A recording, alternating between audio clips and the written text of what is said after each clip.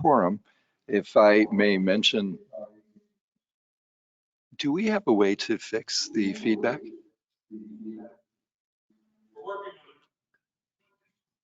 We're working on it. We're working on it. Well,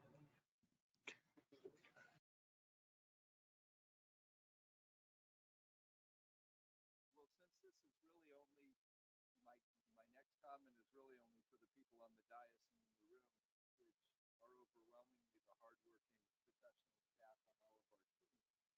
I wanted to mention a tradition that our California Transportation Commission professionals have.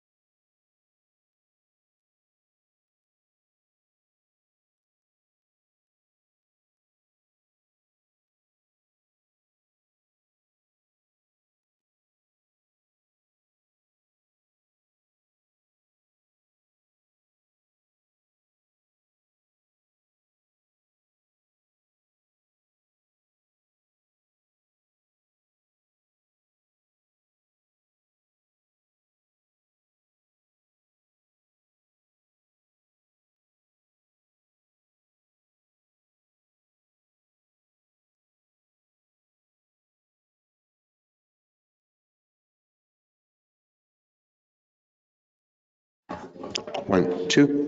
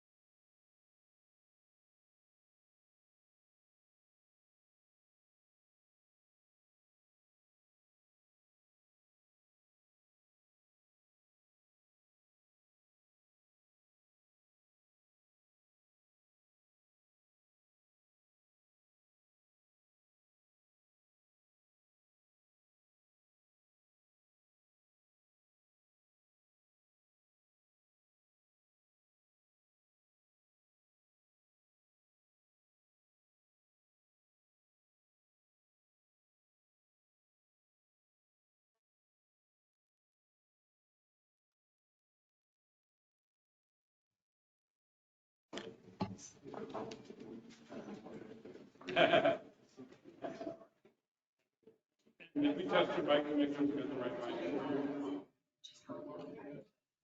1, 2, 3. 1, 2, 3.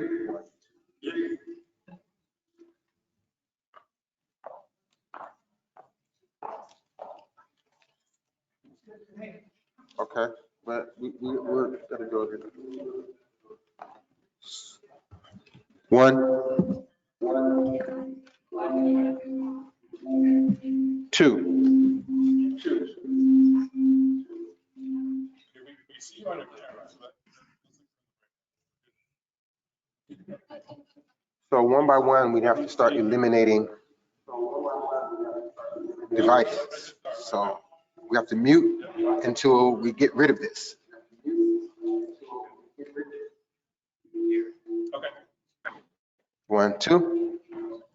But now I'm gonna, Okay, so we still have something open. We still have.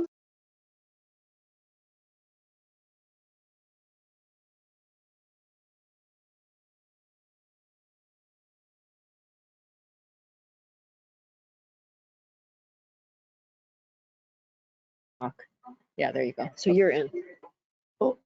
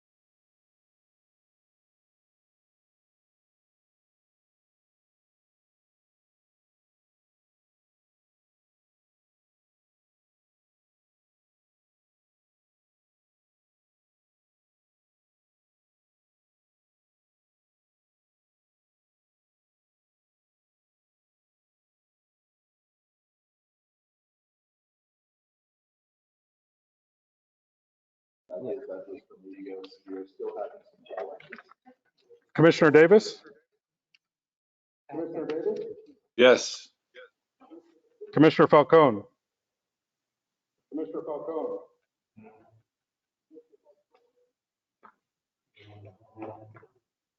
Here. Thank you. Commissioner Grisby?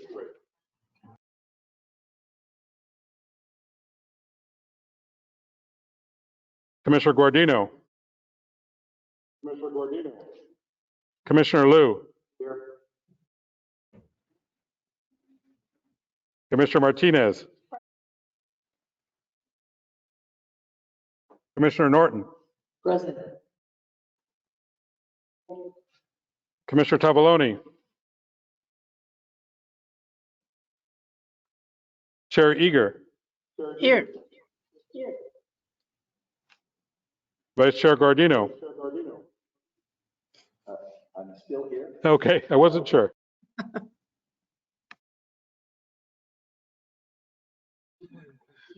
Senator Newman? Assemblymember Friedman? Vice Chair Guardino, we have a quorum.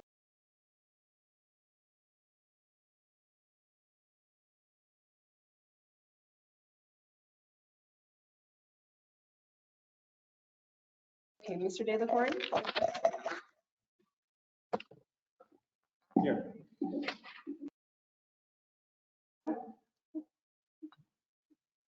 Ms. Hurt? Mr. Krakoff? Here. Senator Leyva? Supervisor Serna? Professor Sperling? Ms. Takorian? Here. Many. Supervisor Vargas?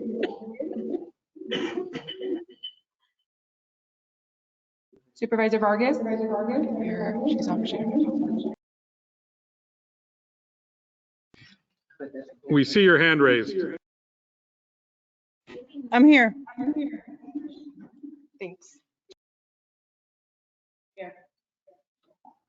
Madam Chair, we have a quorum.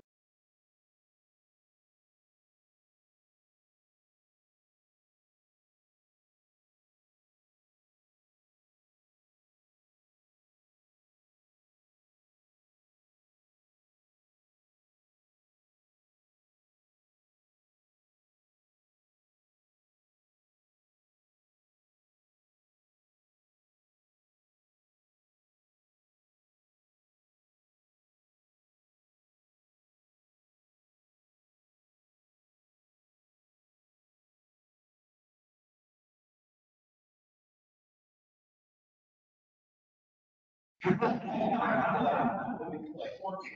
we go. We'll do that. Exactly. Actually, one of our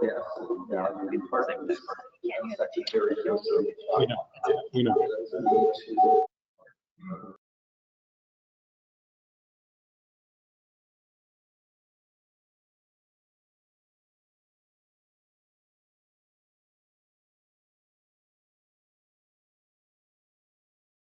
Candidate challenges on your time today. Thank you very much. Can everybody hear me well? Sounds like you can. Yeah. Still, can you hear? God, Vice Chairman. I brought the volume down. Very good morning, everybody. Thanks for taking the time to be still at this particular meetings. I know it's one or two that will be held this year. And I want to thank Vice Chair Gavino, Chair Redlaw, and I do not see in the room. But, I know He is unfortunately not feeling well today. Okay. That's good to know, but I want to thank all the three of you, your organizations that you lead for counselors. I can hear. At this particular meeting. You know, when I think about these issues that we'll be addressing today, there's clearly a lot of overlap between housing, air quality, and transportation. And the need to coordinate, the need to collaborate on these issues and continue to build partnerships on these issues is more important than ever. I need to be able to hear what that sounds like. Because we now have policies, we now have resources from a funding standpoint like we've never had before in these varying I'm spaces. sorry. And if we go about doing this work independently and not together, this work is going to struggle, this work is going to suffer. So it's more incumbent upon us than ever to partner on this critical work. And I know this meeting presents, very much presents that opportunity. So if somebody bring the slides up, and I'll run through these very quickly. I have roughly about 25 minutes to the bottom of the hour to run. We'll be back in a second.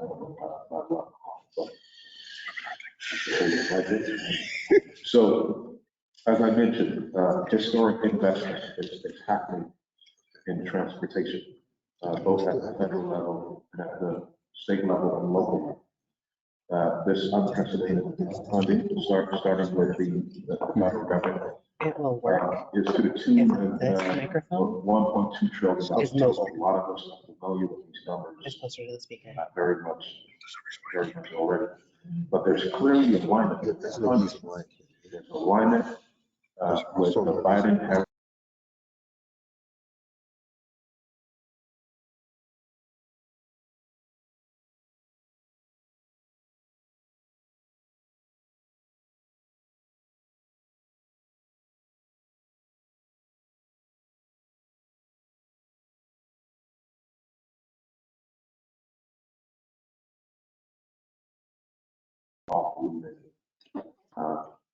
For our state. While I was Caltrans director for only 2.5 years, the flagship, the foundational tenant focus areas during my tenure will move forward in my new role at council. Climate action, safety, and equity will continue to be focus areas in this new broader responsibility. And I know many of you again in this room believe in that, believe in these foundational principles as well.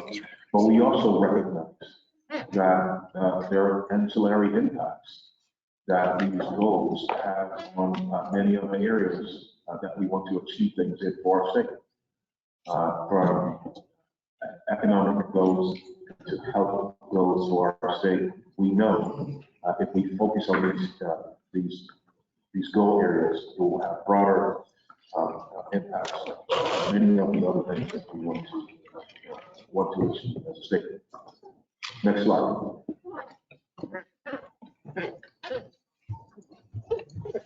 So Governor Newsom is also linking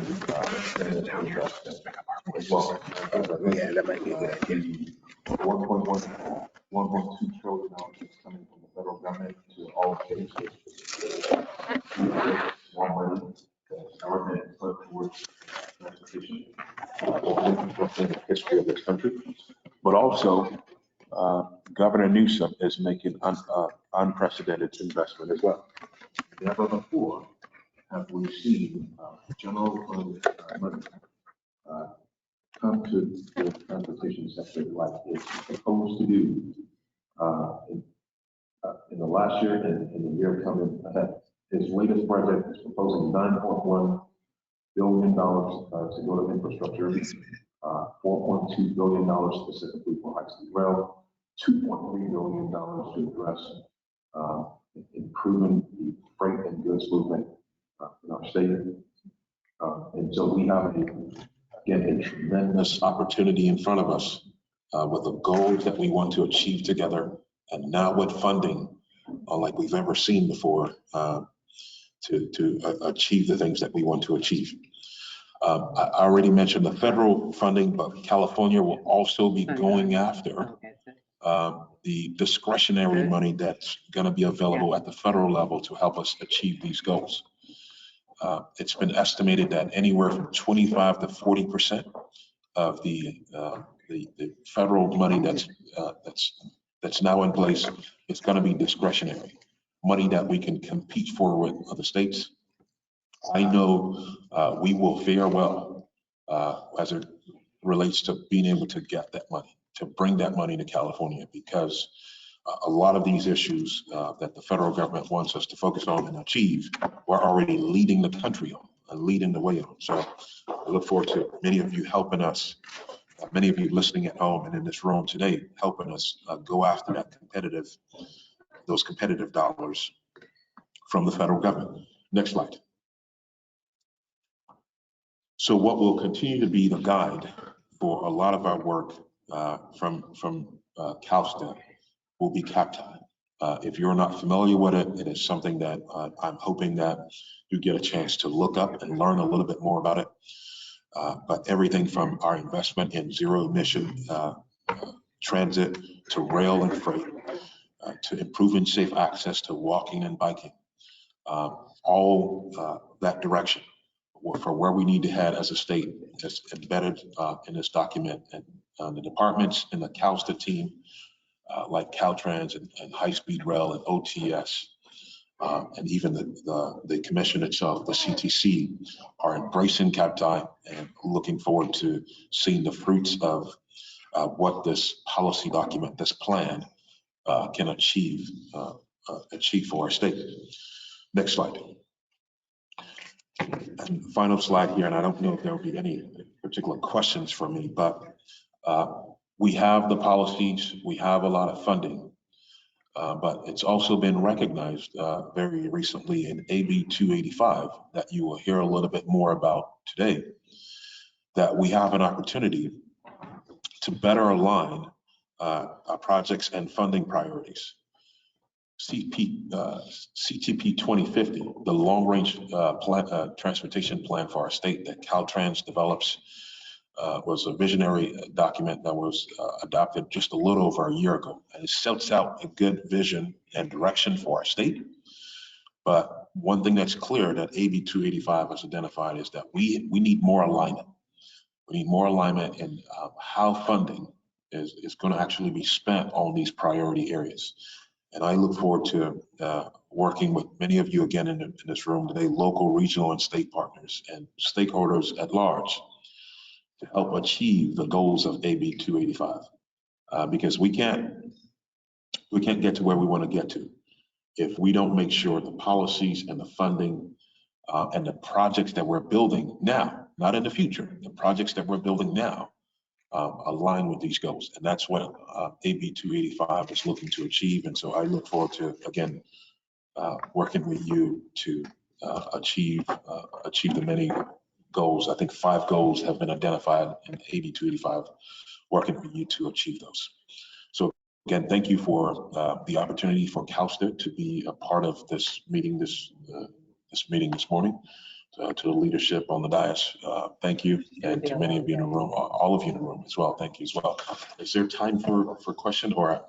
Mr. Secretary, I was just going to ask you if you have time for questions. Yes, I've got roughly probably 20 minutes. Great. Yeah, 20 minutes. Wonderful, Yeah. thank you, sir. And again, for those who are remotely participating, we have taken our agenda slightly out of order so that we can accommodate the slightly delayed start time we had today and still meet Secretary Omishakin's calendar.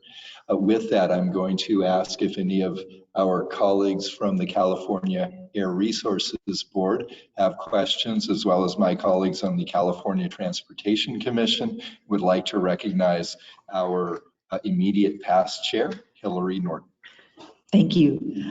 Secretary Omishakin, I really appreciate your presentation today and the goals to make sure that we go after as much of the federal IIJA funds as we can. It seems as though the Justice 40 initiative is a wonderful opportunity for us to identify where, as we are making great strides in the equity conversations together, where some of those Justice 40 projects are located in California and how we can make sure that they're going to compete nationally so that we can have those projects go after the federal competitive funds and compete very well and leverage the other funds that are going to come naturally to the state. Can you tell us who is in charge along with you to make those things happen, and how we can have those conversations about where those Justice 40 projects could be and how we put them up very quickly so that we can make sure that we get the most money that's intended for communities of need. I almost said Chair Norton, but Commissioner Norton, former Chair Norton, thank you for the question. I think it's a very important question, especially during this time that we all keep talking about our passion for equity. But what I'm reminding everybody, what I continue to remind folks of is we need to move from symbolic gestures on equity to systemic efforts on equity. So we talk a lot about it and we want to achieve some things, but we've got to get beyond the very symbolic nature of the history of the work we've done to things that are going to be systemic and lasting and change lives for people. The Justice 40 program that the president has proposed, I think will help us get there. If you're not familiar with it, it's a part of IDJA, you should look it up. But the intent of the program is to spend 40% of that 1.1 or 1.2 trillion dollars, to spend 40% of it in communities that need that we should address from an EJ standpoint, that have been left behind historically. The full tenets of that program have not been laid out yet from the federal government, so we don't know fully what that's going to mean. We're still going to be looking to them for rulemaking and policy ideas around Justice 40.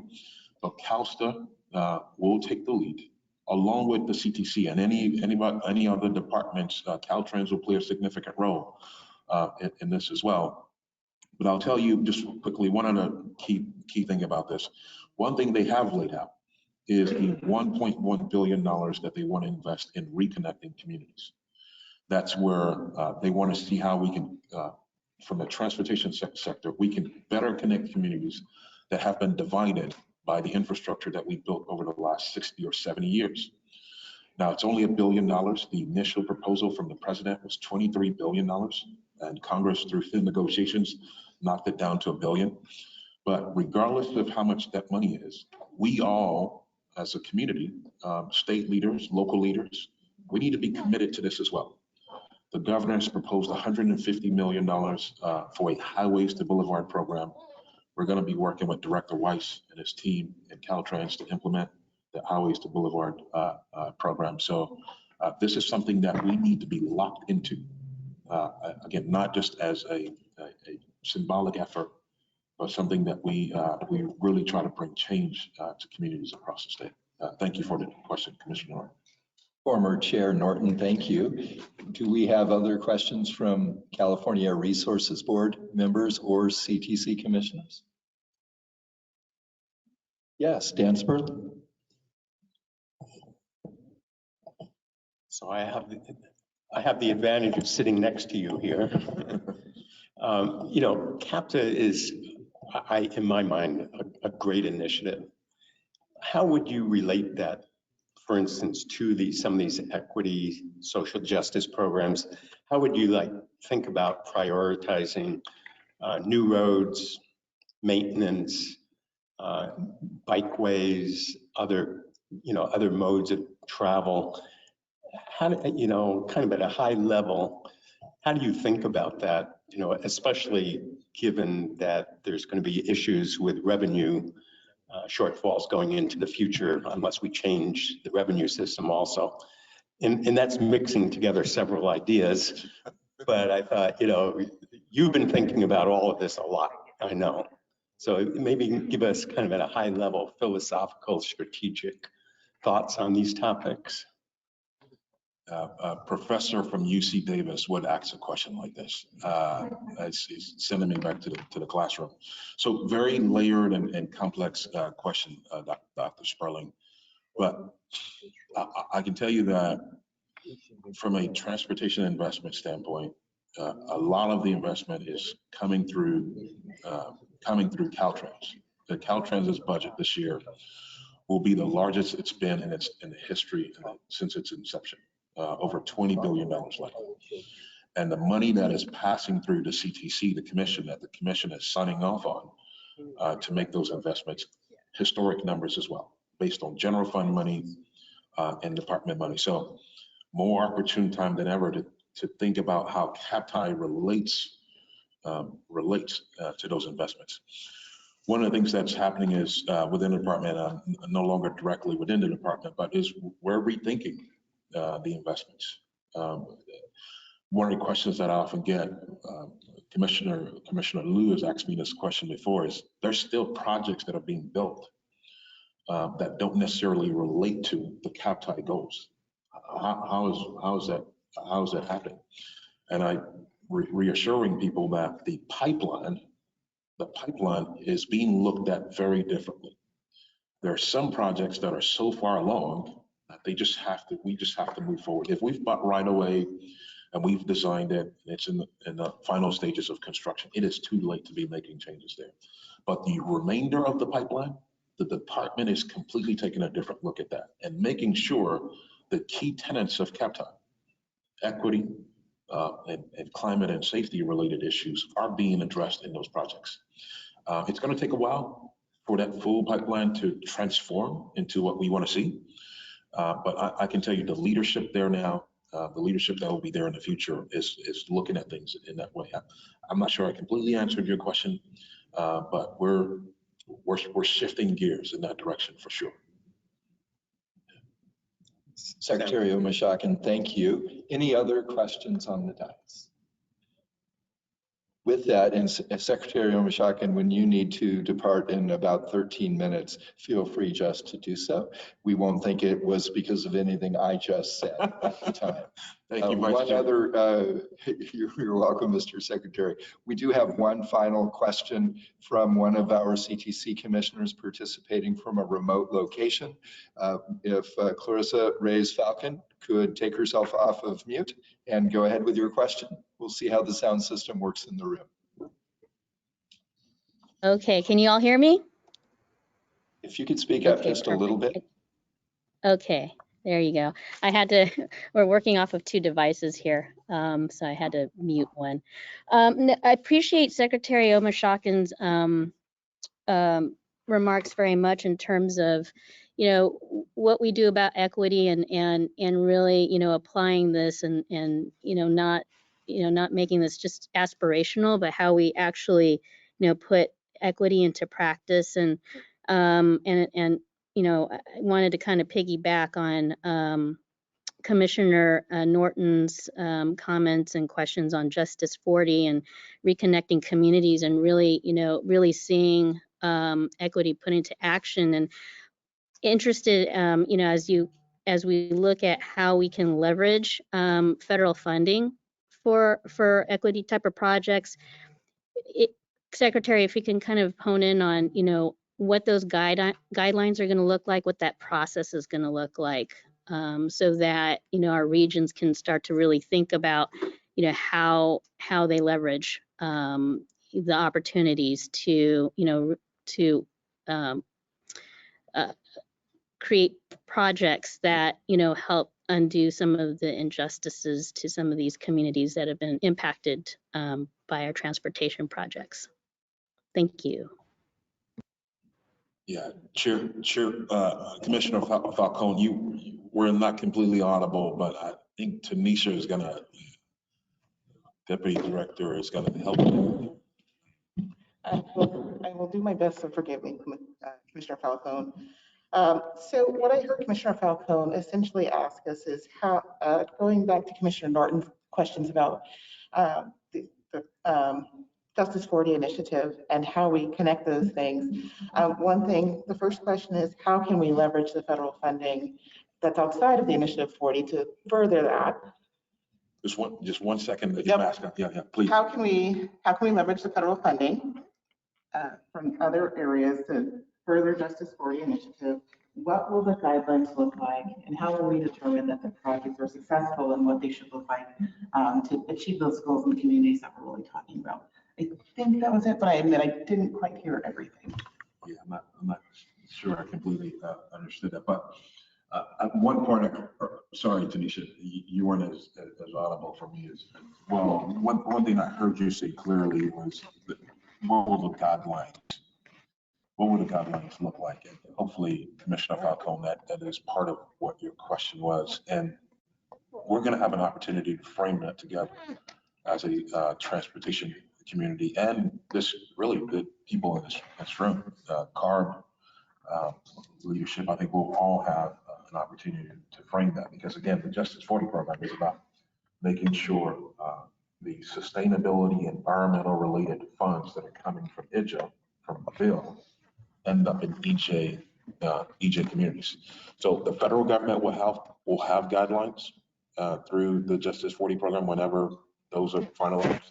But again, we're going to have an opportunity to frame a little bit of that, where we want to put the money at the state as well, whether it be formula money or discretionary money. I hope that helps a little bit with Commissioner Falcone's question, but I didn't think it would be here.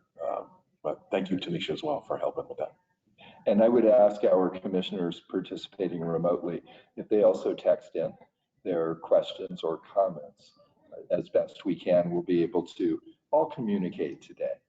And again, the secretary is going to be stepping away in about 10 minutes. We're going to go back to our agenda if we may, as I would like to hear from Chair Randolph, and I have some very brief remarks to make as well. And then we will continue with our program with Tyrone Buckley, who is filling in for Gustavo Velasquez today as Gustavo continues to take care of his health.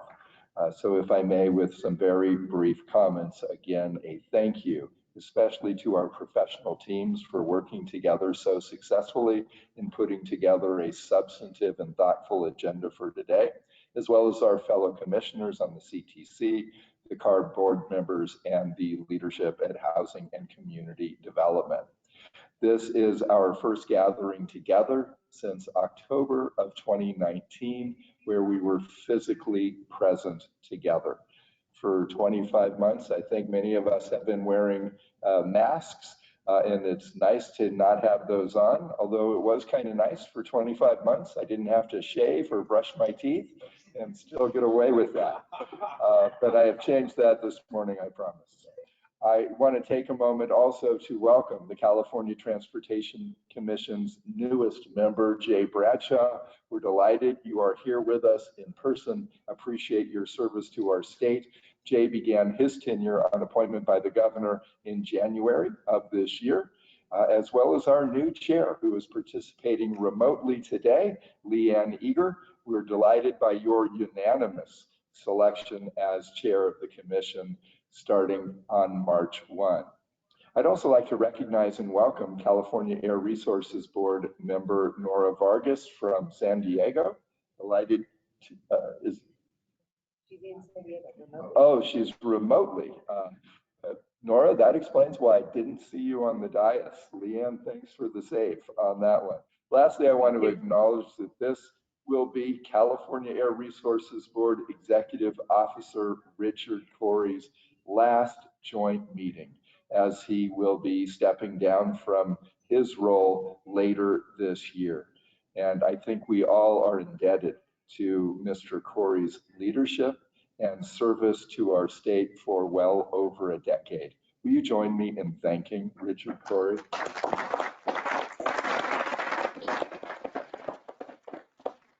I want to thank all of those who have joined us today, both in person and online.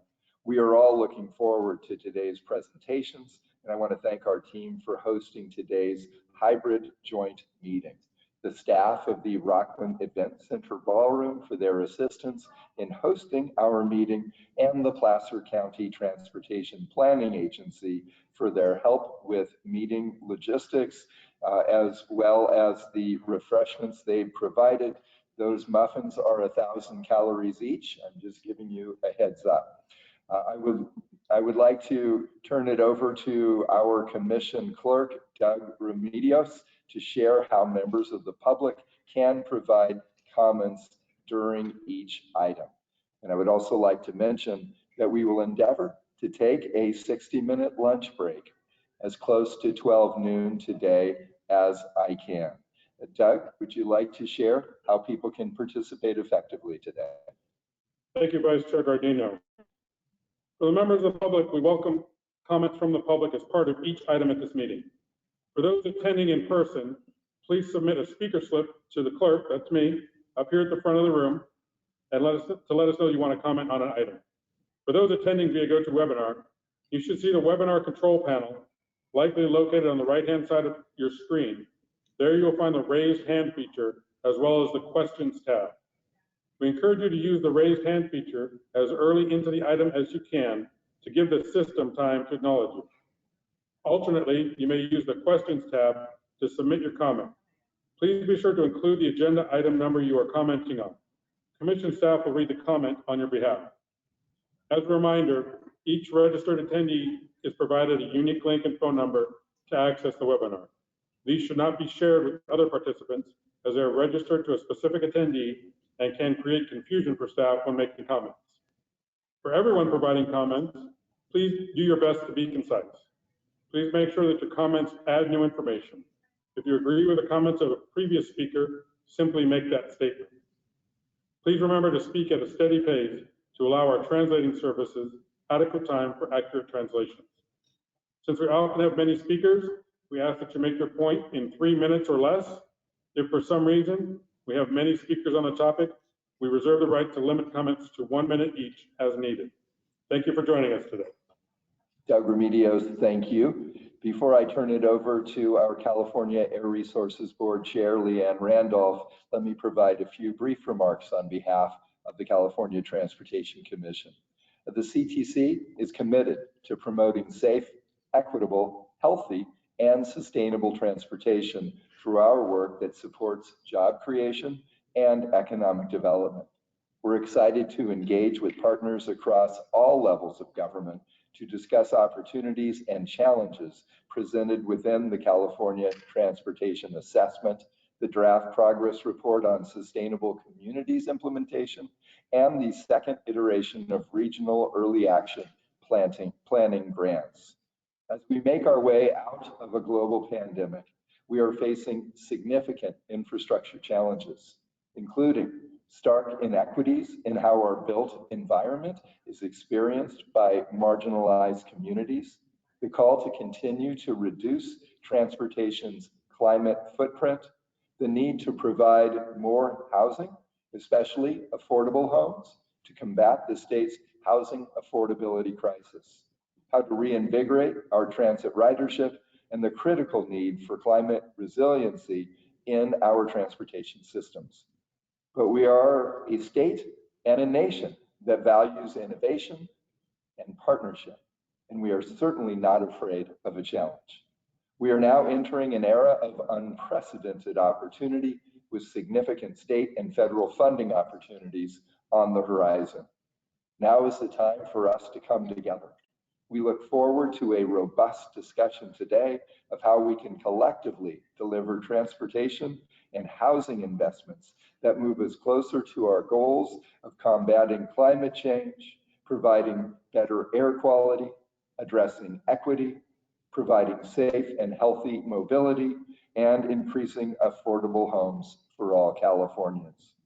The CTC is working diligently with stakeholders to implement our racial equity statement and to better integrate transportation equity and climate change considerations into our funding programs, including the incorporation of the Climate Action Plan for Transportation Infrastructure, CAPTI. Our next Senate Bill 1 program workshop for those participating is Monday, April 11th. We also continue to advocate for increased funding for transit and active transportation investment in California. We greatly appreciate the commitment of funding for these purposes in the state and federal budget. The California Transportation Assessment and the Progress Report on Sustainable Communities Implementation highlight the continued need for close dialogue with stakeholders to ensure we achieve appropriate milestones so that we meet our ambitious goals. I look forward to the discussion of revenue neutral pricing during the Progress Report on Sustainable Communities Implementation update. The successes and the challenges of the Regional Early Action Plan program showcase how the continued evolution of our state regional, local partnerships is key to funding transformative investments that connect housing, land use, and transportation. We're also looking forward to the practitioner panel later this afternoon. We greatly appreciate the engagement and time of our regional and local partners in what we know will be candid and fruitful dialogue to move our mutual goals forward. We couldn't invite all of our regions to participate on the panel, but we hope that those from geographies and organizations not represented on our panel will participate during public comment. We all benefit from hearing diverse perspectives. Thank you all again for participating today, and now delighted to turn the microphone over to Chair Randolph of the California Air Resources Board for her opening remarks. Thank you so much, Vice Chair Guardino and the Commission for the introduction and for hosting us at today's meeting. And good morning to everyone who is here with us. I will take a moment to extend my congratulations to you for your appointment as Vice Chair of the Commission, and also to the new Chair, Leanne Eager, for her recent appointment, and welcome newly appointed Commissioner Jay Bradshaw. Looking forward to working with all of you. As Vice Chair Guardino noted, today's meeting will highlight some of the challenges and opportunities in the state's effort to promote equitable, resilient, and sustainable communities through thoughtful regional planning that expands housing opportunities and reduces dependence on driving. The agenda will highlight the many collaborative efforts between our agencies, other partner agencies, and regional and local governments. I'm particularly pleased to hear today's presentation of the Strategic Growth Council's AB 285 Transportation Assessment. This report's impressive scope helps us tie together all of California's state and regional transportation funding and planning frameworks, and including, as Secretary Omishakin mentioned, areas where they might misalign with state climate goals. So this work highlights the institutional barriers to regional agencies' work of lowering greenhouse gas emissions through integrated land use and transportation planning. The on-the-ground consequences of those barriers are consistent with the draft findings from CARB's second SB 150 progress report, which CARB staff will present today. SB 150 directs CARB to report on the implementation of Senate Bill 375, which is intended to foster the integrated planning needed to lower greenhouse gas emissions from light-duty trucks and cars. The first SB 150 report, released in 2018, and our initial findings in the second report consistently show that implementation is not happening at a rate that will achieve the expected reductions from the program. The consistent findings from those reports underscores the mounting challenges to aligning transportation funding and planning with our climate and our equity commitments, which the pandemic has compounded.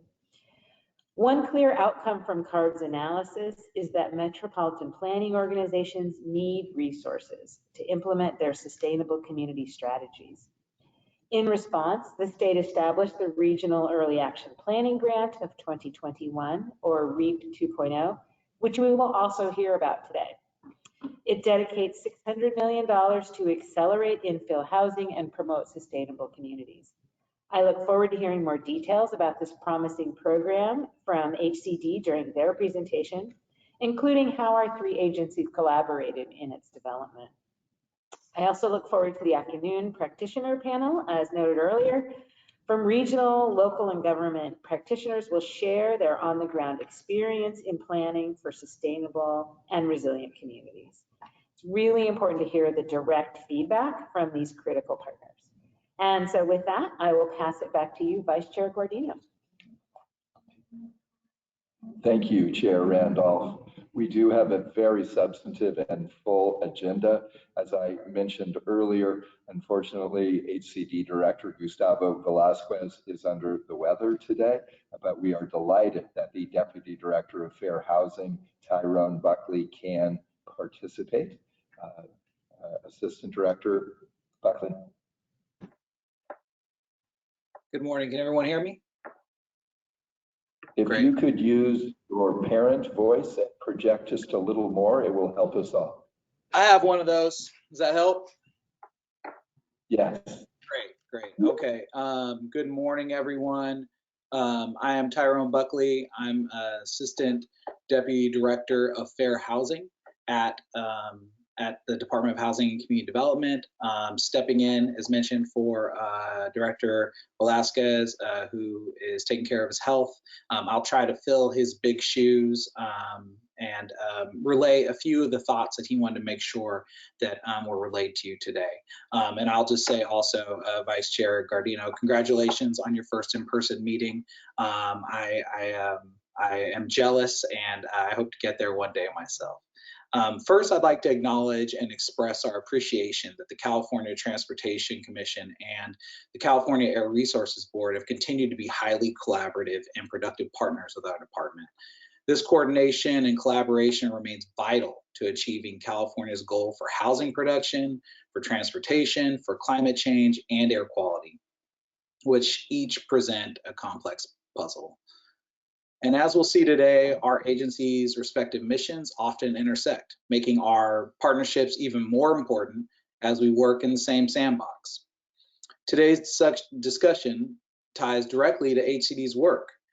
Our department recently went through an extensive effort to produce and establish and publish a statewide housing plan, which, in addition to providing interactive data and storytelling about the state of housing in California, it also identifies 3 objectives to address the current housing crisis. Objective 1 is keeping Californians in their homes. Objective 2 is produce more affordable and climate smart housing. Objective 3 is continue to act with urgency to address homelessness and housing need. The presentations that you will hear today are most deeply connected to objective number 2 of the statewide housing plan, producing more affordable and climate smart housing. Though producing affordable housing is our department's mission, we seek to do so in a sustainable and equitable way. Accelerating housing production in jobs-rich areas must be part of the solution, because reducing vehicle miles traveled has as much to do with the destinations as it does with the conveyance between them. And housing density is essential to promoting ridership and creating successful public transportation systems. Whether we are better connecting transportation options to housing and jobs, or more efficiently locating housing near transit and amenities, we are dedicated to housing that provides long-term benefits to the climate and to all Californians. As was mentioned a little bit earlier in other folks' remarks, we'll hear a presentation today from our great staff, Marissa from HCD, on the new Regional Early Action Planning Grant Program, or REAP 2.0.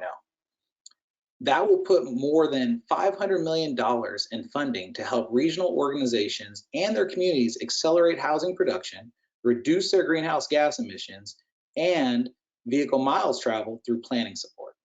This program represents the interconnectivity of our work, as these grants help regions plan for and implement policies that reduce greenhouse gas emissions and vehicle miles traveled. The location efficiency of housing is essential for these outcomes. Our department has been working productively with the Office of Planning Research, OPR, the Strategic Growth Council, and the California Air Resources Board to make funding available to MPOs, planning and implementation activities to meet housing goals and reduction in vehicle miles traveled. Together, we incorporated public comments from stakeholders and comment letters, as well as balanced our program goals with federal recovery funds. Also, like Chair Randolph, I look forward to hearing from the Strategic Growth Council and the Air Resources Board on both the California Transportation Assessment and the progress report on sustainable communities implementation. Our department has been closely monitoring these reports, along with a range of other agencies and stakeholders, because of the consistent interconnectivity of these issues and their alignment with our housing and climate goals. As such, HCD recognizes the importance of the progress report on California sustainable communities implementation and reiterates our commitment to support high density housing and housing production to accomplish the goals laid out in SB 375. The same goes for aligning the state California Transportation Plan and Regional Transportation Plans sustainable community strategies to achieve greenhouse gas reduction goals. These plans highlight the importance of working with not only our state agency partners, but with NPOs who need state support to implement these ambitious goals. This is one reason why our department has been so focused on infill and transportation efficient housing production as a means of supporting both reports.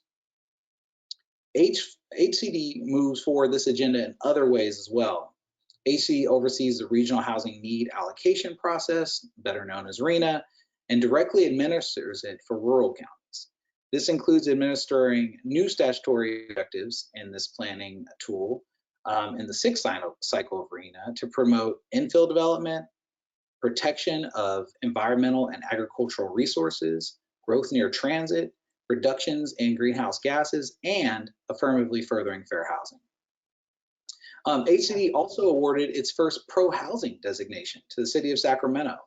Sacramento's designation included their policies and programs that not only accelerate housing production, but help to curb vehicle miles traveled and support our climate goals.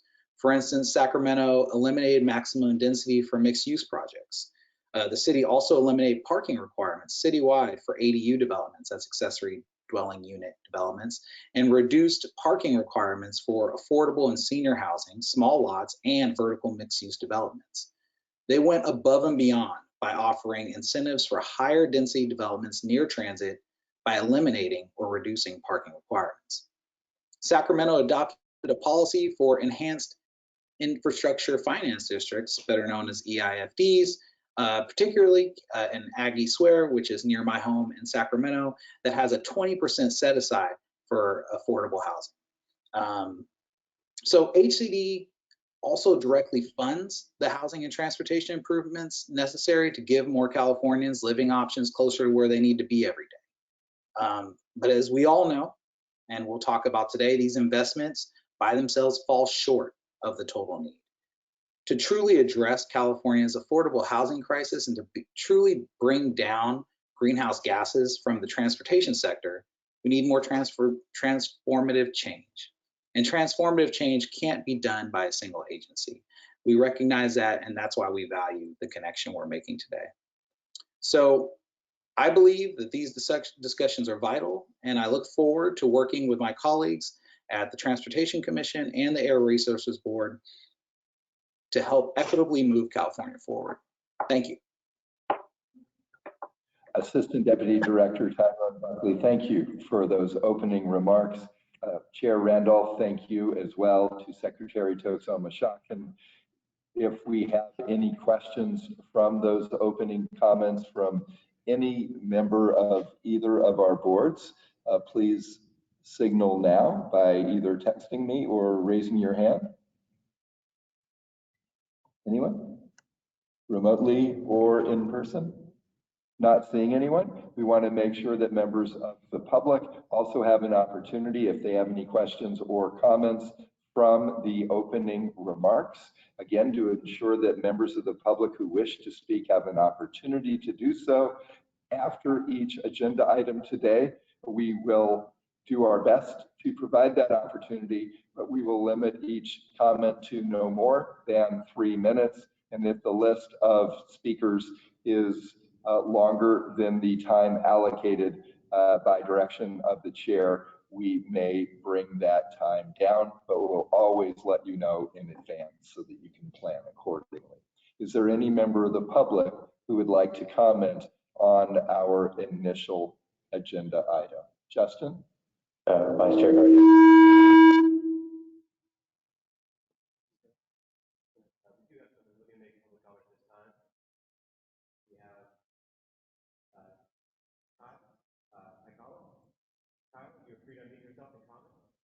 And is the clock, will the clock appear on the screen to assist Kyle? Yes. Great, thank you, Doug. Kyle, welcome. When you start speaking, the clock will start running. We appreciate you joining us today.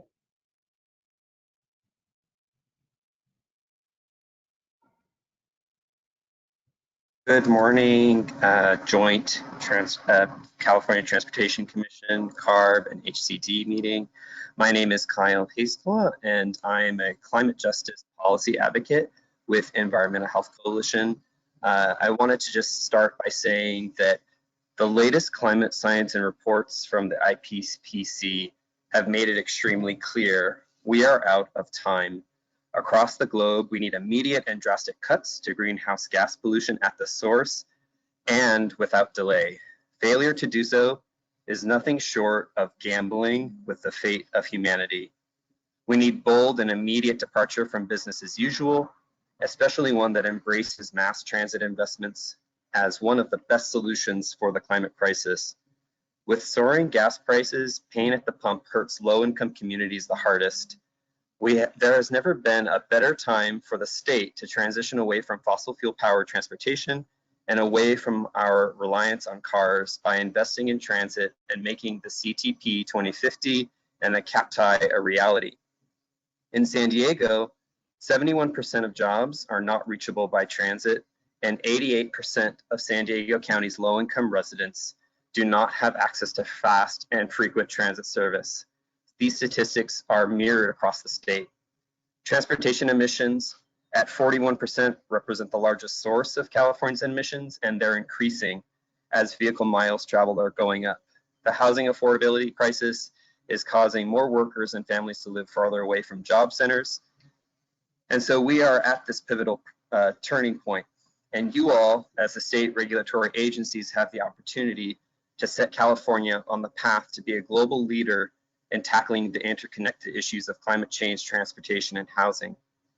Coalition of over 20 environmental justice and public health organizations has called on CARB for a bold 2022 scoping plan that meets the urgency of this crisis by phasing out fossil fuels. And this strategy depends heavily on reducing vehicle miles traveled, and it needs interagency collaboration from the CTC as well to implement this bold vision. EVs alone will not solve our climate goals or the problems of traffic congestion and high costs to own and operate cars. Decarbonizing the state's transportation system is an opportunity for an equitable transition to increase access to opportunity, and sitting in traffic for 2 hours in an electric car won't improve our collective quality of life. EJ communities can be a model, and San Diego is setting the stage for leadership in this arena. With the launch of a Pronto card last summer, we saw a 16% increase in transit, and within the last 2 weeks, a 45% increase year over year, and May 1st, a youth opportunity pilot program is launching. As advocates, we understand that no agency is responsible, and we can work together to solve these challenges. Thank you. Kyle, thank you. Thank you so much for your thoughtful remarks and for participating remotely today. Doug or Justin, are there other members of the public who would like to speak? I see no other public comment at this time. Justin, thank you. With that, we will move on to the second item on our agenda, which are state perspectives on housing and transportation. And I want to thank our two presenters today. First, I'd like to introduce Egon Turplin, Senior Advisor for Economic Development and Transportation at the Strategic Growth Council, who will provide an overview of the Strategic Growth Council's newly released California Transportation Assessment Report, which fulfills the requirement of Assembly Bill 285. Our second presentation will be provided by Caitlin Greenway, the Air Pollution Specialist at the California Air Resources Board, who will provide an overview of the Sustainable Communities Draft Progress Report. Egon? Thank you very much, Vice Chair Guardino. And can everybody hear me that's in the room? I'm speaking to you remotely. Loud and clear? We can hear you, thank you. Great, thank you very much. It's a pleasure to be with you remotely. I wish I could be with you in person. Thank you, Vice Chair, Chair Eager. Congratulations to both of you. Thank you, Chair Randolph, Deputy Director, Assistant Deputy Director Buckley, and many others that are there. I'm very happy to give you an update on the AB 285 report. And you heard from Secretary Omashawkin just a short while ago about the report and about the opportunity that it presents. So I'm going to give you an update on it and share some of the findings and potential areas of action.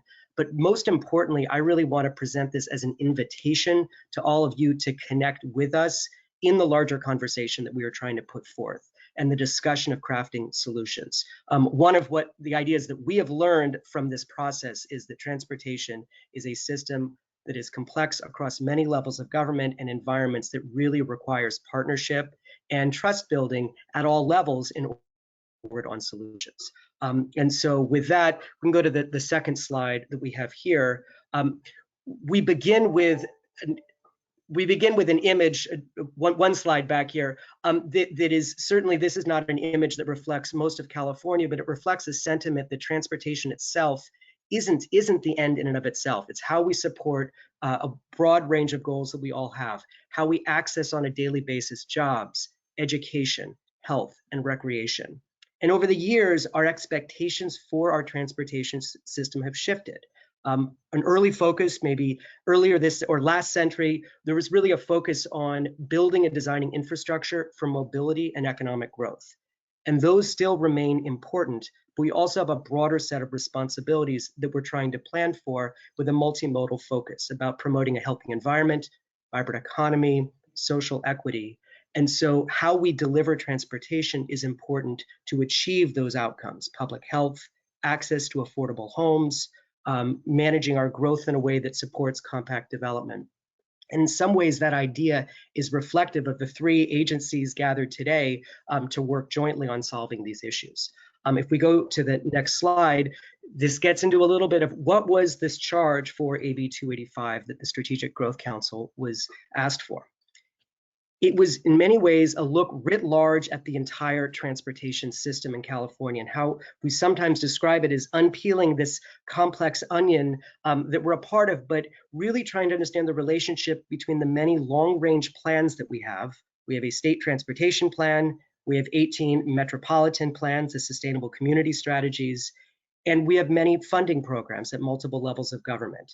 And is the collective vision that's put forth in the plan and the dollars that are put forth in those programs towards a series of projects, how are they advancing the common goals that we have set?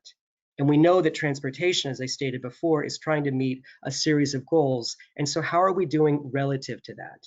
And so that entire structure of the system had asked us, the Strategic Growth Council, to really put forth this report that was prepared by a University of California Institute of Transportation Studies. So a huge thank you to them, UC Davis, UCLA, UC Berkeley, for the analytic work that they did. But it really then becomes upon all of us collectively to work on moving forth these ideas. If we go to the next slide.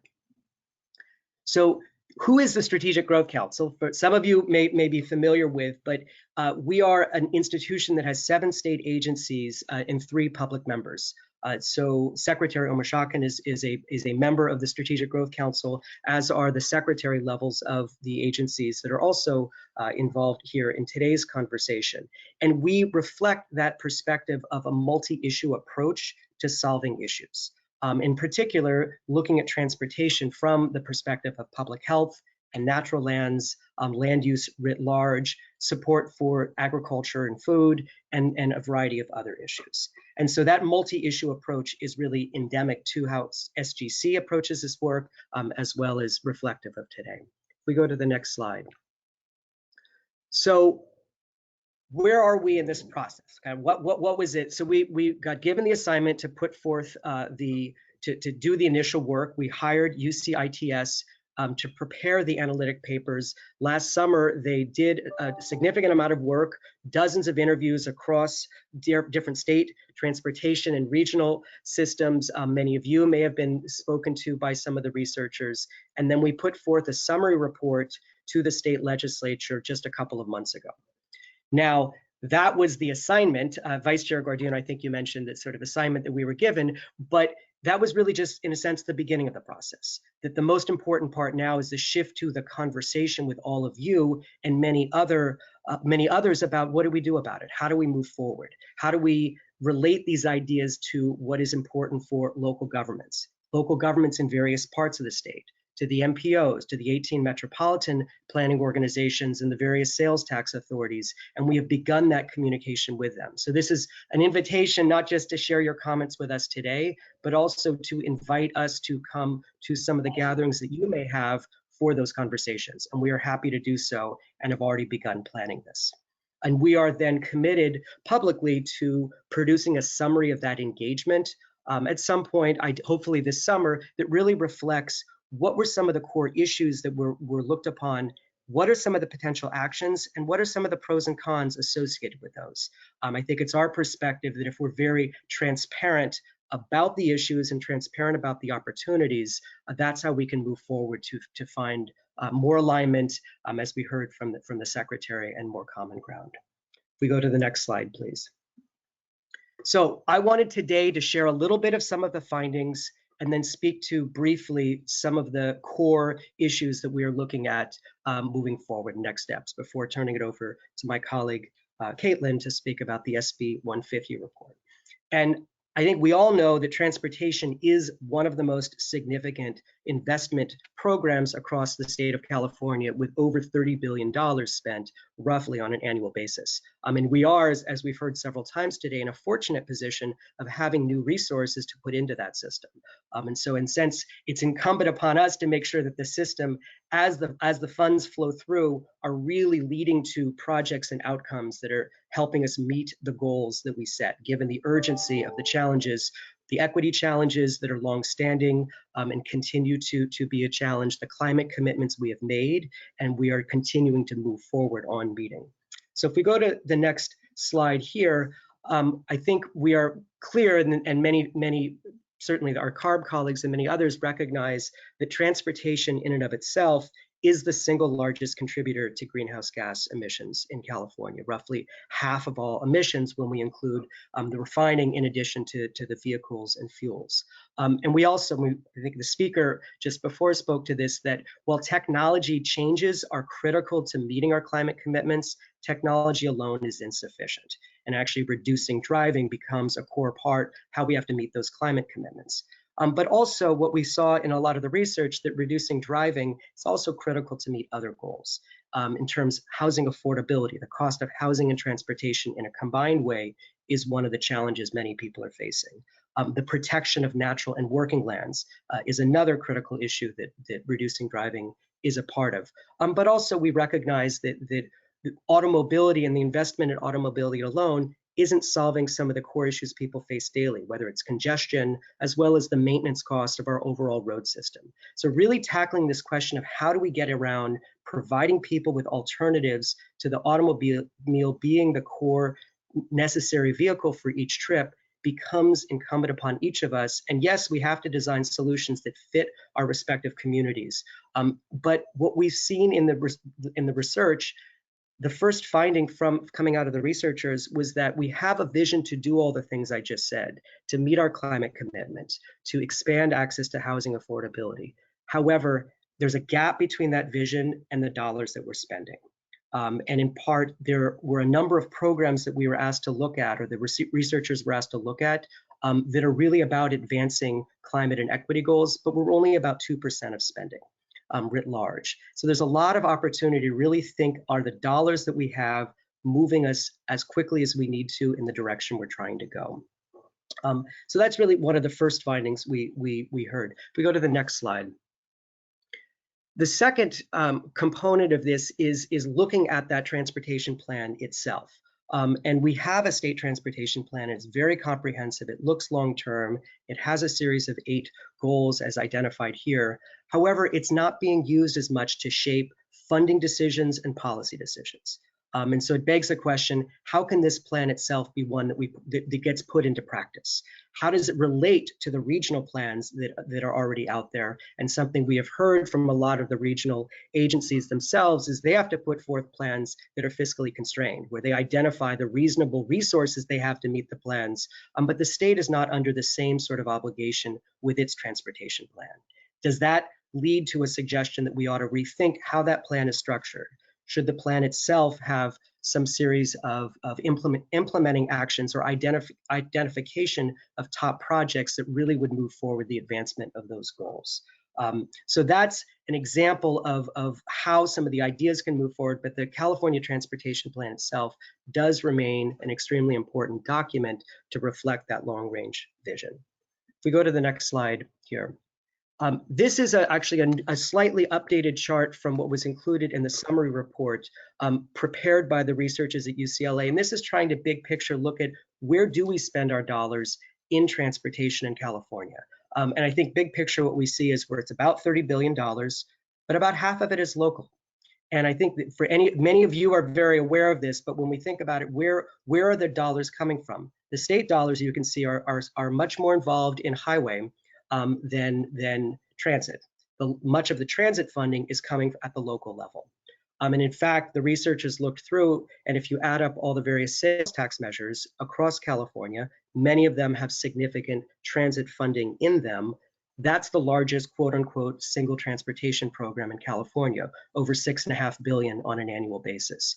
So we have a system with dollars coming from many different levels, and CAPDI, as we've heard about today, was an attempt to really align the state funding with better meeting climate outcomes and goals. There are other state-controlled funds that are listed here that were not included as part of CAPDI, and as well, there are many other sources of funding in transportation all across the state that are also not subject to CAPDI. So we've gotten the question of how does CAPDI relate to AB 285, and this is part of it. What AB 285 is looking at a larger scale of transportation investments. If we go to the next slide.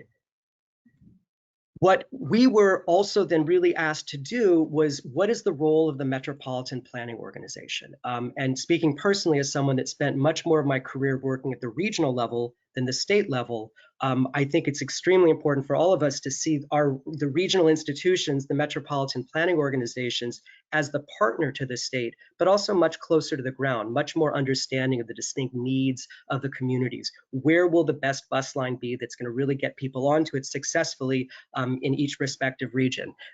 Chair Eager, looking at you and thinking of, Blackstone Corridor in Fresno or other places, that level of much more local knowledge is in part why the MPO is a core partner, working with local governments, envisioning that long-range land use plan and the set of transportation investments that get us to the climate goals, that get us to the housing.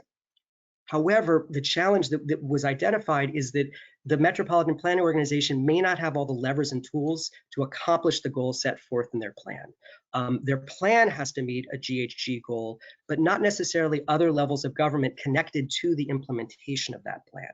So we have a gap between the vision of the plan and the implementation of it. In this second line here, you see on the slide that the MPOs have no choice but to bank on state and local action to implement the plans. And I think we're going to hear more about this in the afternoon from some of the regional governments. And just as an example, Sacramento, SACOG, listed here, their Green Means Go initiative is very much the notion of how do you unlock and advance infill development as a land use strategy that's a core way to achieve the greenhouse gas goal in their regional plan.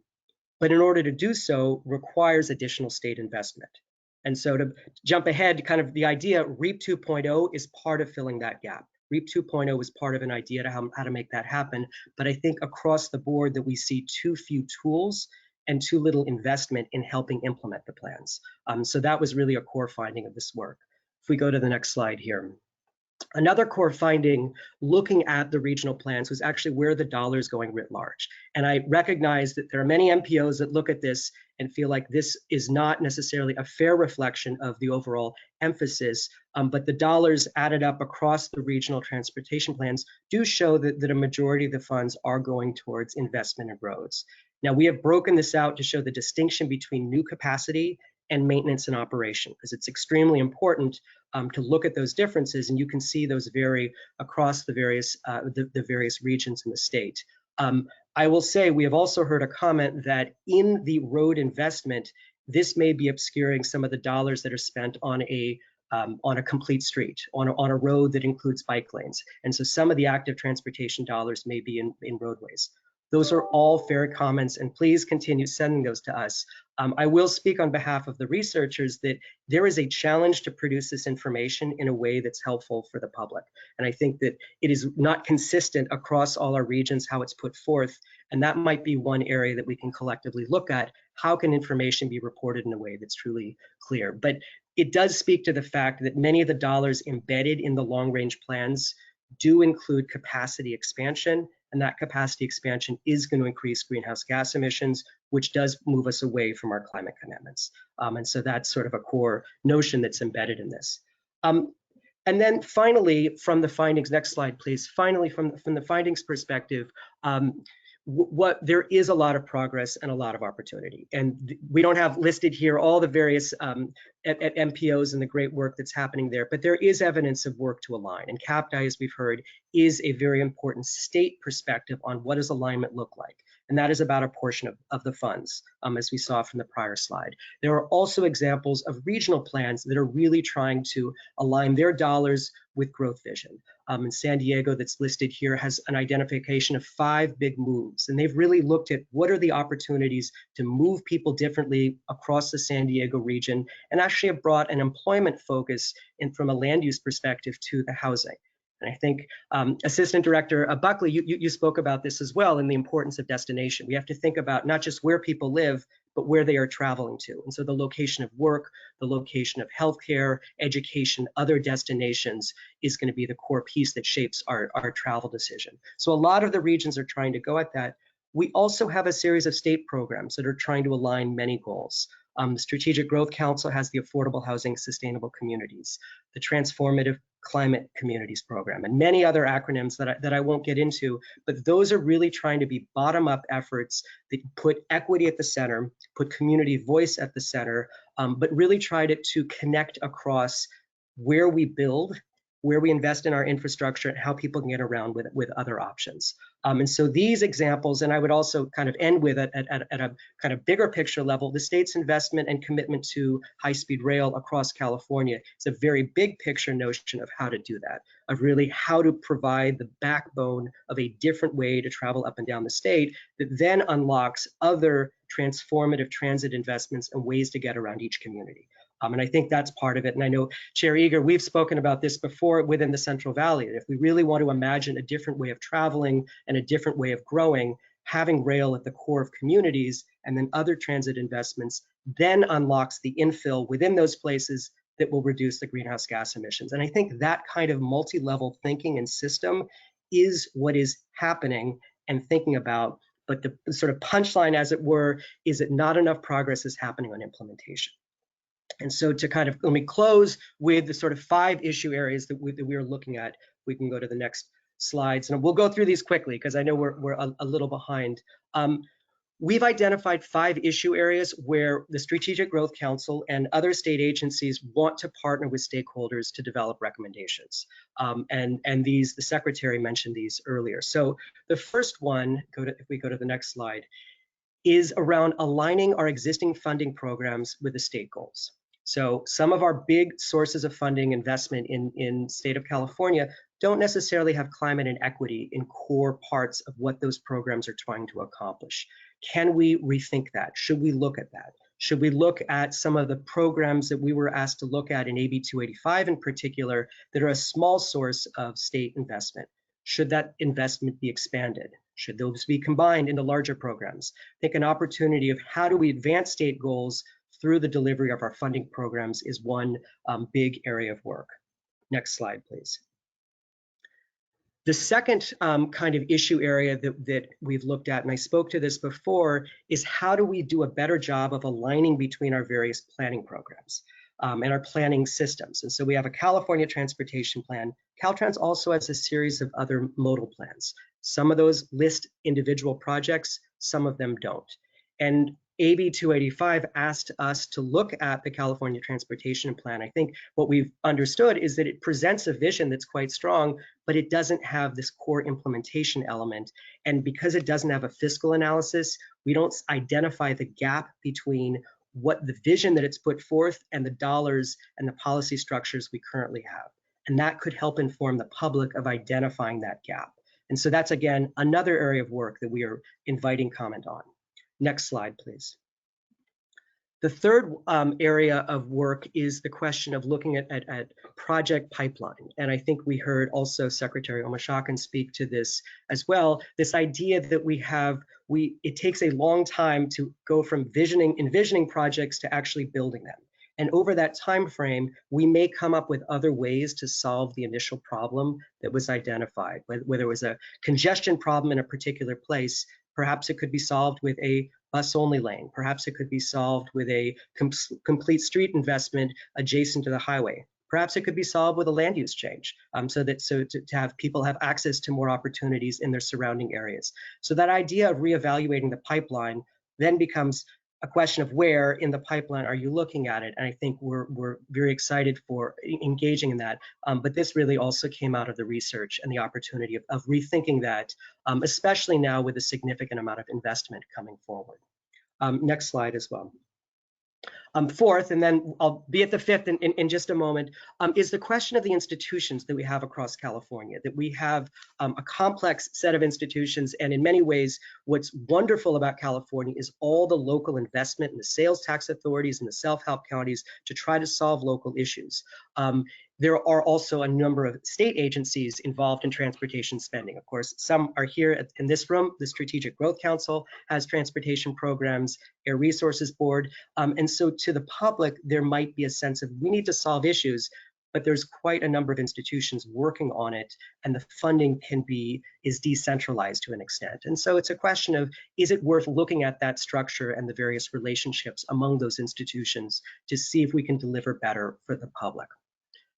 And then finally, our fifth issue area, if we go to the next slide, the final one is really leaning into this question of the Metropolitan Planning Organization. And I spoke to this before, but this really speaks to the notion that we in California, this is a cliche as it were, but it's a very large state that it's to effectively implement this work requires action at the metropolitan scale. That's where so many of the systems of travel and housing affordability and employment opportunities sit. And much of my work since I've been at the state has been thinking about that. And we're doing a significant amount of work on the Community Economic Resilience Fund and trying to promote economic diversification at the regional level. As well, here in this transportation conversation, it also has to be regional because that's where a lot of those systems are in place and the mobility options. But the institution, the Metropolitan Planning Organization, may need more tools to move forward and be successful in implementing that work. And so just as to end with an idea around kind of housing in particular, the Sustainable Community Strategy envisions how much housing needs to be built to meet the climate goals of the region. But the MPO itself is not in a position to deliver a significant amount of that housing. And it relies on actions very much at the local level. But as we move forward, and we hear about REAP 2.0 shortly, what are the ways that that regional institution can be strengthened to help unlock the infill that's in those communities, to unlock the infill that's expected as part of the regional the regional transportation plan and the sustainable community strategy. So those are 5 areas. There's a lot of potential work underneath those, and we recognize a kind of a significant amount of effort. If we go to the final slide here, what we just wanted to share forth is that we took very seriously this assignment of looking across the system and really trying to say, where can we collectively work on some of these? And those 5 issue areas are one that we are beginning to speak with people about. We invite many of you. We have heard from local government leaders and sales tax entities, advocates at various levels, and continue to look forward on that. We are going to have a public webinar in a couple weeks speaking to that. I and others would be happy to speak with your organizations going forward, because this is only work that we're going to successfully get to in partnership with all of you. So I'll close with that. Thank you very much for your time. Look forward to questions and pass along to my colleague Caitlin at ARB. Aegon Turplin, thank you. As always, well presented and substantive. And now we would welcome a presentation by Caitlin Greenway, Air Pollution Specialist for the California Air Resources Board. Caitlin?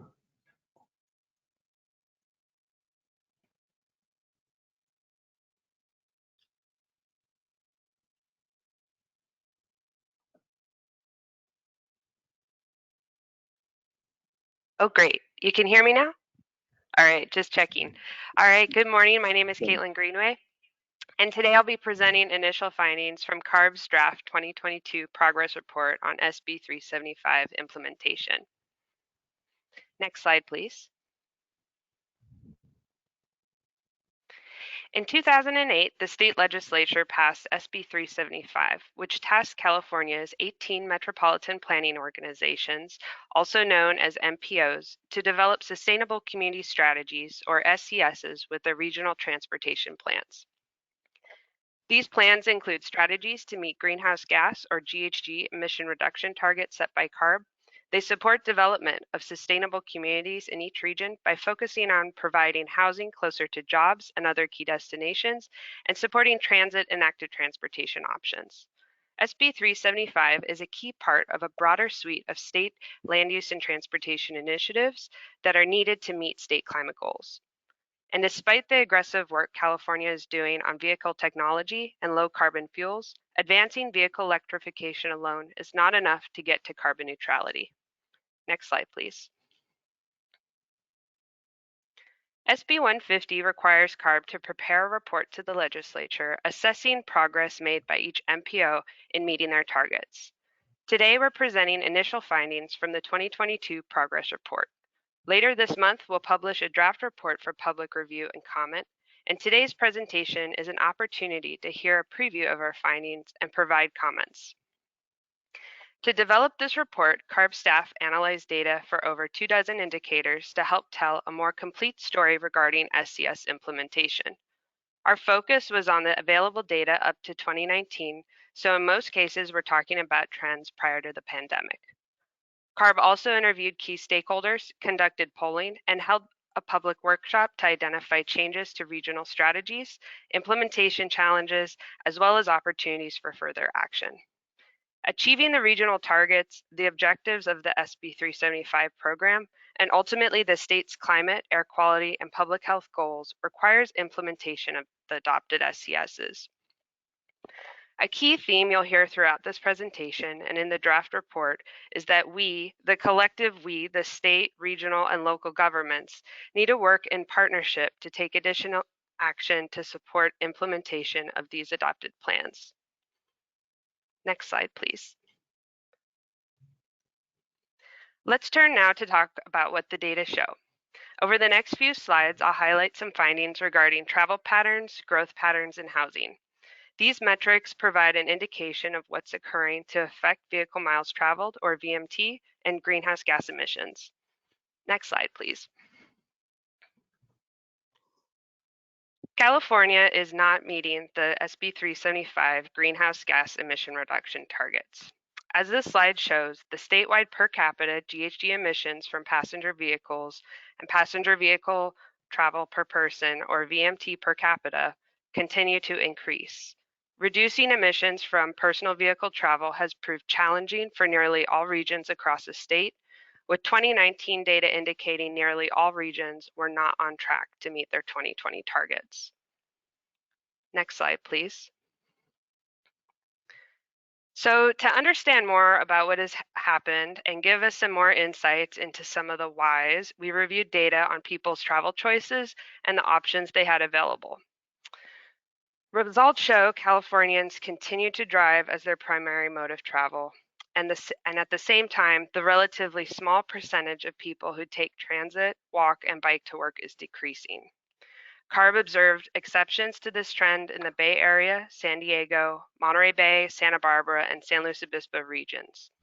The trends in road building and vehicle ownership reflect an increase in driving, and the data indicate both are continuing to grow.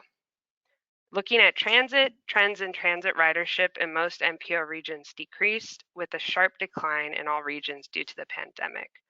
While transit service remained steady or grew in most regions, transit boarding numbers in most MPO regions decreased. Next slide, please. However, some of the trends are moving in the right direction. One way to reduce the need to drive long distances is to build homes, jobs, and other key destinations closer together. CARB staff reviewed newly developed acres per resident, agricultural land lost to development, and acres of land conserved for open space to access whether or not land use development patterns were becoming more compact. Overall, CARB found that growth became more compact since 2005, although rural regions generally less compact than more urbanized regions. The Bay Area, Sacramento, Southern California, and San Diego regions have increased their compactness substantially, while the San Joaquin Valley MPO regions have become less compact. Next slide, please. So despite more compact development patterns, most residents do not yet enjoy good accessibility to key destinations. When people live closer to key destinations, they don't need to travel as far, and they may not need to use a vehicle for as many trips. New to this report cycle, CARB staff measured the percent of people who currently have access to 4 key destinations: the nearest park open space, educational facility, transit stop, and grocery store within 15 minutes by walking. This is not only important to make it convenient to drive less, but it's crucial to supporting quality of life, health, and economic opportunities for people who do not drive or have a car. Less than half of the population in every region can access these destinations with 15 minutes by walking. For most MPOs, access to transit stops is highest among all 4 key destinations, but on the other hand, in most cases, grocery stores typically had least access. Next slide, please. At the last joint meeting, staff from CARB, HCD, and CTC spoke about working together due to shared recognition that the housing crisis, climate crisis, and long history of racial injustice are entwined and must be addressed together. When people cannot find homes they can afford, they must drive longer distances. This not only impacts traffic and climate, it significantly impacts health, well-being, and household budgets of many Californians in ways that continue racially unjust outcomes. CARB staff reviewed the latest housing data to assess what types of housing are being built and see how well regions are meeting housing need in priority growth areas. Housing construction is not keeping pace with the need. The number of very low and low income housing projects being permitted and built is especially low in all MPO regions.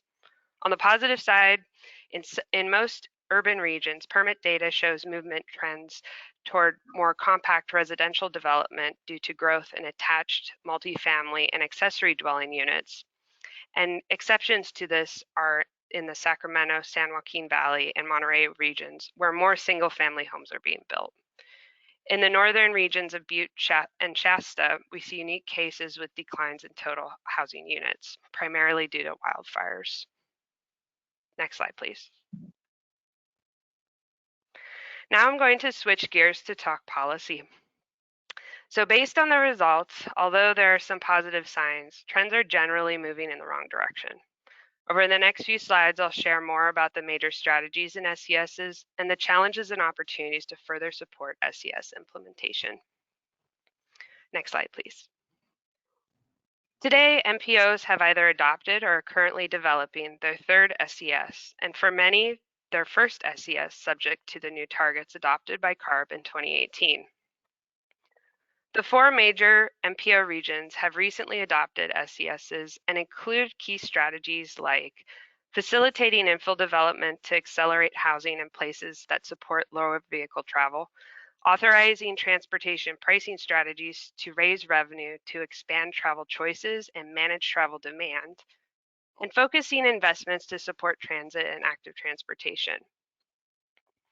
Not many of the SESs in the San Joaquin Valley or northern and coastal MPOs have been updated yet, but with the exception of pricing, the strategies in those SESs are expected to be similar. To implement these SESs, we need state action to authorize, fund, and establish supporting policies. We also need regional change makers to initiate partnerships and encourage locals to align and accelerate good projects. And ultimately, we need local government to align their plans and projects with strategies in the SESs. Next slide, please. All SESs include strategies to guide growth into regionally identified priority areas. There are many existing challenges to accelerating infill. Potential infill development sites often remain vacant or underutilized because local jurisdictions, particularly since redevelopment ended, don't have the fiscal capacity to provide upgrades necessary to make sites development ready. Also, local politics continue to make well-resourced neighborhoods inaccessible to new development. At the same time, tools are needed to address growth in existing rural communities in ways that bring daily needs closer to where people already live and access regional opportunities. The governor recently identified housing as a critical piece in the state climate strategy in the January budget. Focused coordination at the intersection of housing and climate is a really important start to ensuring that these opportunities get implemented and leveraged. Some regions have taken the initiative to help encourage locals to align development with the SES and accelerate good projects. For example, one way MTC and ABEG is supporting housing need in their region was to establish the first regional housing finance authority to help address affordable housing and housing stability. And SCAG's developed a data tool to help provide housing information to support local jurisdictions' housing element updates. We'd like to see more regions undertaking these types of efforts to support and encourage local governments to take actions that support SCSs. Next slide, please. The SCSs in the 4 major MPO regions all include transportation pricing strategies. Pricing strategies vary, but include strategies for road user fees for miles driven in a region, cordon fees for operating vehicles in designated areas, parking fees, fees for ride-hailing services like Lyft and Uber, and dynamic fees on highway lanes to manage congestion and prioritize transit and pooling. In addition to enabling GHG reductions, pricing strategies generate revenue to invest in transit and active transportation projects. The state has a number of existing efforts to advance pricing, building off findings from the California Road Charge Pilot Program and convening the Road Charge Technical Advisory Committee. Regions are also working to study regional pricing strategies. Leadership by the state is essential to authorizing and implementing these tools. And work must be accelerated in time to implement these strategies by 2030, as reflected in the SES plans. Next slide, please. So pricing alone is unlikely to fully address the need to reduce VMT. We also need to continue investments in sustainable transportation options. The state, regions, and locals must reimagine and reprioritize investments away from projects that increase driving and towards projects that support transit and active transportation.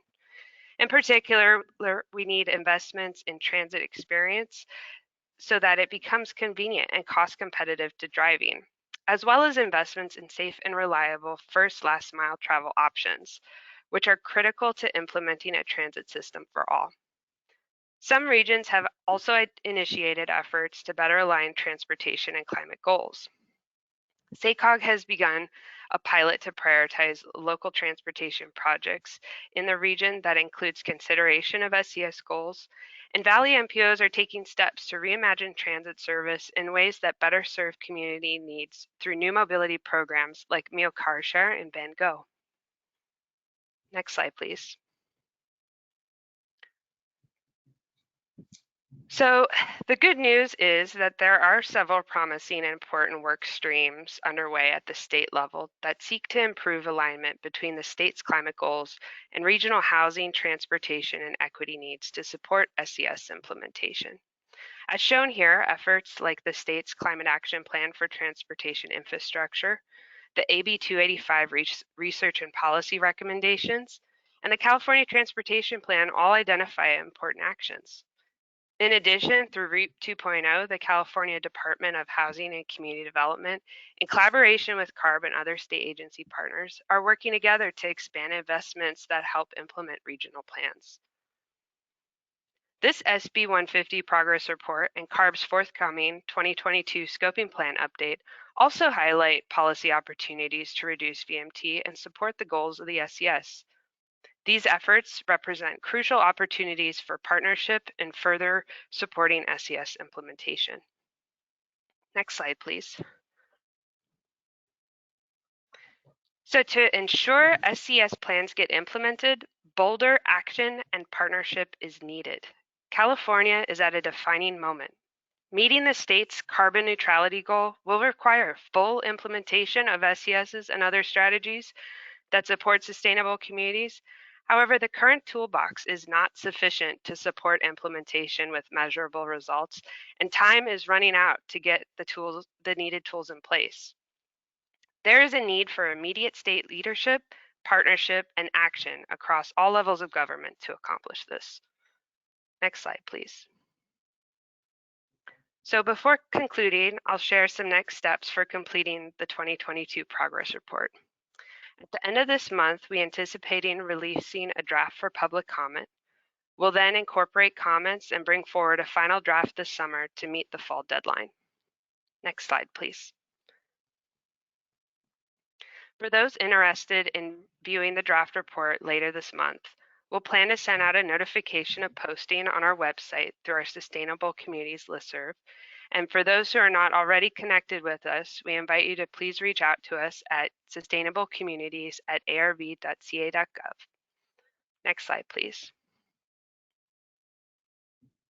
So one question we've been posing to MPOs and other stakeholders, and one we'd like to tee up for everyone today, concerns what actions would you suggest the state undertake to support implementation of the SCSs?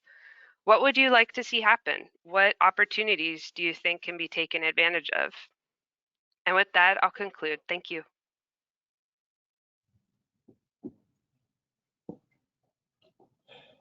Caitlin Greenway, that was outstanding. Thank you. So much good information there that we can now hear from people on the dais as well as the public, both in person and remotely. Would ask for the folks on the dais physically with us today to please raise your hands. We're going to hear first from our colleague Michelle Martinez and then Hector De La Torre. Hector, I like your style with the vertical. Feel free to do that because it is hard to see everyone. Then third, Dan Sperling. Oh, thank you. And if you want to do that as well, that would be terrific. Thank you. Michelle Martinez. Thank you, Vice Chair. And thank you, Caitlin, for the presentation. I want to speak specifically on the SES and specifically on the role of MPOs.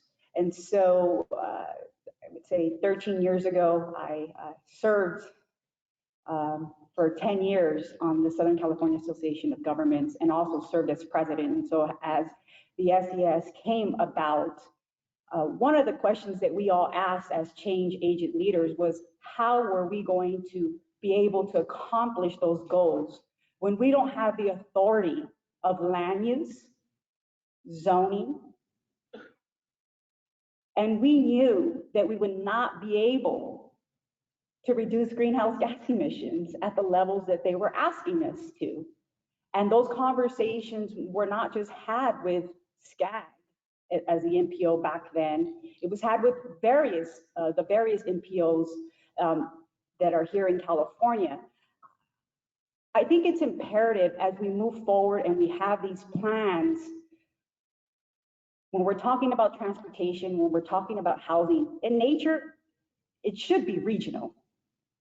But when you don't give MPOs the authority and or the opportunity to really mandate local government to do its job, here we are. And so the questions that I would ask as we move forward just beyond, and I think it's important that we're asking these questions because we can sit here in dialogue and get knowledge, but knowing that there's, is an opportunity to look at these feedback loops, that we're not meeting our targets. So what do we need to do to move forward to help these MPOs accomplish these goals? Obviously, we can't do it alone.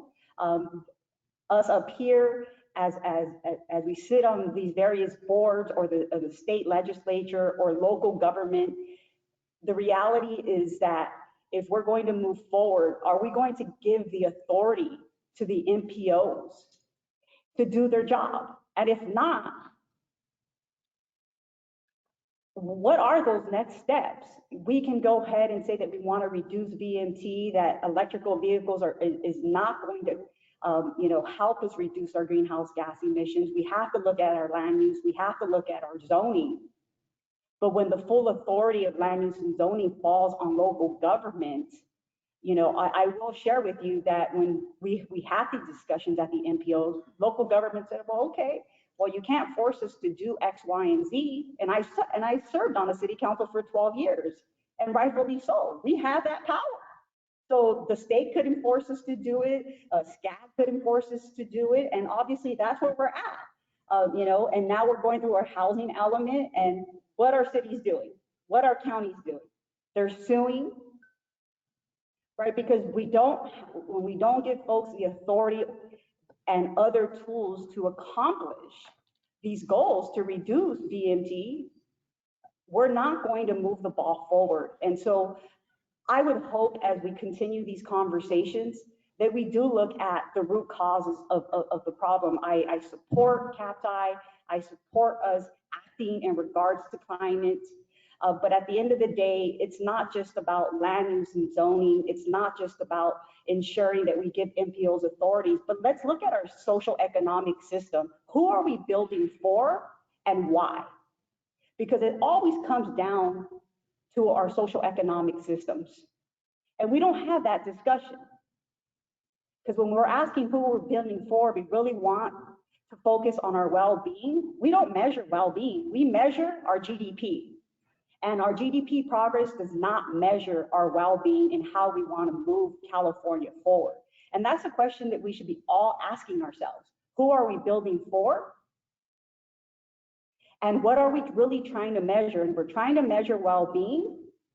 GDP is not going to do that for us. Thank you. Commissioner Martinez, thank you. And we have at least 7 commissioners or CARB board members who would like to speak or ask a question or both.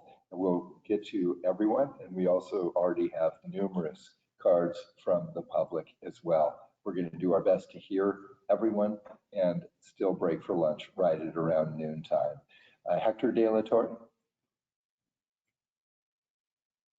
Thank you. I have one question for CTC and one for Housing and Community Development.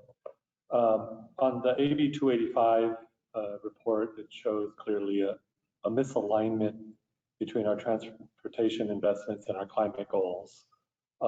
There's a number of recommendations in the report that do not require legislative initiative. It's authority that's already there. So for CTC, do you see any of those recommendations being workable, doable, that we can do relatively quickly, and how can CARB help in doing those they're recommended, don't require legislation, and so how can we move ahead with those? For the Housing and Community Development, on the SB 150 report, again, same thing, kind of what Commissioner Martinez just said about the misalignment with VMT and the RENA, Regional Housing Needs Assessment process and the cycle that we're in. Is there an opportunity to collaborate on the RENA process and our sustainable community strategies to try to sync those two up better? And again, how can CARB help there? So I want to, they're very kind of focused action items. You all know I've been saying this since we started meeting together. I want to see us do more action items here between the two entities, or the 3 in this case, with Housing and Community Development. Thank you. Mitch, would you like to respond on AB 285? Yeah, sure. I'll just mention real quickly. One of the key things we're doing relative to this is incorporating CAPTI into our SB1 competitive programs, and we're in the process right now to do that. But there are some significant hurdles that are beyond what our capabilities. Most of the state funds that the commission allocates are restricted by Article 19. And so we have very little flexibility there. And I think that's kind of the biggest thing we're struggling with. And then, I wouldn't say struggling, that's clearly the intent of the people of California. So that's just the situation we have. I would point out also our SB1, even our SB1 competitive programs, which were created after SB 375, all have specific goals, some of which include things like adding not necessarily general purpose lanes, but the toll lanes, which perhaps may not be as viewed by some as an alignment. And so those bills were all passed, and so we're following that statutory requirement. So we're doing everything we can within the statutory constraints we have now. I think there are a number of questions that we have related to the report and kind of what the next steps are. And if you don't mind, I'll wait till after people answer questions, and then if they haven't come up, I'll go ahead and ask them. And for the question to HCD, is Mr. Buckley still participating online? Yes, I am. Can you hear me? Yes, we can. Thank you. I would just add that we are engaging in a process of re-examining RHNA through the long-term RHNA reform project that we've been working on. This is something that comes out of the budget from a few years ago that has us as a department in partnership with the department the Office of OPR, of Planning and Research, and coming up with a stakeholder engagement process to get feedback on the RHNA process and look for improvements. And I think some of the issues that were discussed in the comments today could be things that that can be discussed in that process. Please reach out to me and we can get folks tied into the long-term RHNA reform process, which would be a place to answer some of these questions. Tyrone, thank you. We're next going to hear from Dan Sperling. Thank you very much. I think, many of us have been involved in these questions for literally decades. No, this is really hard, what we're talking about. As Commissioner Martinez said, there's issues about who has authority to do what. We also, the question of even coming up with the metrics about what we're trying to achieve, converting these vague goals, operationalize them into metrics is a really important thing to do. And even that we haven't really done, as Commissioner Martinez also said. Okay, so this is not official CARB position here, but VMT, reducing VMT is probably, given our history, is probably not a useful goal. There's parts of it we want to increase accessibility and mobility for some groups. We want to increase utilization of vehicles, including increasing load factors and so on. So I think that that's just one example. We should be converting, that vague idea into some more specific metrics and programs and initiatives. So, and I listened to these presentations we just had, and there were lots of great thoughts, but they're all vague. And, words like aligning and partnering, we've been using these, forever. I guess maybe I've been on the board too long,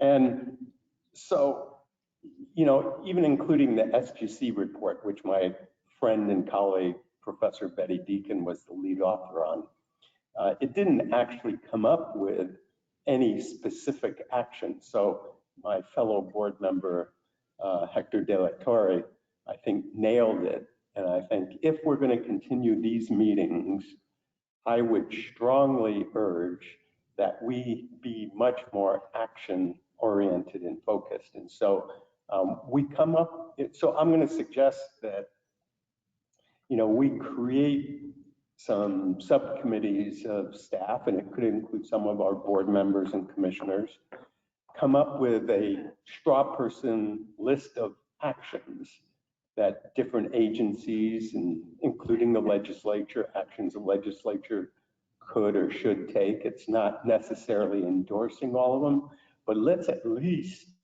start coming up with this, and all of us can work from that. Otherwise, we're just talking, and we've been talking a lot. And you know, these meetings, even these meetings, we've been talking a lot for several years now. So that's kind of my suggestion, and I think that would be a way of both focusing these meetings, but also focusing our staff and our boards and commission members going forward. Thank you. And that was, by the way, that was not endorsed by upper management. That is as our former chair used to say, oh, that's Professor Sperling talking again. So that's my proposal. Dan, thank you. And I think there are many who share that point of view. If we're going to come together, let's come together around an agenda that we work on between meetings and move something forward.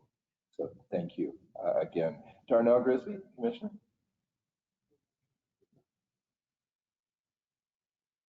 Thank you, Vice Chair.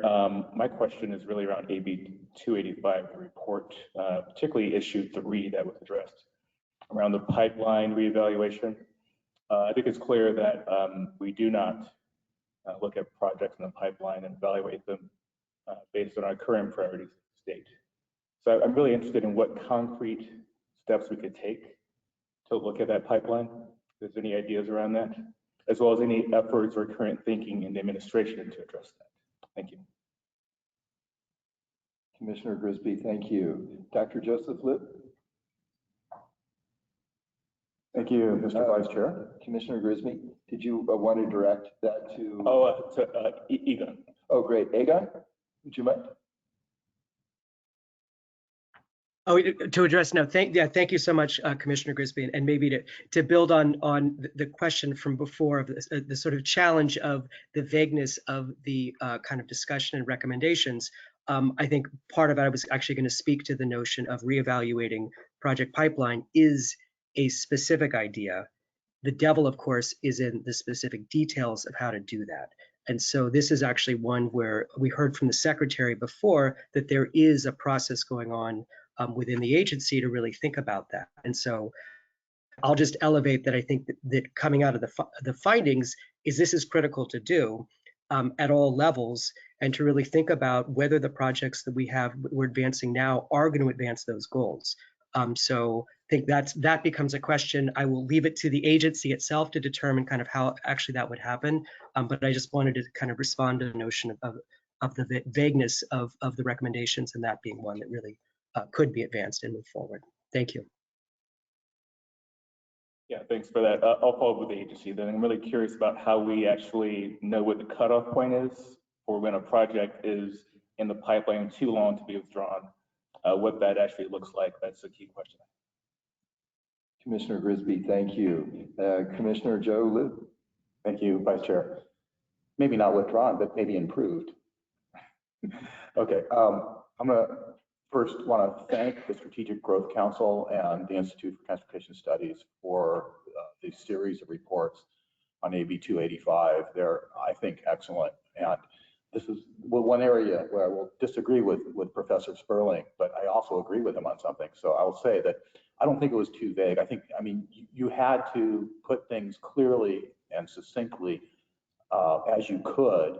And I thought you did an excellent job of really pinpointing the things that are some of our greatest challenges. And I definitely agree with Professor Sperling that we've been looking at these things for decades, and we really need to do some assessment as to what our path forward should be. So thank you for the analysis, and thank you for presenting it. I know the panel this afternoon will get into some more of this, but whenever in California we have created priorities around transportation, around climate change, around air quality, around housing, and these are really big issues in California, and someone comes forward and identifies needs like have been identified in the study, then someone's going to act. There's going to be change. There's going to be something that's done in response to this. And we can either be the chefs and the servers, or we can be on the menu here. And I think if we're on the menu, we're going to get consumed and digested. And that's not what we want to do. So not only does CTC need to think about how to respond to this, but I think we need to do this in conjunction with our allies here at the table at HCD and the Air Resources Board, but also our regional and our local partners who are also going to be on the menu with us if we don't respond appropriately to this. So here is where I definitely agree with board members De La Torre and Professor Sperling. We need to figure out how to respond and how to do it in coordination with each other and come up with a plan, process, a proposal on how to deal with the opportunities and threats and the strengths and the weaknesses that we have. And I would like to, Mitch, I know you're down there somewhere, I can't really see you, but I would like to ask staff to come back to us, at least at the CTC level, with a proposal on how to move forward to address the key issues that have been identified in this AB 285 study. Mitch, could you do that for us?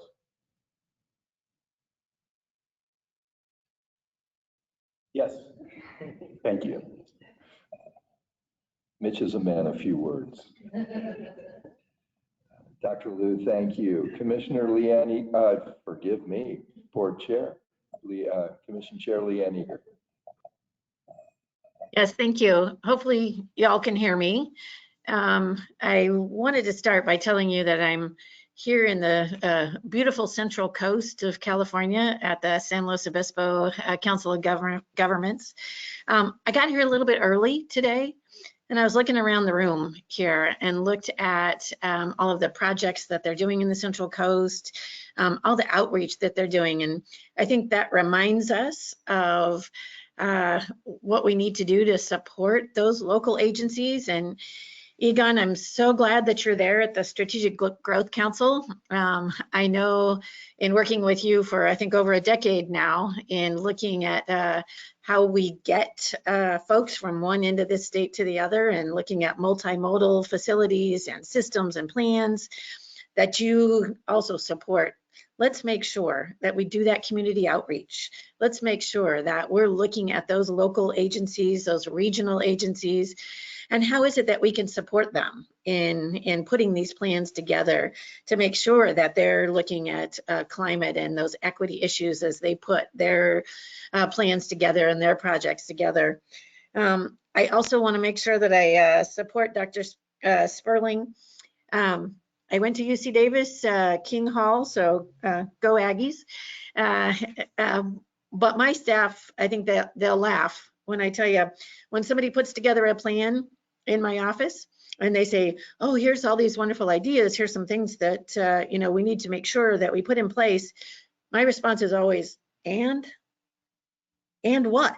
Where do we go from here, right? What are those activities that get us to that goal? What are those actual outcomes that we want to get to and the steps to get there? And so I know, Egon, when you were talking about, let's make sure we put these plans in place, let's make sure we do it together.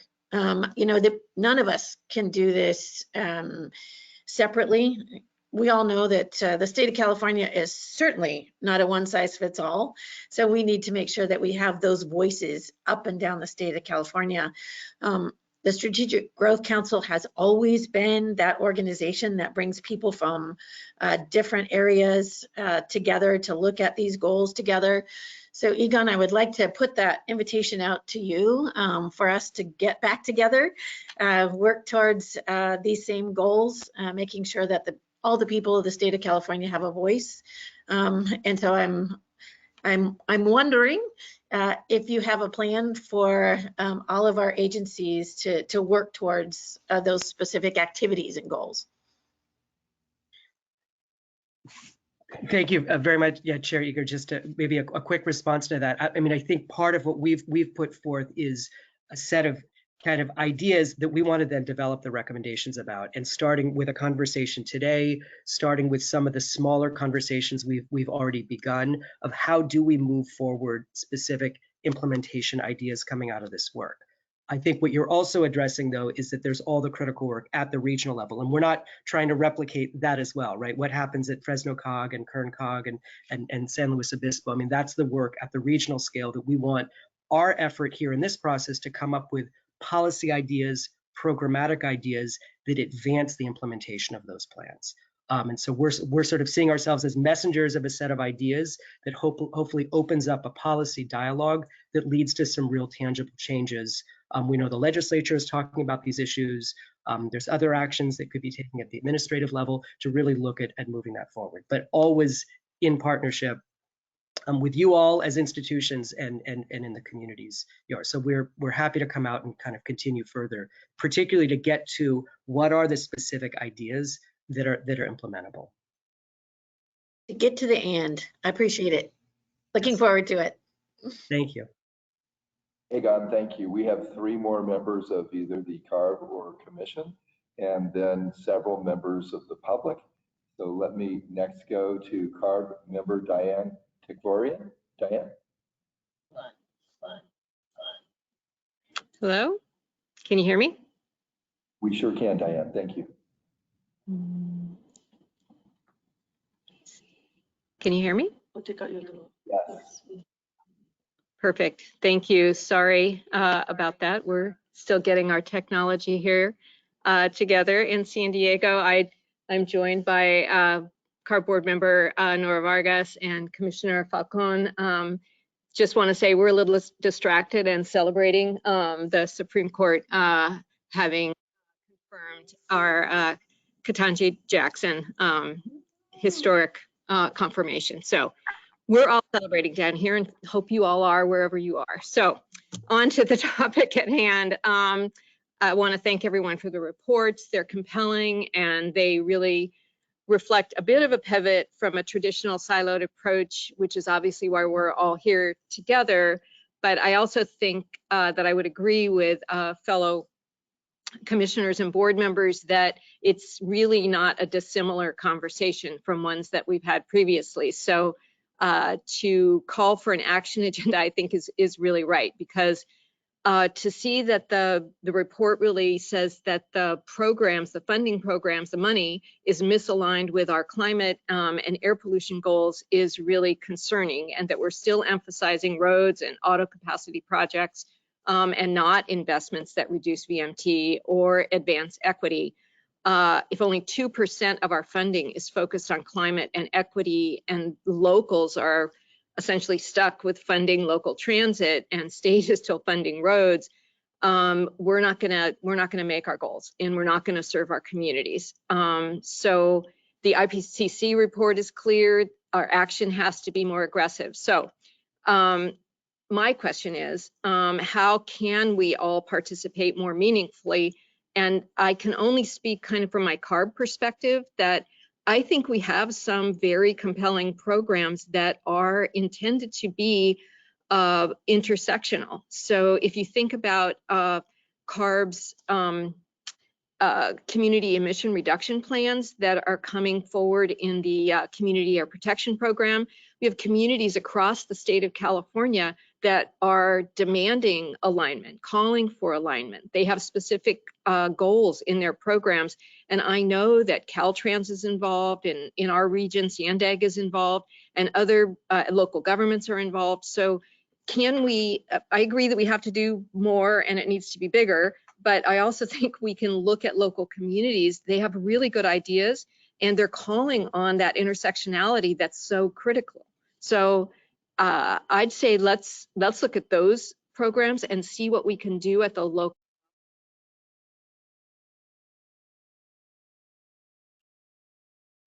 Diane, you may have frozen. Diane, if we are able to get you back, we will continue. Thank you. Can you hear me? Now we can. Yes, okay. I was on my last point. I think our scoping plan is also a critical opportunity for everyone to align. So thank you, Supervisor Vargas, for loaning me your computer. Mine just died. I'll get back online. Thank you. See, you're already showing the strong bond between our agencies by by sharing a space down there and celebrating together. Diane, thanks for the substantive comments. Sorry that you did cut out for a moment, and it looks like you may have frozen screen again. CARB member Davina Hurt. Thank you, Vice Chair.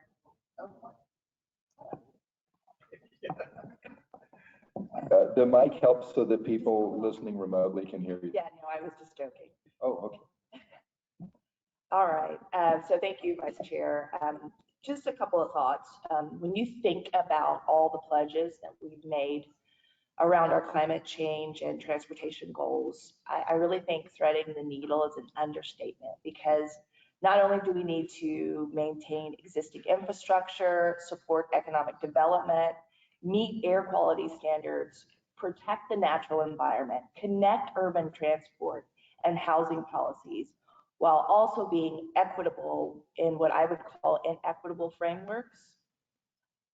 With all that in mind, Commissioner Martinez hit it right on the nose when she said local control and action are the gatekeepers to meeting this vision and implementation plans.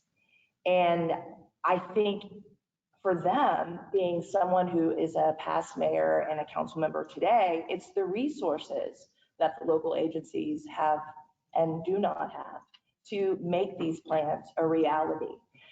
There's been a lot of conversation around those projects already in the pipeline. I can already think in my own county how long it takes us to get through transportation projects, and how hard it is for staff to move it along and to get it shovel ready. And it can take decades, as been said before. So at a state level, how can we help with those ample resources around staffing, around technical support and expertise, around making those pivots so that the money can be put into active transportation, or as I like to look forward to, those bicycle superhighways that we need to have all up and down the state. I also want to remind folks this idea of political will and the harsh reality of folks right now, especially when certain bills have passed. Think of SB 9 and 10. There were some folks in my communities that had pitchforks out. And how do we vision with the populace to bring them along that all these plans are for the greater good for the long term? How do we bring them along in being a part of the change and that mode shift that we need to be about? Right now, I think we're lacking a little bit in that visioning for the populace. How do you put 5 or 10 different plans together for someone in a disadvantaged, highly impacted community who has to get in their car to get to the places that they work, the places that they need food? I think on the peninsula where I live, how many folks are traveling by car and they don't have the ability to use transit? I was really happy to see the slide, I think it was number 11, that showed MTC is putting a lot of money in transit. That was really a bonus for me. But if you look at many of the others, and I won't speak negatively, but that needs to be the same height throughout California. So we have work to do. We have new lens to put on, and we need to do that with the populace. And I wish it was as simple as just do the plans and there you're done. But I think we need to do more with the people who are getting in their cars, and the local agencies who are at the front line of explaining why we're doing the things that we need to do. Thank you. Thank you, Board Member Hurt. If she doesn't mind, I'm going to call on Chair Randolph for a couple of quick comments before we go to members of the public. We do have several cards from members of the public. We are eager to hear you, and after we do so, we will break for lunch. All right, thank you. I thought that was a really great couple of presentations and really good discussion. I think there are, as several commission and board members have mentioned, I think there's some opportunities for our staffs to kind of get together and think about potential action items. And I sort of think about that in 2 buckets. Like, you know, are there specific items that we can consider as a commission and a board, you know, that are within our authority that we could consider taking? But secondarily, I think, one of the things we should consider is, as we have discussed and as Commissioner Martinez mentioned, it is, a lot of this is not within our authority. So are there some policy statements that we can make, sort of, joint policy points that we can really hone in on and use our bully pulpit to advance some of the important concepts that we've talked about. And I really appreciated the commissioners and board members who mentioned, Board Member Hurt and Chair Eager about community engagement and the importance of working with community. And I think we all recognize that all of this has to be done together, and it's not a simple well, let's go do this and have it actually show up. But making some clear joint policy statements and showing our commitments, I think, might be a good opportunity for our staff to work on between meetings. So looking forward to hearing from the public on these topics. Chair Randolph, thank you. And we do have one more commissioner who would like to make a quick comment, Jay Bradshaw. And again, welcome to the commission. Thank you. So I guess speaking in a newer capacity, It was on. How's that? I'll start over. I don't want to hold up the public because I'm looking forward to hearing the comment. But as the newest commissioner on the CTC, a couple of things I just wanted to share. I'm going to come primarily from a perspective of working class folks. And, I live in the Bay Area. I've been there for many decades. And I've watched over and over again the housing crisis has led to this crush in the transportation crisis, which leads to things historically like SB1 funds and this frustration. And folks that I represent in a different capacity in the Carpenters Union are under this tremendous pressure where an 8-hour day is a 14-hour day, and to try to find housing to live in, you move further and further and further out. I'm very excited about this meeting today because it's housing, it's environmental, it's air quality, and it's transportation. However, it appears to me that if we're going to take action items, which I'll echo everyone on the my colleagues up on the dais today, that we need to take action. We should know that if we have statutory limitations to where funding can go and what can we do, that we should be discussing that as a team before the meetings and to lay out actually things we can do, because there's going to be folks who have control above these boards and commissions that we should be talking to, and primarily we should be engaging the public in that process as much as possible as well. I'm not saying you don't do that. Again, I'm the newbie here, but I'm excited to help push that. But at the end of the day, especially when we talk about equity and opportunity and diversity, and certainly looking from, again, a working class perspective, that you have to come up with ways to build those bridges. If you look at the Bay Area itself, there's no way really for someone to come into the construction trades and be able to have a viable career there, and to bring in women and folks who traditionally haven't been given access, which we certainly would like to do, and the trades would like to do. There's no way to do that career viably without a car, and that's the fact of the matter. So when we look at that, and it was mentioned up here earlier, there has to be an economic view to look at how we address these issues, and they're all interrelated. But with the escalating challenges in housing, it's going to continue to exacerbate what we want to try to do with transportation. And actually leads to other social problems like the lack of childcare affordability for working folks. So it's all tied together. So I just wanted to share some perspective there. I appreciate the time, and I look forward to hearing from the public. Commissioner Bradshaw, thanks for bringing such an important perspective to the conversation. I'm going to ask our members of the public who are here in person to come closer to the mic so that we can be as time efficient as possible. We're going to go in the order of Keith Dunn with the Self-Help Counties Coalition, and Kiana Valentine with the Tulare County Association of Governments. If Kiana could come close to the front, who will be followed by Jennifer Tindek with the California Association Council of Governments. Keith, welcome. You have 3 minutes. We'll go ahead and start the clock. There we go. I don't want to come between you and your sandwich, so I'll try and be as quick as I can in my comments. I appreciate the opportunity. I think on one of your slideshows, you did see that the self-help counties, which are the sales tax counties, contribute $30 billion as a funding partner with the state of California investing in our system. I appreciate, look forward to working with new Commissioner Bradshaw. Your comments, we call it drive until you qualify. Quite frankly, the working people, and I have the pleasure of working with many of them as well, that do our service industries in the inner cities, live in far out Riverside, San Bernardino, Northern California, same kind of issues. So we do have to have a solution there.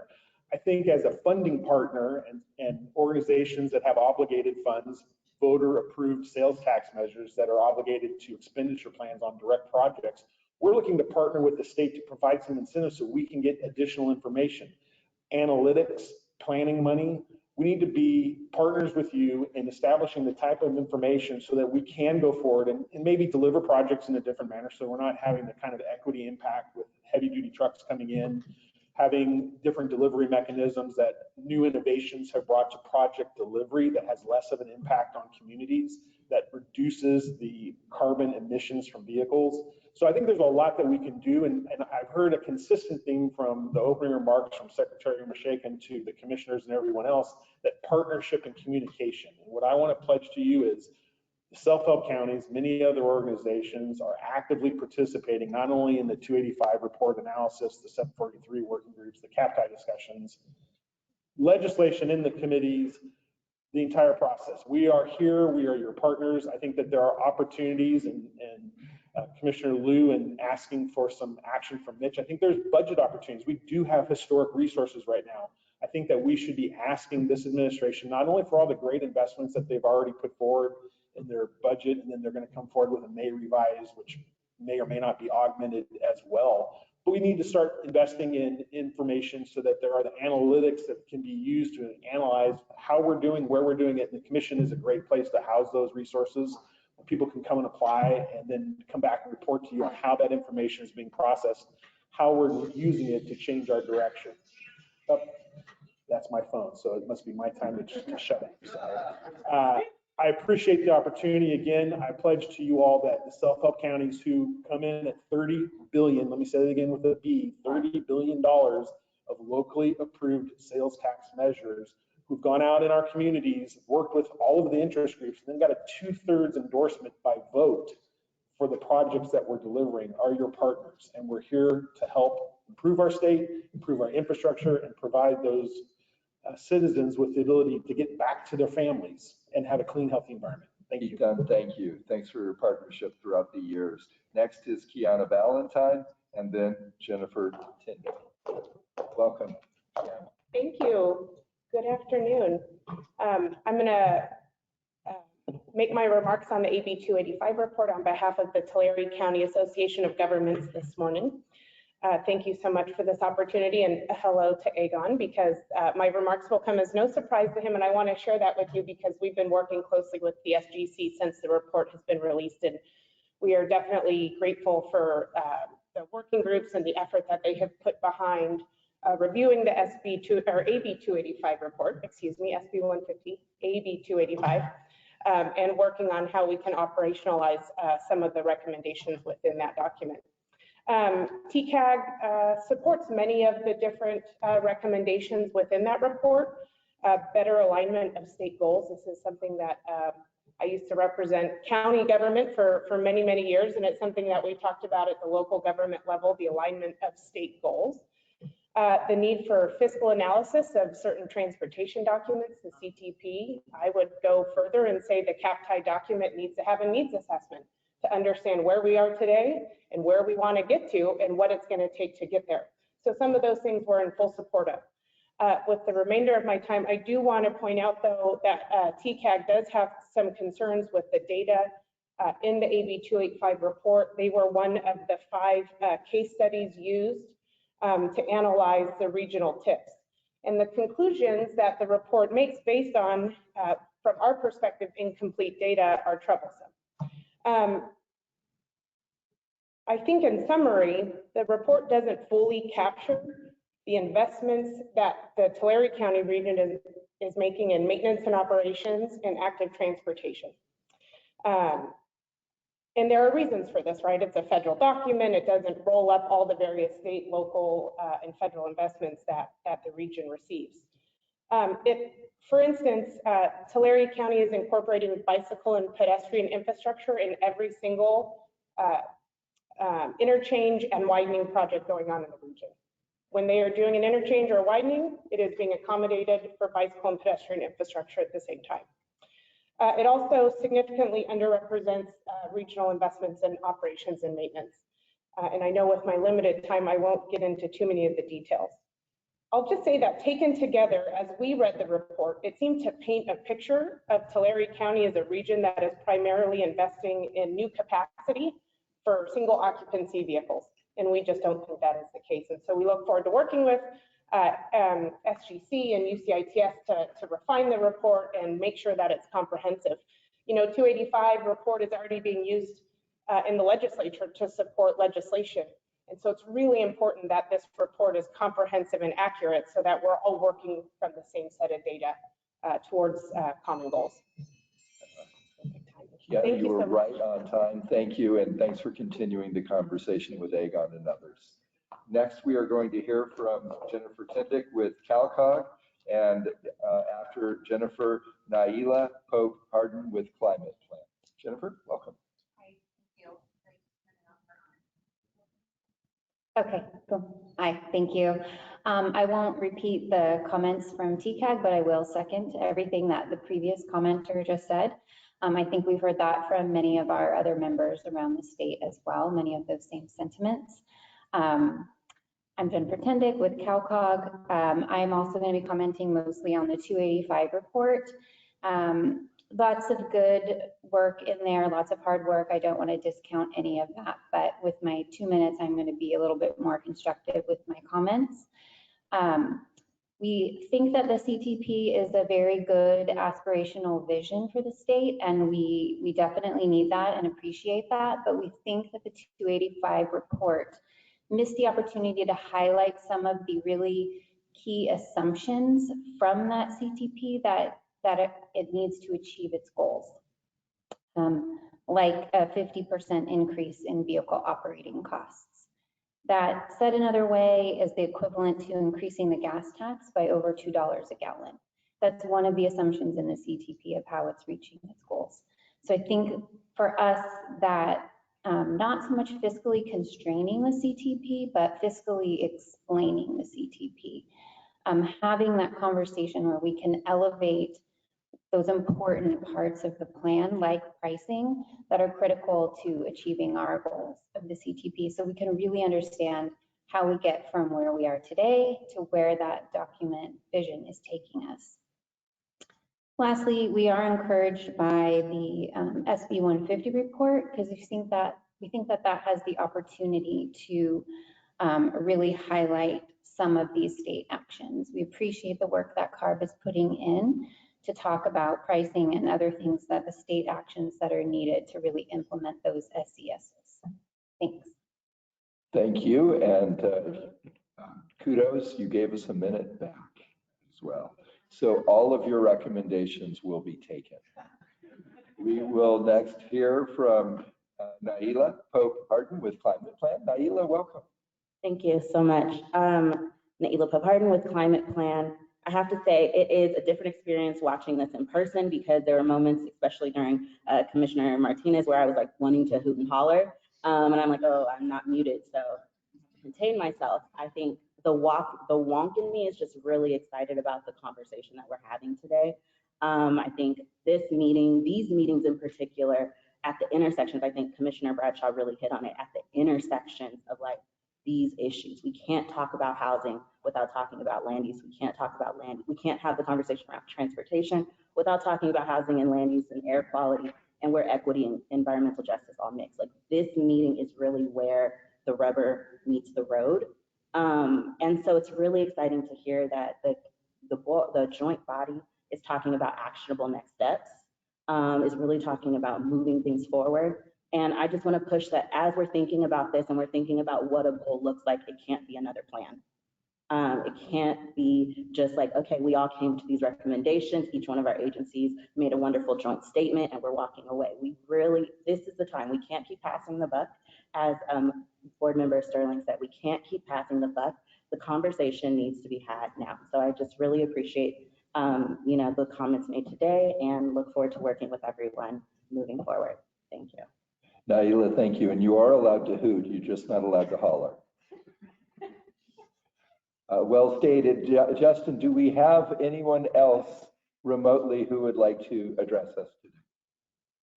Thank you, Vice Chair Gardino. We do have virtual attendees looking to make public comment at this time. Up first, we have Matt Maloney.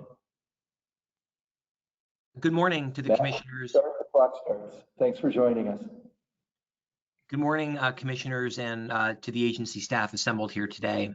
I'm assuming you can hear me. Just give me a thumbs down if you can't. Okay. My name is Matt Maloney. I'm the Director of Regional Planning for the Metropolitan Transportation Commission and Association of Bay Area Governments. We're the metropolitan planning organization serving the 9-county Bay Area.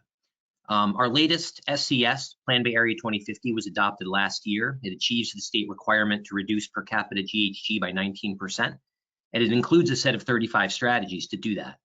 As we now move into implementing our plan, we view the timing of these two reports to be extremely well timed in helping to lay the groundwork for a closer partnership between the state and the regions.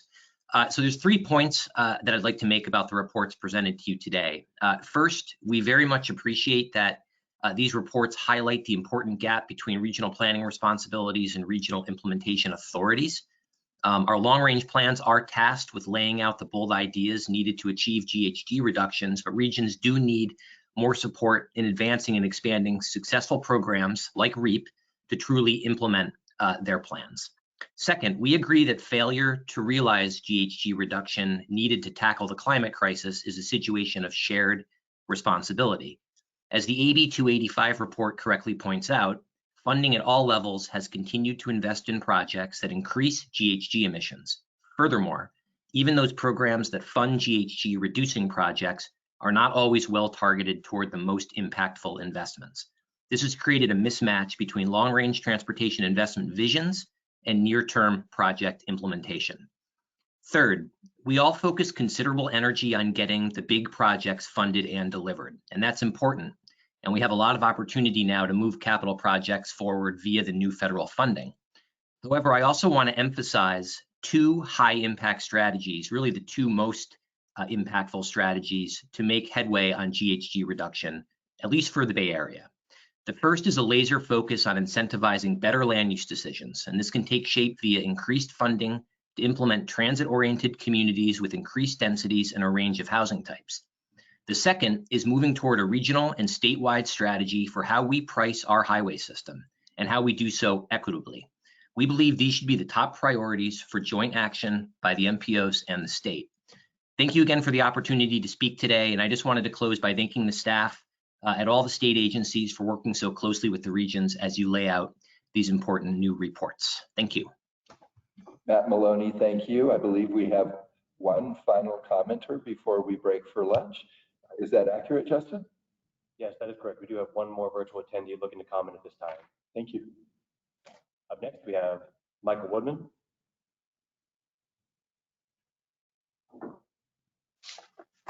Good afternoon, commissioners and agency partners. Mike Woodman, Executive Director of the Nevada County Transportation Commission.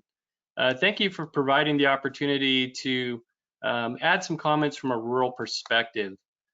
First, I'd like to thank the Strategic Growth Council and the University of California Institute of Transportation Studies for taking on the challenge of completing the analysis as requested in AB 285. Transportation professionals in the state understand just how complicated it can be to understand the nuances of local, state, and federal funding in the state of California and recognize the challenge this presented. Most of our RTPA and NPO agendas are accompanied by 4 to 6 pages of funding acronyms, highlighting the complexity of the task. It's important, however, to point out that the regional tips summarized in the report do not include all of the regional projects and do not always clearly identify all of the multimodal benefits. The tips also do not include information on the state and local funding that's allocated by the MPO RTPAs for transit and active transportation. You know, I think one positive from the AB 285 report is it really will facilitate a more open and transparent discussion with the Strategic Growth Council and others that'll allow the RTPAs and MPOs to help provide a more accurate picture and better understanding of the various funding programs and how they're programmed and allocated to meet both regional and state goals. NCTC supports CAPTI and the goals of the CTP 2050. In terms of the recommendations, you know, NCTC does support looking at better alignment of state goals and also clarifying the assumptions in the CTP 2050 and how that document differs from the intent of the regional transportation plans. As we collectively work together to review and consider the recommendations from the report, we must recognize all of the goals and objectives of the CTP 2050 and CAPTI and how these goals are important to addressing both regional needs and state and federal goals across a diverse state. Rural regions are vastly different from the urban areas of the state. Investments in rural areas of the state have really shifted to align with state climate goals, but these areas also must address safety, wildfire evacuation needs, accessibility, goods movement, and economic opportunities in rural disadvantaged communities. We also must be careful because it's not accurate to say that all capacity increasing projects will induce VMT. The research on induced demand is clear what factors must be present to drive induced demand. A rural highway project that's purpose is to improve safety or evacuation and located in an uncongested setting and does not result in induced development is not the same as adding lane 15 and 16 on the I-405 in an attempt to reduce congestion. As we continue these discussions, we have to acknowledge these differences in alignment with achieving state and federal goals. Michael, also, with apologies, your time is look forward to working with the state to address the challenges highlighted in the report and develop solutions to address the diversity of our state and allow us to meet state and federal goals. Thank you. Michael, thank you.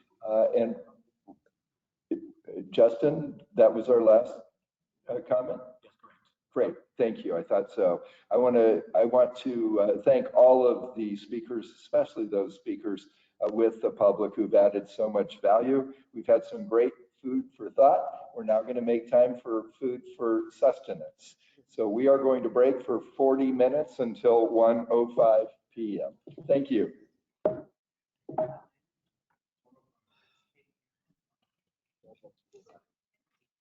40 minutes until 1:05.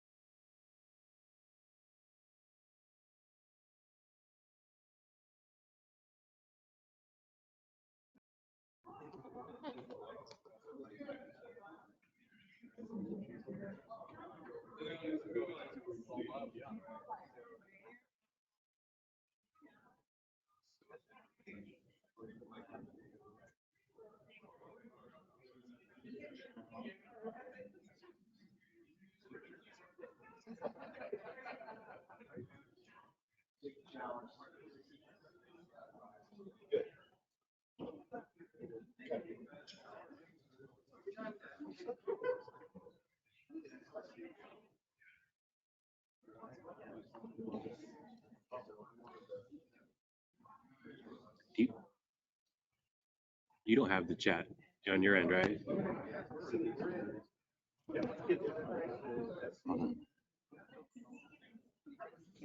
Okay, if I close, oh, okay.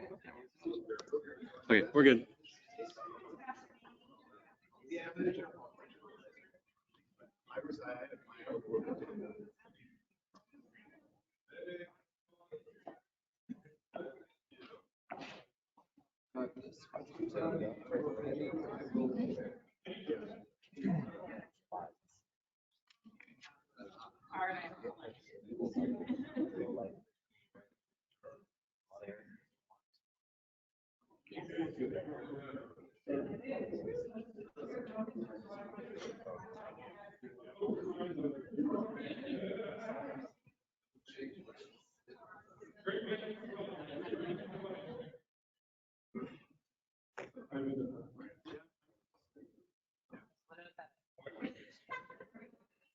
Good afternoon, CTC and CARB colleagues. Thank you to our members of the public, both here with us in Rocklin, as well as participating remotely from throughout the state. We appreciate your commitment to these joint issues that we are all trying to work on together to strengthen our state. We want to circle back to item 3, state funding for coordinated housing and transportation. So we are not yet on our afternoon panel. My apologies to our panelists. We are not quite there yet, but we are on the state funding for transportation item. And if I may, first of all, just checking protocol with Douglas. We don't need to have a new roll call, do we? Did Douglas step out of the room? Okay, good.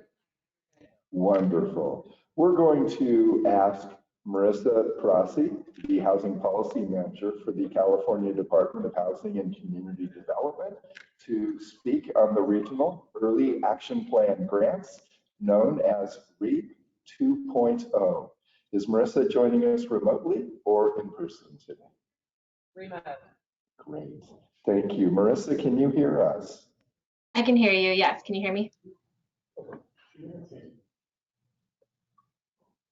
Yes, could you hear her? I could not, but there was ambient How about noise. now?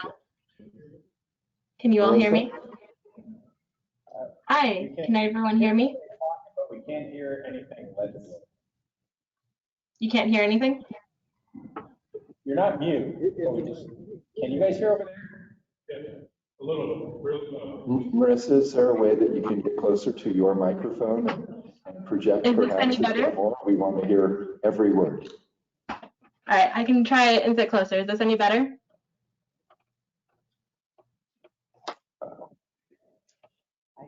Forgive me, Marissa. I can only speak for myself, but I'm having a little bit of a hard time hearing you.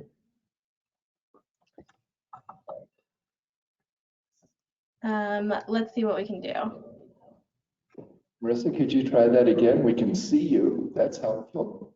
Sure. It looks like it sounds fine for the remote participants, so it may be an issue with the in-person audio. Yes, we're increasing the volume of the river. Go ahead. Marissa, go ahead, please. Marissa, go ahead and start speaking. Sure thing. I can start speaking. Can you all hear me now? A tiny bit, but the more you can project and be close to your mic, the more we will benefit from being able to hear you better. Sure thing. Should I get started on the presentation? Yes. Yes? Okay, great. Well, good afternoon, everyone. Thank you for having us to share about the Regional Early Action Planning Grants of 2021 REAP 2.0 program today. So my name is Marissa Prossi. I am the program lead for REAP 2.0 at HCD. And today I'll spend a few minutes giving an overview of the REAP 2.0 program, where we are at in the process, and what comes next for the program. Next slide, please. Marissa, I am so sorry to interrupt. I don't think it's just myself. I think many of us on the dais cannot hear you clearly, and that doesn't do you or your presentation justice. Is that accurate, colleagues on the dais? Are you also having a hard time hearing? Yeah, regrettably, we cannot hear you clearly.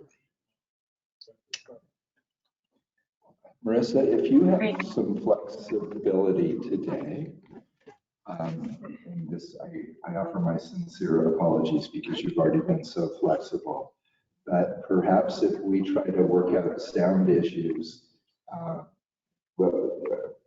actually, we don't have all of our panel in person either, do we? Have her try it again. We can turn this.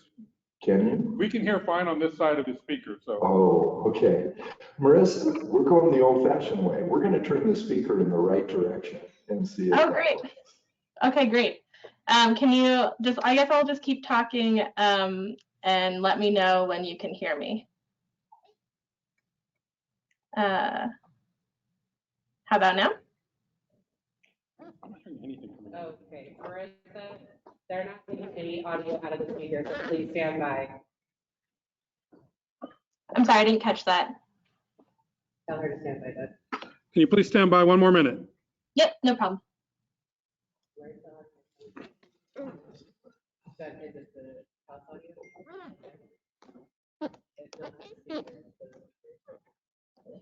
That's why we can hear.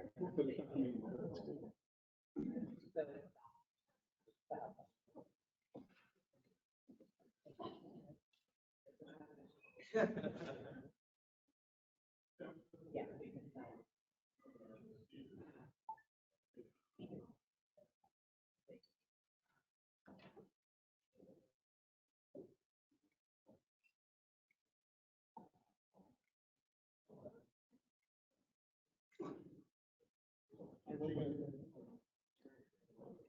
She was talking, couldn't hear anything on the speaker.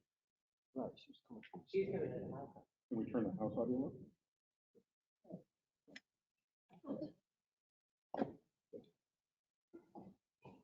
She can hear you.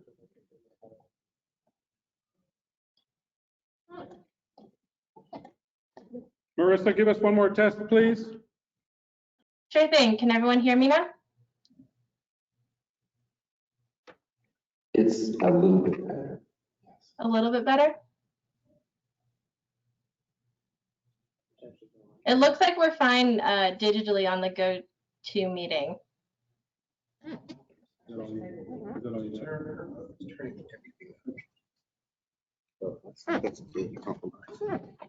Can you hear that?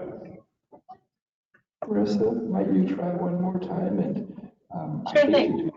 But again, if you could speak with a little more volume and perhaps slow down your pacing.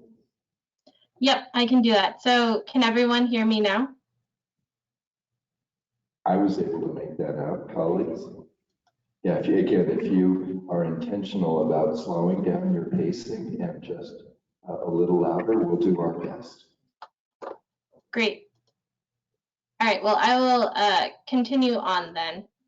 So as I will explain in this presentation, REAP 2.0 is a program that takes an approach of furthering multiple goals such as housing, climate change, and affirmatively furthering fair housing. As a result, it is made up of a team of 4 state agencies, with HCD as the facilitator and lead, in order to pull from the expertise of each agency across the state. We're happy to be working in close partnership with the Office of Planning and Research, the Strategic Growth Council, and the California Air Resources Board to make REAP 2.0 a success. You know, we meet together at least once a week as we work to launch this program, and the program is better meeting all of its objectives as a result. Next slide, please. So to give a quick overview, REAP 2.0 is a $600 million state and federal grant program that funds planning and implementation activities that accelerate infill housing development and reductions in per capita vehicle miles traveled. $500 million is coming from the federal coronavirus fiscal recovery fund of 2021, and then $100 million is coming from the state's general fund. So in non-technical terms, this is a new funding source for projects that lead to more housing in areas across the state that lessen the needs for using motor vehicles or make a place more walkable and connect folks to daily destinations and services. It's a housing and climate change program. So the 4 objectives of the program are: first, accelerating infill development that facilitates housing supply, choice, and affordability. Second, centering equity by affirmatively furthering fair housing, or AFFH. So all proposed uses must combat discrimination, overcome patterns of segregation, and foster equitable and inclusive communities.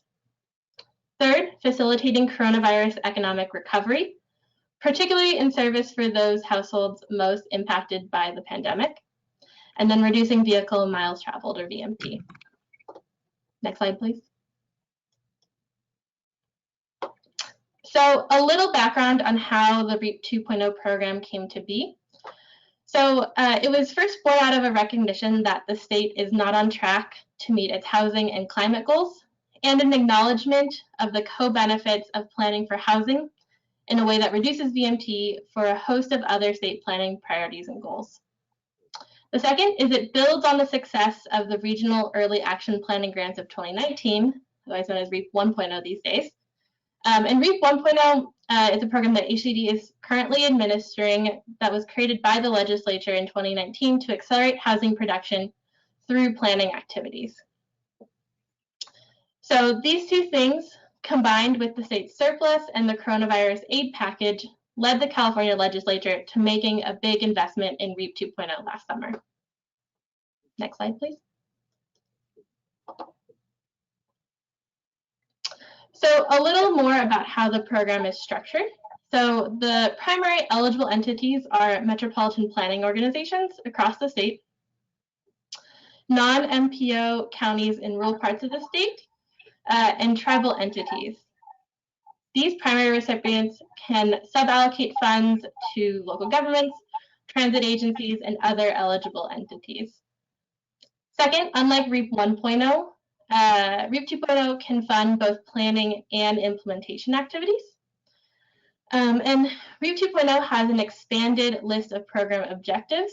As mentioned a couple slides back, these include accelerating infill development, affirmatively furthering fair housing, coronavirus economic recovery, and reducing vehicle miles traveled. In addition, the program has a transformative emphasis, and proposed uses are required to demonstrate a nexus to all program objectives and plan for these together. So where are we in the process of launching the REAP 2.0 program? So we're more than halfway through the program development stage. So in November, we released a framework paper and survey that laid out initial broad concepts for the program. And we received over 65 detailed public comment responses that then informed the writing of the draft guidelines. So we released 2 draft guidelines on March 24th, one for the MPO applicants and one for the rural tribal applicants. So we're currently in the draft guidelines public comment period, which will close on Friday, April 15th, and we're eager to receive those public comments and incorporate it into the guidelines as applicable. Next slide, please. So let's talk about funding. As laid out in statute, REAP 2.0 has a few different buckets of funding that make up the total $600 million. So first, 85% of the $600 million, or $510 million, is set aside for MPO applicants on an over-the-counter basis with allocations based on 2030 projected population. The vast majority of this bucket of funding will be funded by those federal coronavirus relief dollars, with some general funds in there as well. Second, 5% or 30 million is set aside for non-MPO rural counties and tribal entities on a competitive basis. And so this bucket of funding will be funded entirely by the state general funds. And so these two together are what we have released draft guidelines for and are currently in the public comment period for. The third bucket of funding, 5% or another 30 million, is set aside for a competitive, higher impact, transformative allocation. And so this program, that NOFA is following a little bit later. And so there will be a NOFA and draft guidelines that are launched later this summer. And so all of the eligible entities under the first two buckets of funding will be eligible applicants for this set aside. And then lastly, there's 5% of the funds or 30 million set aside for the state administration of the program and technical assistance. Next slide, please. So this slide shows in more detail those proposed funding breakdowns for the rural tribal allocation and the MPO allocation. These tables, I won't dwell too much on these slides, but these tables can be found in the draft guidelines. So the table on the left shows the allocations for each of the MPOs across the state. And again, those are based on the 2030 projected population numbers. And then the table on the right shows the funding breakdown for the competitive rural and tribal allocation. So 25% of this 30 million, or 7.5 million, is set aside for tribal applicants. We heard from tribal stakeholders during our public outreach to date, concerns about competing against the rural counties for funds, and so therefore we introduced this set aside in our draft guidelines. Of the remaining 75% of the funds for the rural tribal allocation, a little over 16 million is set aside based on sub-geographies as shown in the table, and then counties compete in their sub-geographies with any unfunded projects then competing in the county residual until all funds are exhausted. And there's more information on this in our draft guidelines if folks are interested. Next slide, please. Great. So let's talk a little about what applicants have to demonstrate in their applications. So at the heart of the program are those 4 objectives that we've covered. Again, these are accelerating infill development that facilitates housing, supply, choice, and affordability, reducing VMT, affirmatively furthering for housing, and coronavirus economic recovery. So each applicant must demonstrate that each proposed use meaningfully furthers each program objective, with the caveat that the tribal and rural allocations do not have this COVID-19 recovery requirement because they aren't funded by the federal COVID relief dollars. Next slide, please. Great. So I'll lay out a little more about the program requirements as it relates to the portions of the program funded by the U.S. Treasury's state and local fiscal recovery funds, those federal dollars, or SLFRF. So SLFRF is COVID relief money, and as a result, the U.S. Treasury has additional requirements for how the money is to be spent in order for it to address the negative economic impacts of COVID-19 for impacted households. As a result, REAP 2.0 activities funded by SLFRF dollars have a little bit of a narrower list of eligible uses than REAP 2.0 activities funded by the general fund dollars. And so our draft guidelines has a lot more information and detail on this topic. But activities funded by the general fund portion of the program can be utilized for a broader set of eligible uses as long as they demonstrate a nexus to those program objectives and meet all other program requirements. So despite the more focused list of eligible uses for the federal dollars and those activities funded under the SLFRF dollars, we are still fully confident that a host of great projects can be funded that will meet all program objectives, as all projects are required to be in infill areas. And I will, on the next slide, detail some anticipated uses. Next slide, please. Great. So REAP 2.0 is a flexible program. A wide array of activities can be funded by these dollars, as determined by applicant outreach and priority setting, again, as long as they meet all program objectives and are in line with the funding requirements. So MPOs and other applicants have flexibility to determine how to suballocate funds based on those regional and local priorities. So on this slide, it's not an exhaustive list, but here is a sampling of the types of activities and programs that we anticipate. So things such as planning activities that lead to significant upzoning near transit or in an infill area. Program level environmental clearance to eliminate need for project-specific review for new infill housing projects. Infrastructure investments to ready infill sites for housing development and other pre-development costs.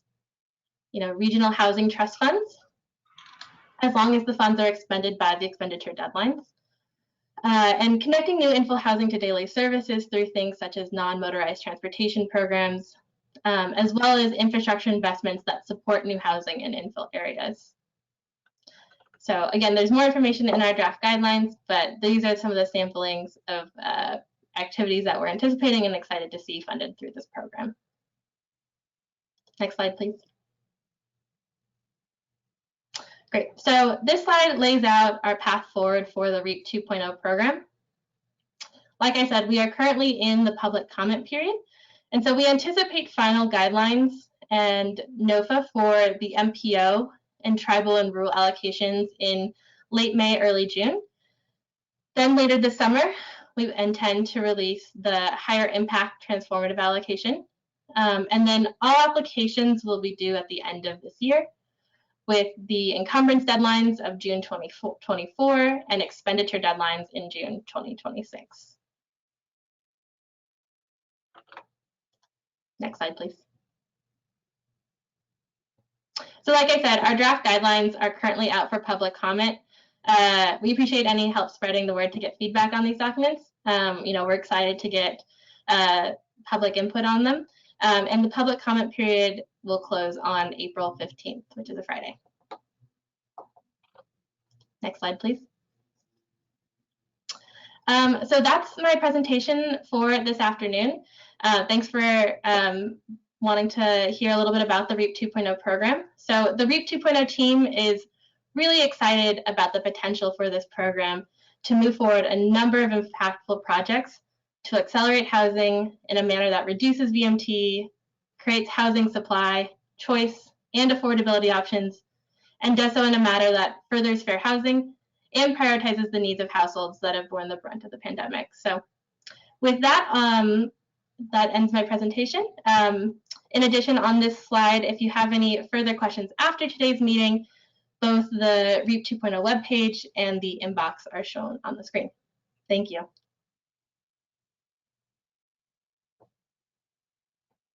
I have at least one clarifying question on the dais. Chair Randall. Thank you for that presentation. I have, I'm trying to understand the interaction between the slide that talks about the 500 million coming from the COVID-19 relief dollars, which have more limited, more restrictions, more limited ability to use the funds, versus the possible use of funds slide. So does the possible use of funds slide refer to the 100 million, delta between the 600 and the 500? I just kind of wanted to understand how much of what is in that slide can be used from the full 600 million. Sure. Thank you for the question. So everything on that slide is pretty safely eligible uses under the federal dollars. In addition, from what our draft guidelines lay out, there's additional eligible uses that are not really allowed under the federal dollars. These are a couple different areas. If you'd like me to elaborate, I can.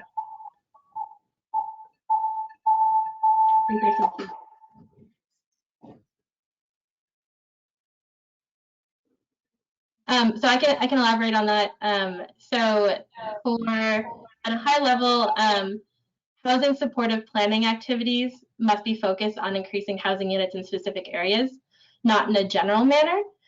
And so, you know, the federal dollars can fund things like upzoning around a transit station, but things that may not be eligible for the federal dollars are things like purchasing permit software or broadly updating planning processes for local government.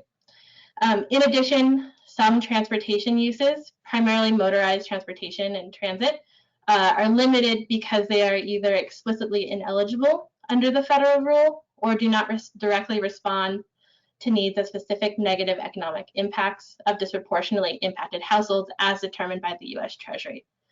And then some uses are only eligible in as much as they directly support housing. So like things like bicycle and pedestrian and, you know, water and sewer utilities, those things are eligible as long as they are in connection with housing developments. Marissa, thank you again. Thanks for your patience. I think perhaps the best path as we continue to have sound and echo problems here is the slide you have up. So you were prescient to have a slide on how we can follow up directly with you, both members of CARB, the CTC, as well as members of the general public. Would that be okay with my colleagues? Thank you. And your slide deck was so helpful because it also amplified what you were communicating to us. And under these circumstances, that helped a great deal. So thanks for the preparation you put into this, the great work that you're doing. And I'm sure you're going to be hearing from members of the public as well as members of CARB and CTC as well. Great, thank you. Justin, I think in fairness though, I should ask you, is there anyone, members of the public that were in the queue to ask questions or comments on this? Yes, we do have one in the queue looking to comment at this time. And hopefully we'll be able to hear that person in the queue. Why don't we go ahead and, oh good, right here in the room even too. We will set the clock for you. When your lips start, our clock starts. I appreciate the time. My name is Bill Higgins and my time didn't start yet, right? Good morning. Whoa. Can you hear me? Yeah. I'll stand back. My name is Bill Higgins and I represent the 18 metropolitan planning organizations that will be receiving $510 million under the program. While we appreciate that HCD has done the best that they could with a bad kid, bad cars. A very important thing happened somewhere between when the legislation was adopted and when HCD got notice of the money that they got. The original source of this money, it was supposed to be more free. There's another tranche of coronavirus relief funding that could be used for any governmental service, which is why when you read AB 140, which is the governor's implementing legislation, it says specifically that this money can be used for transportation projects, pricing studies, the very things that you guys were talking about this morning under the SB 150 and the 285 report. And because of the change of the color of money, we're much more limited now to housing. Great housing projects. But MPOs are not housing agencies. We do RENA a lot, but we don't actually do construction of housing. We plan for where it goes. So we'll probably find ways to fund that. We'll probably put it on really good projects. And I know SACOG will talk to you later about infrastructure that they can do around, so there's some good projects that we can do. But this is an example of failure in terms of what you're trying to achieve when you were in the SB 150 and 285 reports. And it's very frustrating for us to see this. We will be seeking, because this money can be used for housing, we will be seeking to try and work a budget deal where we can replace general fund money that may be going to a housing program to this program and release the coronavirus funding that is more limited and won't let us do what we thought we were going to do. I'm happy to take questions about that. I know a lot about this. I was involved in the drafting, so I can answer questions if you have them, if the chair is willing. Are there any questions from members of either CTC or CARB for Bill at this time? Or of course you can follow up with Bill as well. Any questions at this time? Bill, thank you for coming and for sharing your perspective and your expertise. we want to thank our after lunch panel. And that way we are accurate. It is after lunch. Chair, we do have one remote comment though. Oh, okay. When you said there was a commenter and he came forward, I thought that's what you meant. Great, thank you. We will reset the clock and appreciate our remote commenter. Justin, who is our remote commenter? Thank you, Vice Chair. We do have one virtual attendee looking to comment at this time. We have Matt Maloney. Good afternoon, everyone. Audio check. Can you all hear me? Yes, we can. Matt Maloney with NTCA Bank. Please continue. Fantastic.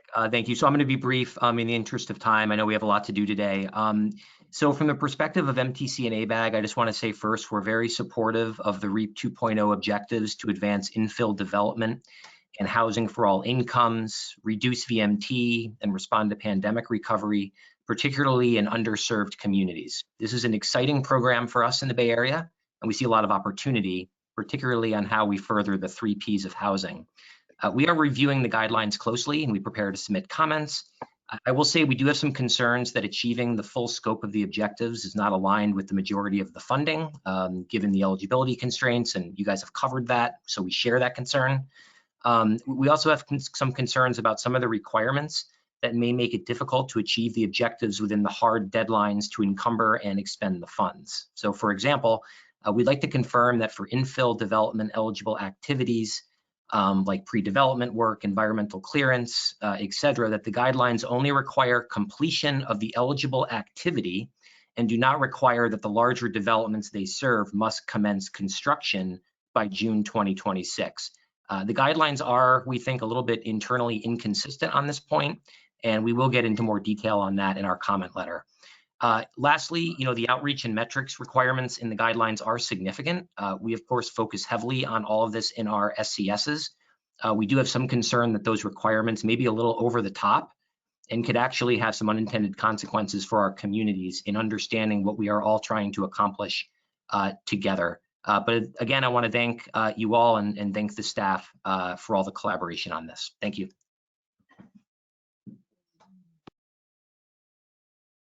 Matt, thank you.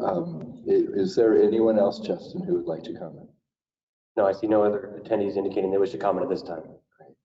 Thank you. And we are going to move on to our practitioner panel discussion, perspectives on regional transformation and partnership. And Elizabeth Deakin, Professor Emerita from the University of California, Berkeley, has graciously agreed to be our moderator today. I don't see Elizabeth in the room. I assume that Elizabeth is online.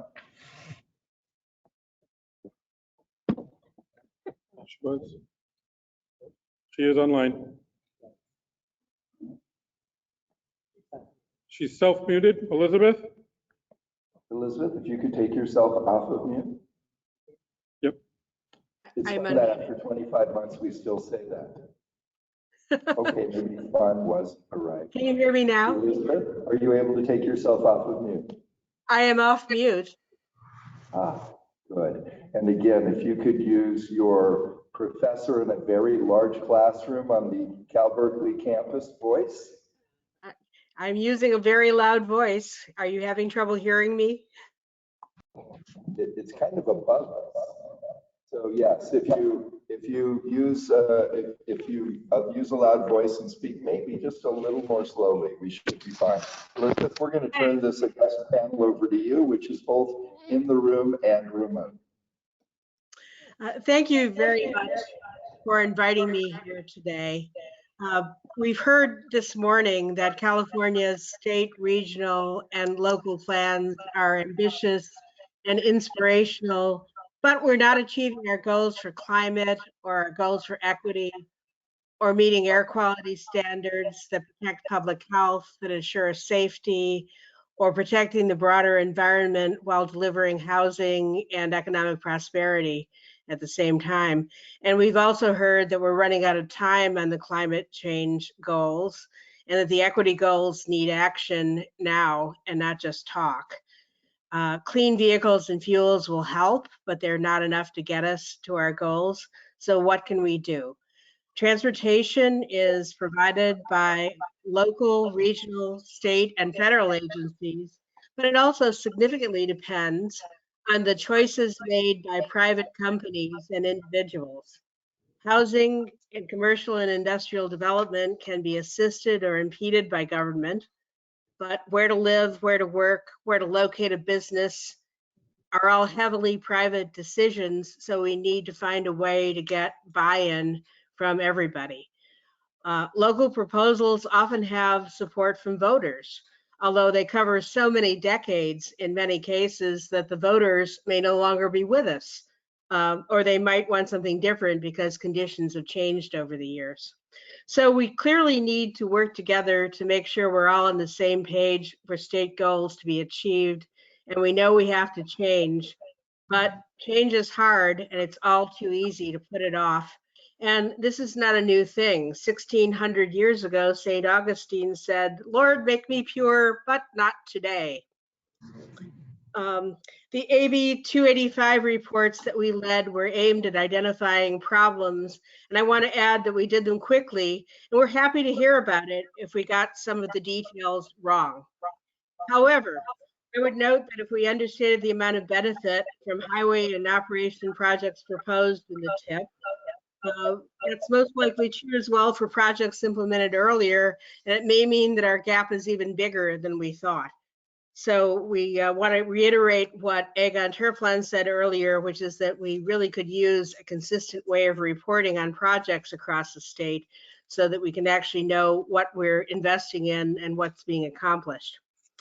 And as my friend Dan Sperling said, we didn't get particularly specific on what to do. We didn't have the time or resources to do that, but more fundamentally, we didn't have a mandate to propose what to do and shouldn't do so without the substantive engagement of all those who would be affected. And that's despite my having personally interviewed over 80 of you all for the reports. We did flag the need to develop specific implementation actions, but even more to take another look at our institutional arrangements, to review projects in the pipeline that might be actually setting us back or impeding our achievements, to strategize on how to use new federal and state funding opportunities to speed up the attainment of our shared goals. So there's clearly a lot of work to be done. And I'm delighted to hear you beginning to talk about an action plan to get that work done. So then the overarching question that I think this panel needs to address is, what do we need to do differently? In the time available today, we're going to examine that. And we're going to do that from the perspectives of regional and local leaders who actually have practical experience in trying to move forward with our goals. So without further ado, let me introduce our panelists. With us today, we have James Corliss, who's Executive Director of the Sacramento Area Council of Governments, Sarah Jepson, who's the Planning Director of the Southern California Association of Governments, Tony Boren, the Executive Director of the Fresno Council of Governments, Jim Shad, the City Manager of the City of Marysville, and Kaylee Honish, who's the Long Range Transportation Planning Officer for the LA County Metropolitan Transportation Authority.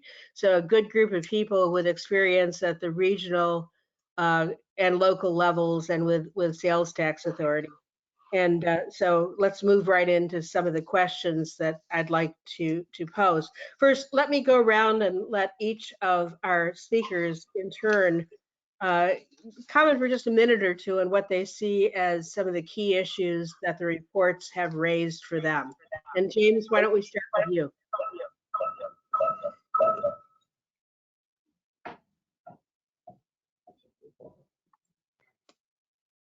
Hello, James. Is that a prompt for me? Sorry. I'm having a hard time. I'm happy to go whenever you want me to go. Please go. Get started.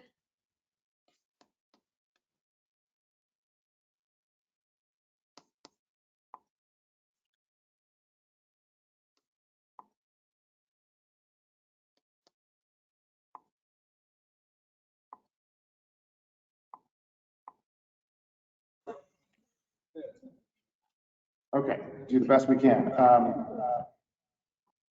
So we take this challenge incredibly seriously. SB 375, reducing greenhouse gas emissions. We have a 19% greenhouse gas reduction target in our 6-county region. By the way, we represent 6 counties, 22 cities. You're sitting in one of them right now. But we know that we can't do it alone. We don't necessarily disagree with much of the overall findings of the AB 285 report. We all have a role to play, and we can all do better. When we thought about our last plan of reducing to 19%, we took it very seriously and we went to work. And in part, we have transportation priorities and challenges to reduce vehicle miles traveled, to promote more efficient and multimodal ways of travel, methods of travel. But our greenhouse gas reduction strategy is also a housing strategy. Our greenhouse gas reduction strategy is also an infill suburban revitalization, commercial corridor revitalization, small town revitalization strategy. So we went to work. We've developed something we're very proud of. I think you heard this morning about our Green Means Go program. 23 of our 28 cities and counties, including the city of Marysville, and Jim Shad here, who's with me from the city of Marysville, city manager, have adopted green zones, infill areas with low VMT, where they've committed to streamlining and getting more development of housing and mixed use. But they need help. We need help. We need more state grant programs, better guidelines, more flexibility in order to be able to make sure that the city of Marysville is a success. The REAP 1.0 was a fantastic thing, and thank you for that. In fact, the REAP 1.0 money has helped the city of Marysville do a downtown specific plan to get more housing, so the hospital in that in their city and Beale Air Force Base can actually have people who live right near where they work and reduce VMT. The REAP 2.0 funds that you just heard about from HCD, we are going to use to stand up our Green Means Go program so we can invest in infrastructure to make actually a lot of our housing in our infill areas more robust. We're going to use that money to do community engagement and put an equity lens on a lot of the engagement in a lot of our communities that are distressed and disadvantaged and underinvested. That's what the REAP 2.0 money can do for us. I know we're doing quick opening comments, so I will save a lot of our thoughts maybe for the discussion, but I would just say, having worked in the Bay Area for a long time and on the coasts, the one-size-fits-all approach does not work.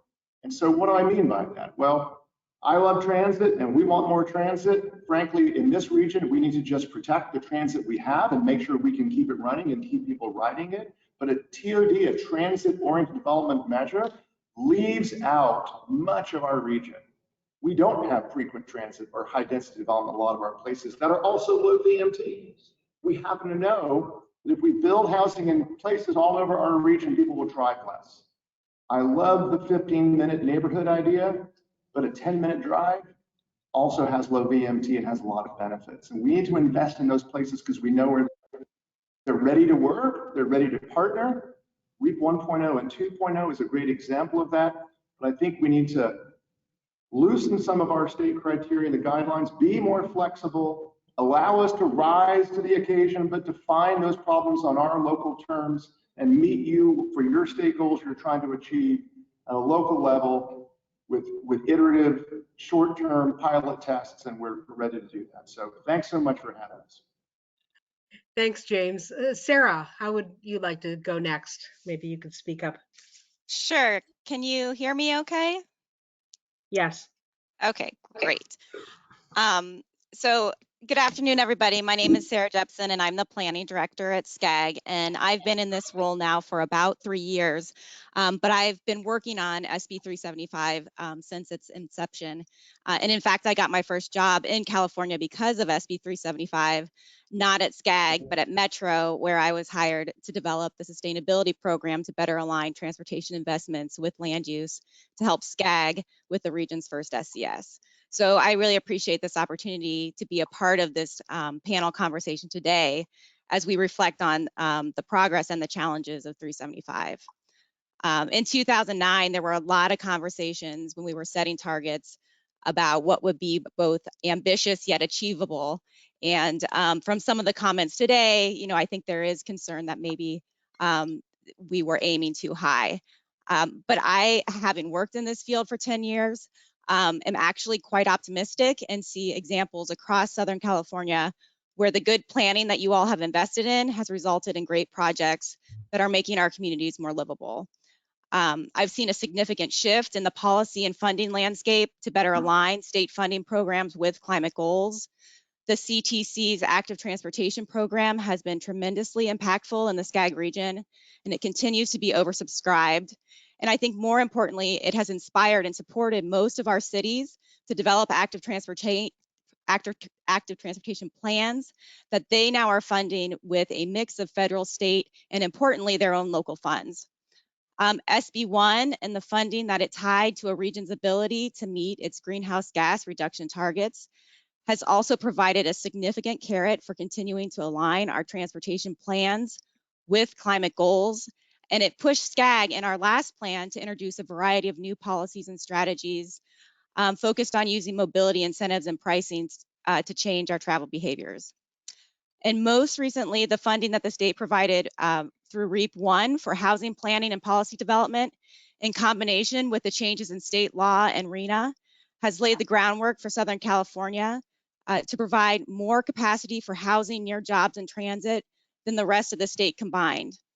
And I appreciate that it was brought up this morning that MPOs are limited and that the SES does not require a local mandate. It doesn't have local jurisdictions update their plans or zoning codes, but RENA does have that requirement.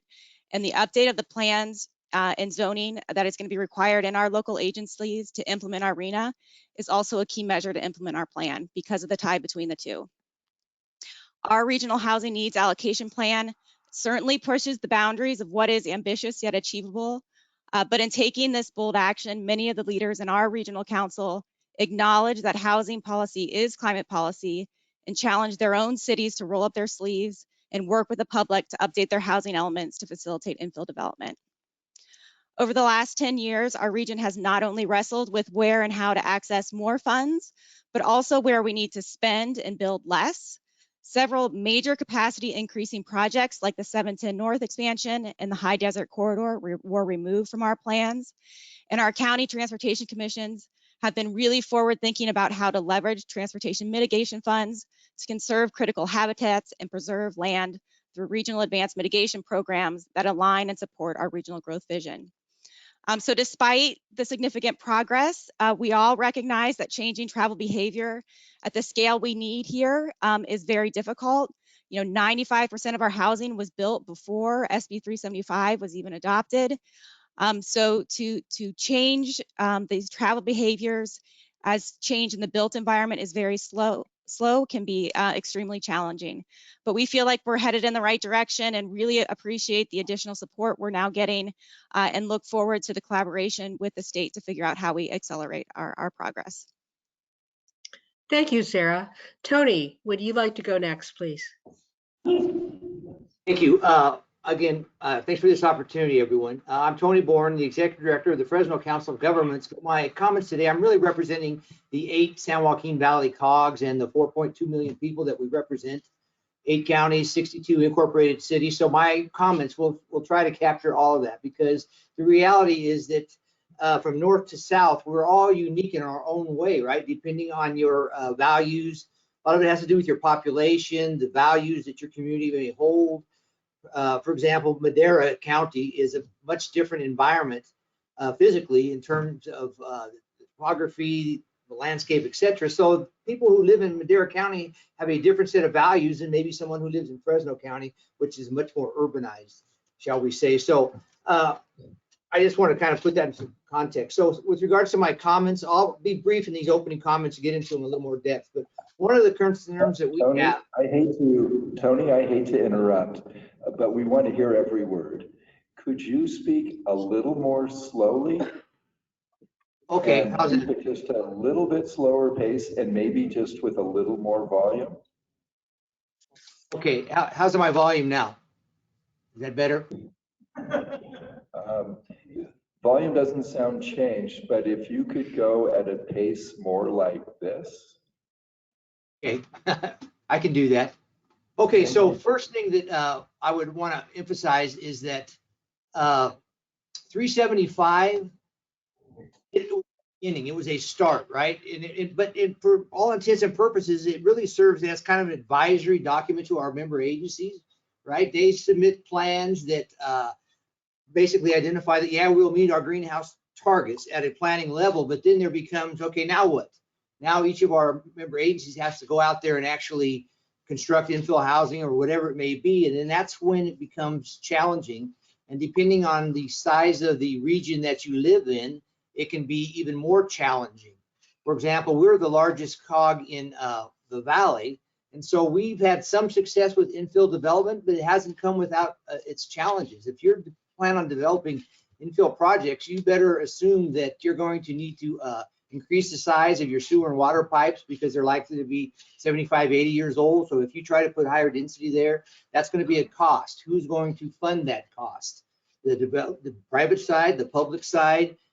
We have a measure that has money specifically for TOD projects. So we've tried to address that here in Fresno COG, but it's kind of unique to each of the individual COGs and their size agency. One of the things that also, this goes to 375 and what I think we refer to in the business as this integration of transportation, land use, housing, and air quality, right? I think we would all agree our lives used to be a lot easier when everything was in a silo because then everyone sort of had their specific lane.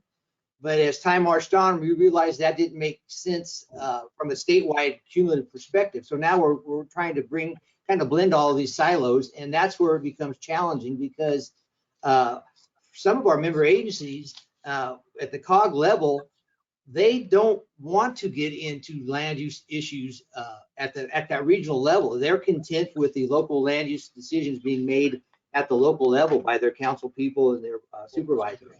So that's an ongoing concern. Self-help perspective, there is a concern that when we talk about pipeline project, these are pipeline projects that have been in a sales tax measure, let's say, and as we know, it may take 6 to 7 years to get to construction.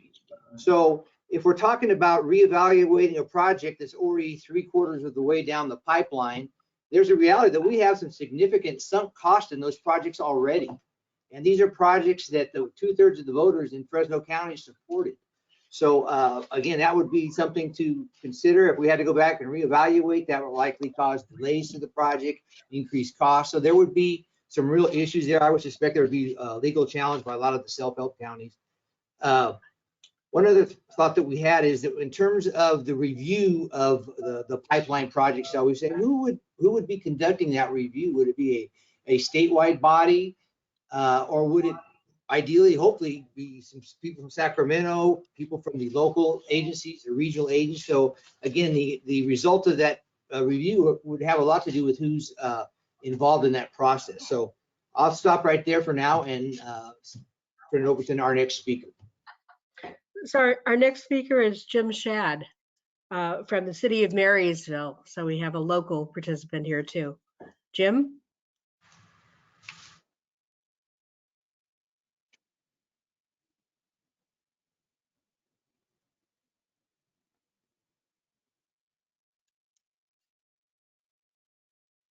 I'm not hearing Jim. Are other people hearing him?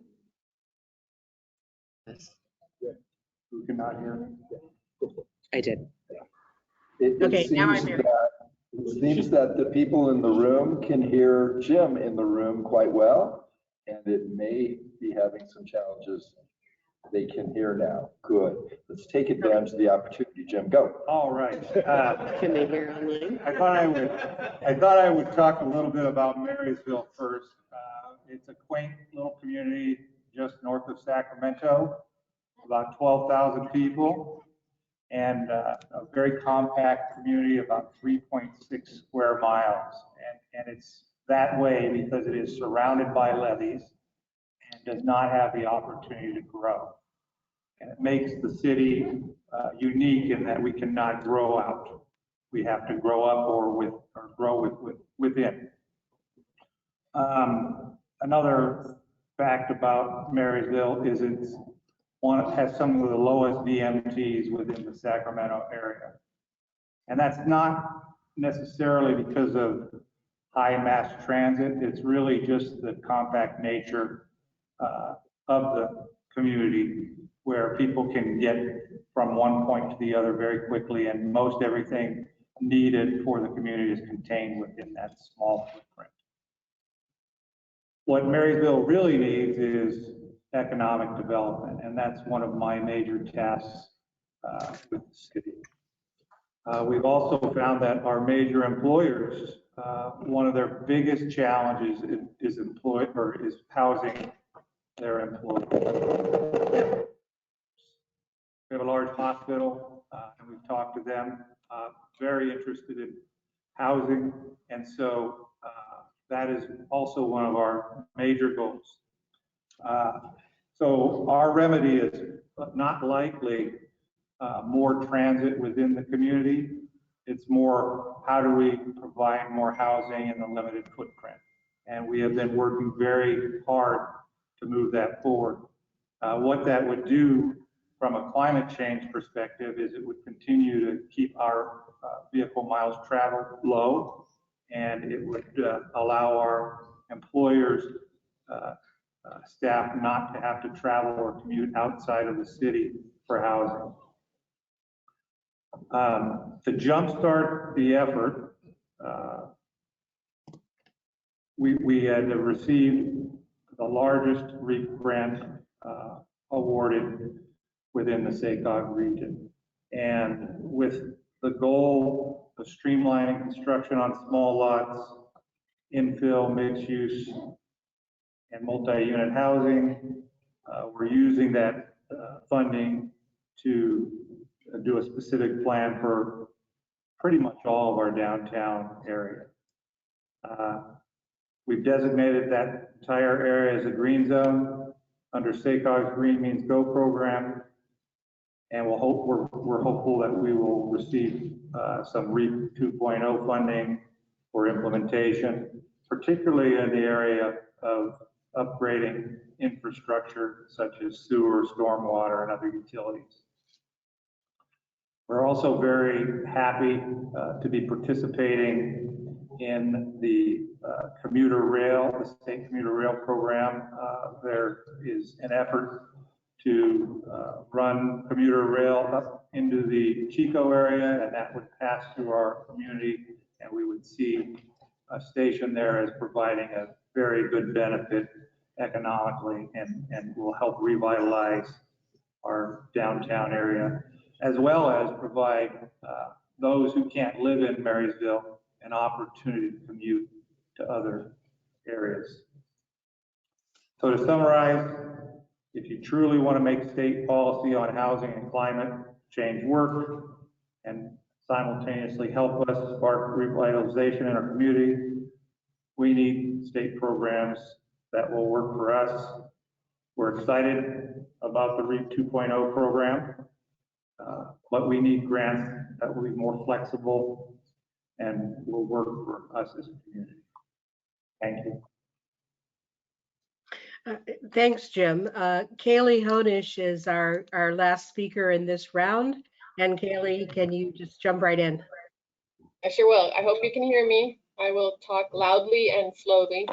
I'm Kaylee Honish from Metro, and as many of you already know, the Los Angeles County Metropolitan Transportation Authority, aka Metro, has broad responsibilities in what we consider to be one of the most complex urban regions, right, in the nation. We are also at the heart of the most congested region. We have some of the most challenging air quality situations for the country. So we have all of those needs, plus what Metro deems to be very compelling equity needs in our region based on historic disinvestment and all of the demographics that go along with the need for more equity. Earlier today, it was discussed that most agencies have significant investment plans in place, and I will talk only briefly about that for Metro. That's something that we could go on and on about. During the comments, I believe Self-Help counties coalition spoke, and we are one of those self-help counties. There are 24, and they make up 88% of Californians live in one of those counties. So that's where local sales tax measures have been approved. We are one of those counties with more than one such sales tax measure. In 2016, we approved Measure M, and that was more than 71% of the voters voted yes. Those super majorities are required for these tax measures to be approved, and with them come detailed expenditure plans. So we consider those expenditure plans to be mandates for us. This was a grounds up partnership that we took with our local stakeholders in developing those projects and those expenditures as part of that. And it was also an effort at the time to develop a long-range plan for the future. So it wasn't just about the expenditures and the investment, it was a comprehensive approach. In terms of equity, it's a priority for Metro. We've taken a strong and active role in addressing equity, historical inequities in our region. In 2020, when we adopted our long-range plan, we not only defined what equity means for Metro from our perspective as the agency taking a lead, not just on mobility, but other opportunities that transportation can improve. But we also defined performance measures on how to evaluate what our investments and what our services are providing in the region, and what that means in the communities that are most in need of equity. So we looked at where those investments could have the most important benefits. And so we want to not only continue that work, but we want to see how those funding priorities from the state and others will align with that. So we want to make sure that the funding priorities match the terms that we think are most beneficial for equity investment. We are heavily investing in transit expansion, as I mentioned. It's part of our Measure M. It's certainly part of our long-range plan, and it's been mentioned as part of SCAG's investment, but we need other mechanisms as part of transit expansion to leverage those investments and to see how we can maximize the goals of the state in terms of these shifts that we're looking to. It's not just about housing, it's not just about sustainability, it's not just about equity, it's how all of those things come together. And from Metro's perspective, like SCAG's, as they mentioned, we have our limitations in terms of highways expansion. We need to better manage the capacity that we have. Like I said, we need to leverage those investments, and part of that is what we know is already an effective measurement, which is pricing. So we know, we've studied it, we've modeled it, we've certainly demonstrated. Metro's coming up on the 10-year anniversary for their express lanes programs, and it's been very successful. It's exceeded our goals for reducing congestion and improving air quality, and it's increasing transit ridership, and that's the type of thing that we have to see part of in the future. So these are things that all have to work together, and they have to work together to support our plans that are in place.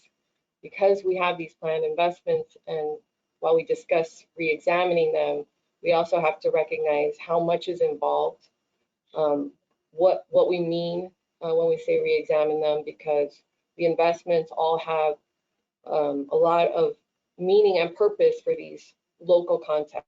For Metro, this is something that we worked with all of our stakeholders to develop. And so we need to make sure that as we move forward, that the state is empowering local agencies to continue these plans when they're going to see these very important benefits. Okay, thank you. We had a set of questions that are at the end of my comments in the chat that I hope you can see. I think we covered the first one, which is what the plans mean in your local contexts. And I think there's some issues that became very clear there, that there are differences in both what you can do and what issues you're facing in trying to implement your plans. In particular, I made note that it's not just transportation funding, but also sewer and water and other infrastructure funding. That's often a critical issue for local governments, and that needs to be taken into account if we want to do infill development and really push forward with this. And also that, being respectful of voter preferences and local preferences, and at the same time figuring out how to meet those state goals that I think we all understand we need to make, climate goals and equity goals in particular, but the other ones as well, all become challenges that we have to face. How do you see that we would be able to do this best? What help do you need from the state? If you could quickly kind of go do a round robin, and let's go in the same order we did before, starting with James. If you're going to list one or two things that you could use from the state, could you just say that now, and let's try to get those on the table. James?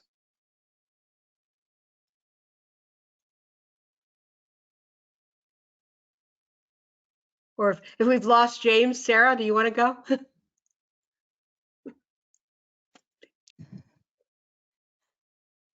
Sure, I'll jump in, although I'll just jump in and then James can interrupt me if he wants. We can fix James, yeah, fix James's audio. So I think, the report focused a lot on infrastructure spending, but one of the things that's really important for us here is, and as Kaylee would also mention, is the operating funds, the resources that we need to operate transit. And we're in an environment now where I think that is even more of a challenge than it has been in the past. But Right. Figuring out how to better manage the system that we have also has to do with having the resources to operate transit, as well as those new services that we're hoping will complement transit. So as we move more to mobility as a service, and we're looking for seamless integration so people can take a scooter or take a lift to the station and then hop on a train, or hop on a bus. There's going to continue to need to be resources for the operations side of our shared mobility system that we are moving towards in Southern California. I think the other thing that, I'll highlight that builds off of what James said earlier is that, and as I mentioned in my opening comments, the implementation of our RENA and the ability to actually produce those housing units that we're planning for is really a key strategy for moving forward in a more sustainable way. And we need to have the infrastructure funding and other types of incentives to really spur that private development that needs to happen down here. So I think that's one way. You mean all the infrastructure, not just the transportation infrastructure, right? All the housing supportive infrastructure that is going to need to be in place to accommodate more growth. James, can we come back to you? Have we fixed your audio? If not, Tony, do you want to jump in? Similar to Sarah, that money, right? And again, that money ideally would be targeted to infill types of projects. Agencies just don't have the funds to. There's a piece of identified. There's still going to be significant infrastructure requirements to be necessary, and where will that money come from? Once upon a time, when we had the redevelopment agencies, that was kind of a very focused effort on trying to help improve downtowns. That's no longer with us. So trying to find some source to backfill that, because that was one of the very real benefits of the redevelopment. Okay, so that's another way that we possibly could rethink how we're funding some of it. Kaylee, do you want to jump in? Sure, I know there's some audio problems, so hope you can hear me. Obviously, as a transportation agency, we're going to advocate for funding for transportation, and that's going to be in alignment with the goals for the state and the local region. And I would just remind people of the benefits of transportation in terms of locating people to infrastructure. So in our current expenditure plan, we go from having 8% of our population within a 10-minute walk to high quality transit or BRT to more than doubling that to 21% of the population. And the same thing happens with job location. For a 10-minute walk, it goes from being 16% to 36%. So transportation can be a huge driver. Okay, so, and I think you said something that I want to underscore, it's not just housing, but it's also jobs that you're thinking about. And there's an economic development coordination piece of that in the Right. transportation arena. Because from our perspective, it's connection, right? To whether the mobility is driving economic benefits or improving equity, it's still connecting those opportunities. Making those connections. Great, thank you. James? Okay, can you hear me? All right. So three things. I mentioned a little bit of the, we have the criteria like adjacent to transit. There's a lot of communities like Marysville that you just spoke about, right, that we're missing. We're missing huge opportunities. So it's not to say that TOD isn't important. It is. It's not to say we want more transit. We want that. But ask us if the BMT, we want to reduce BMT, ask us the places and the strategies that will reduce BMT. Because we'll give you a lot more ideas, a lot more options. So that's not the same criteria that need to be changed and more flexible. And number two, we started this effort on Green Means Go about 3 years ago. The state, the first response was, well, we have the infill infrastructure grant. We have exactly the program you need. It has infill and infrastructure in the title. So why don't you just apply for that? The fact of the matter is, our really important localities around our region would not qualify. They don't even bother submitting an application. So you may know that we have a problem with that criteria because the application never shows up, because the criteria is written in a way that our communities don't compete for it. So they don't bother applying. And that's the third point, which is IIG focuses as last money in, just like the ITIP conversation we had last month with CTC. We can't just, everybody can't be last money in. Everybody can't be last money in. You need to put patient money down. You need to take risks. We need to be your gatekeeper about those risks. We need early money. We need patient capital, right? Because if we don't have that, we will not spark the kind of product type, I think, all up and down inland California that we need, which is what Marysville is trying to get, but many, many other communities are trying to get. So, and that goes to the federal funds as well. So 3 items. So it's not just a question of expanding what you're doing, you're loosening up the criteria, but actually of also expanding the programs so a lot more people would be eligible, I take it. Is that a fair statement? Yeah, I mean, Jim, would you like to speak up now? Jim Shaw? Sure. I think many of my thoughts have already been covered. I do think that different communities have different needs and different solutions. Specific to the TOD, I went through some TOD debates in my previous employment. What was that?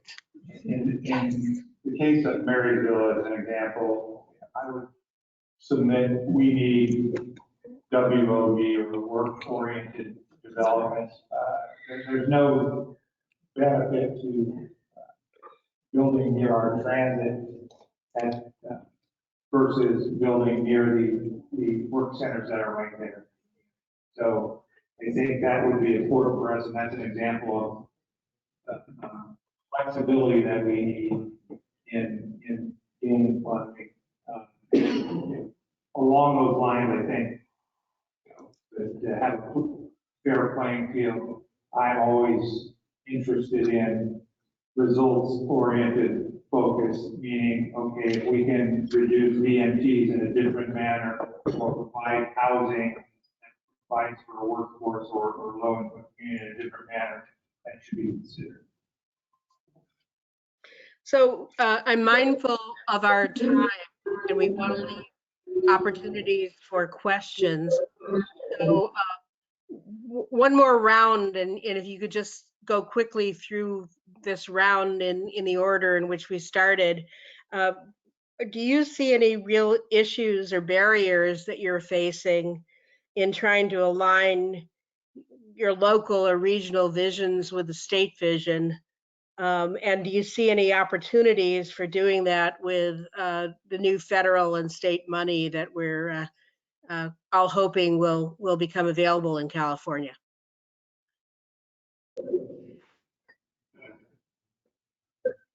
James, you want to start? Sure, happy to start. this goes to my last point, which is we can't always be last money. And for a long time, completely understand why that made a lot of sense, right? The state in some ways was the last place we would come. We build our funding stack, we come to you for the last money. $100 billion in federal competitive grants means we've got to be able to rethink our state process, put money in on something that can be competitive for those federal grants, right? So that helps us not try to have that, if we can use those sort of fund sources as leverage. The second thing I'd say, which maybe isn't a state issue, but I was going to call with some federal agencies this week. We've never had a better problem having so many federal funds available for California. And I know there's efforts on these, so I'm saying that we're all working towards this, right? We have to be strategic. We have to have priorities. We have to understand what it means to have transportation projects that reduce carbon emissions, that tackle inequities and racial inequities, that really truly improve safety, right? That's a sort of a triple bottom line approach. And none of us are there yet. We're not perfect on this, but I think there's a role for the regions and the MPOs to help put the best projects forward. Also maybe to gatekeep a little bit, because frankly, the feds are about to get inundated with applications on all of these successive. Okay, good points. Sarah, you want to go next? Sure. I've already touched on some of our major funding priorities, but one other program that I'll just mention that we're excited about is, at the federal level, all the resources that are being dedicated to broadband and building out the broadband network. We've done some studies in the SCAG region that suggest that region-wide, if we are able to build out the network, that it could yield about a 15% reduction in VMT. So, we're continuing to look, in our very urban areas where we're, looking at transit access and improved walkability. We know that the access to broadband and being able to access jobs more remotely, as well as all those services that you have on a day-to-day basis through broadband, could be a key part of our strategy down here. So we think that's an important new resource and are looking forward to work with our jurisdictions to access those funds. Yeah, that another form of infrastructure that really could make a difference. Tony? It's my belief that if we're about this, we're going to have to completely reconfigure the planning process, because right now, for example, the California Transportation Plan, it's an aspirational document, but in terms of its day-to-day impact on what we do at the regional level, it's really not a consideration. And now the state wants it to be much more of a consideration, and they want it to sort of serve as an aspirational document for all of the regions.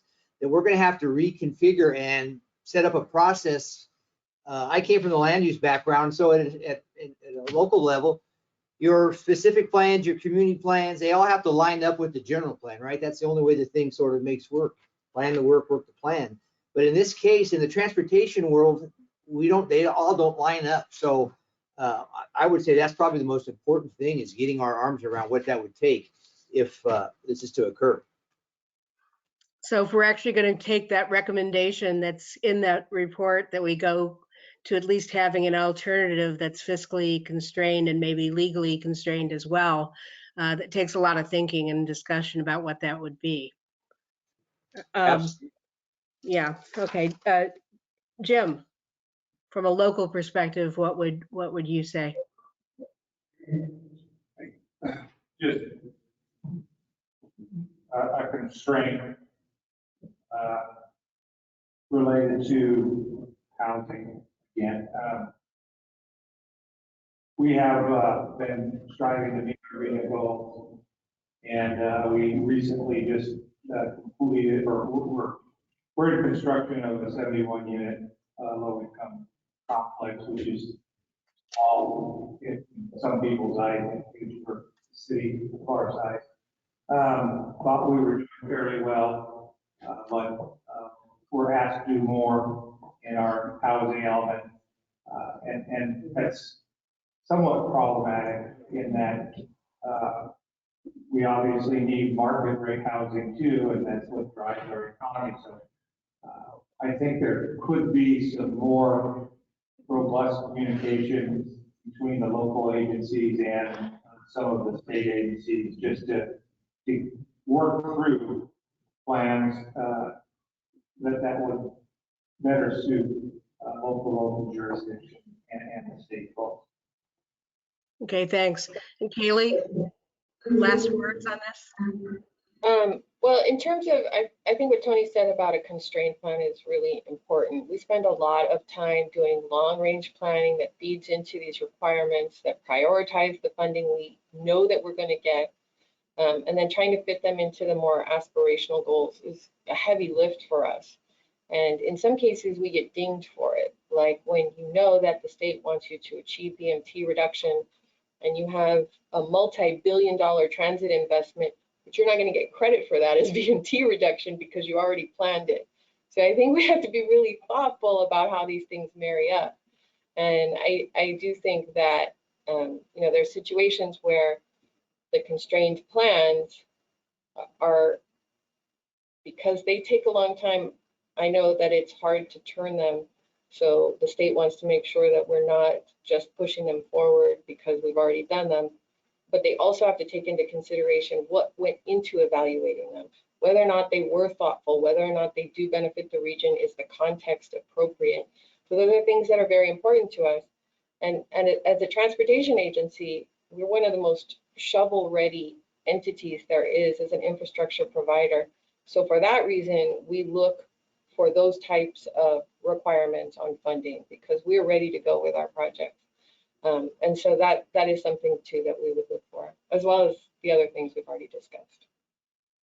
So we've heard a lot, I think, from this panel. We've heard that to try to implement the ambitious transportation and housing and economic development goals, environmental goals that the state has, equity goals, we need to think holistically about not just transportation and housing, but also economic development and all the infrastructure that's needed to support that, which these days is not just sewer and water and wastewater, but also broadband. We've heard that we shouldn't be forgetting about operations costs, because operating money for transit is critically important. Operating money for new mobility as a service options is going to be important. Thinking about how to operate the street highway system in a more high-tech way is probably going to be another thing where we're going to need some investment. We heard that we ought to think about broadening what we think about as appropriate places for infill and community development to include smaller towns and main streets and not just the big cities and the core areas, and that there are opportunities that we shouldn't leave on the table, both because we can bring additional people in on this and create more opportunities for working and living in environmentally and sound and equitable ways, but also it gives everybody a shared responsibility in doing this. We heard we have to be careful about bringing the public along because a lot of voters have had a say about the transportation and land use that they want. I think we probably could have a whole much longer discussion about that point and how to do that, but it certainly raises some questions about how to evaluate projects that have been planned for a long time, and maybe some investments have already been made toward moving them forward, and or maybe using some of the money that we're about to get to mitigate adverse impacts if they have both benefits and adverse impacts in those projects.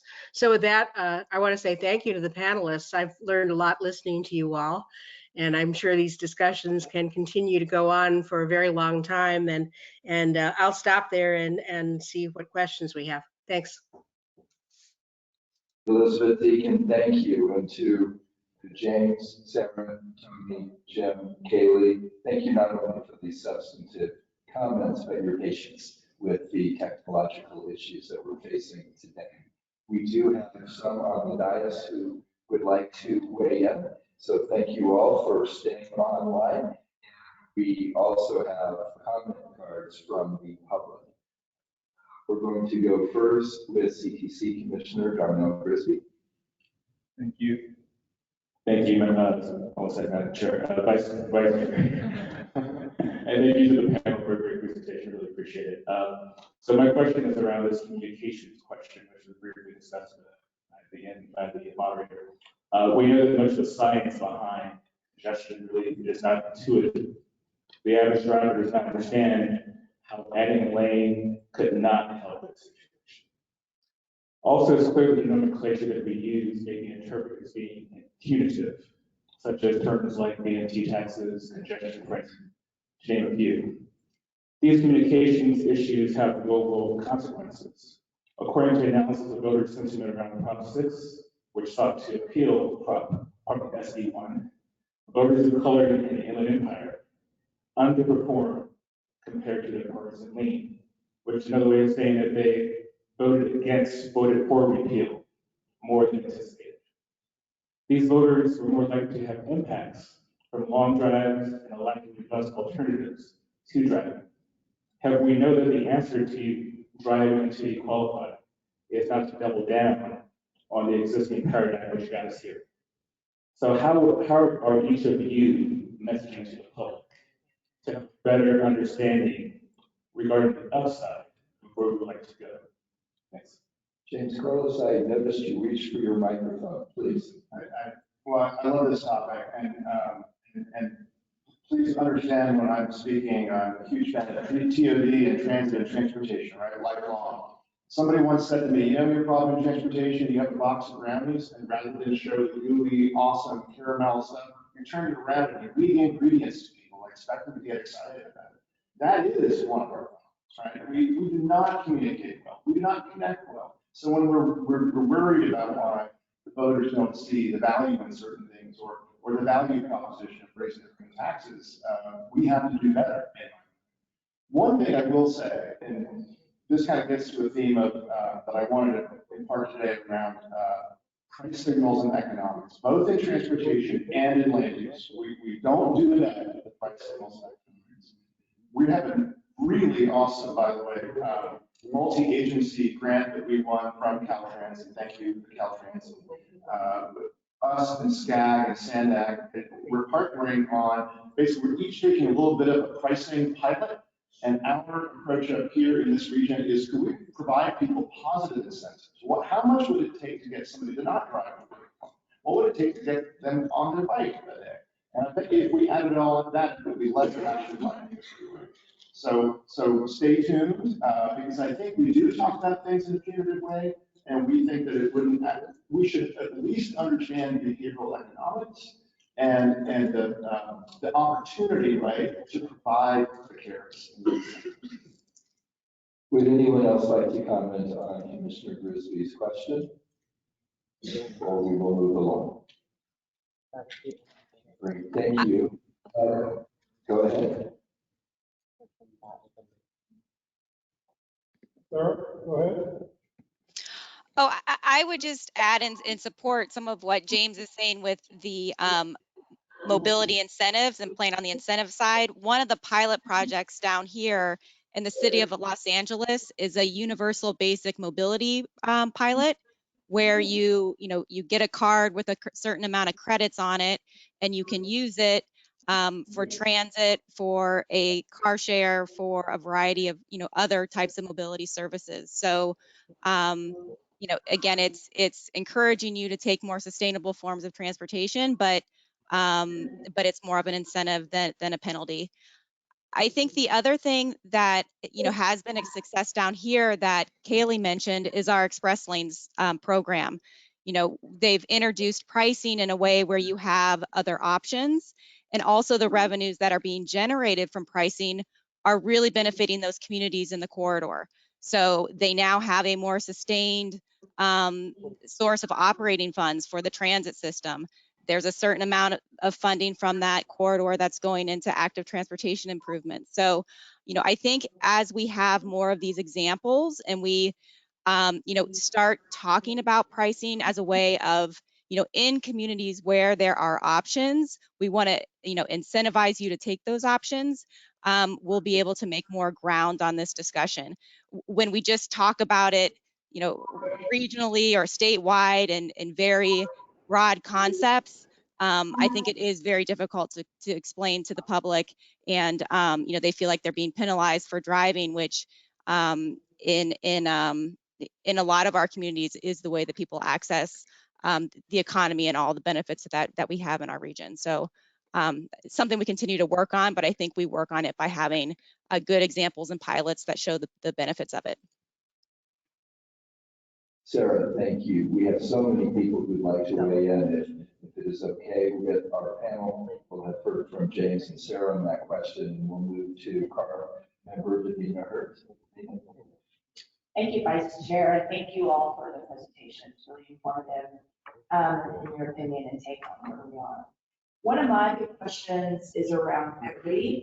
We've heard a lot about the equity lens, and I'd like to know what that looks like and what are the companion actions for implementation of all the things that we've been talking about, all the goals that we have. You know, what are those best practices that can be replicated in other communities? And on top of that, are we asking the most impacted and vulnerable what they need, or are we telling them?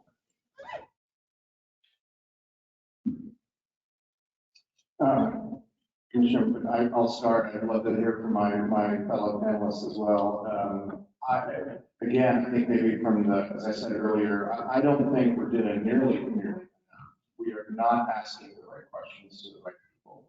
We're not good at this. We're not really good at engaging a lot of communities of color, impacted communities, right? So our board has been on a journey the last 2 years. We've just adopted the state and racial equity changing commitment across our 6 counties, which was not easy at all. We are starting an engagement how to implement programs to put some planning money around our 6 counties into those communities that really have not been at the table before. So we're very mindful of engagement and also working with CBOs who know how to do this. Because frankly, in government, we're not very good at that.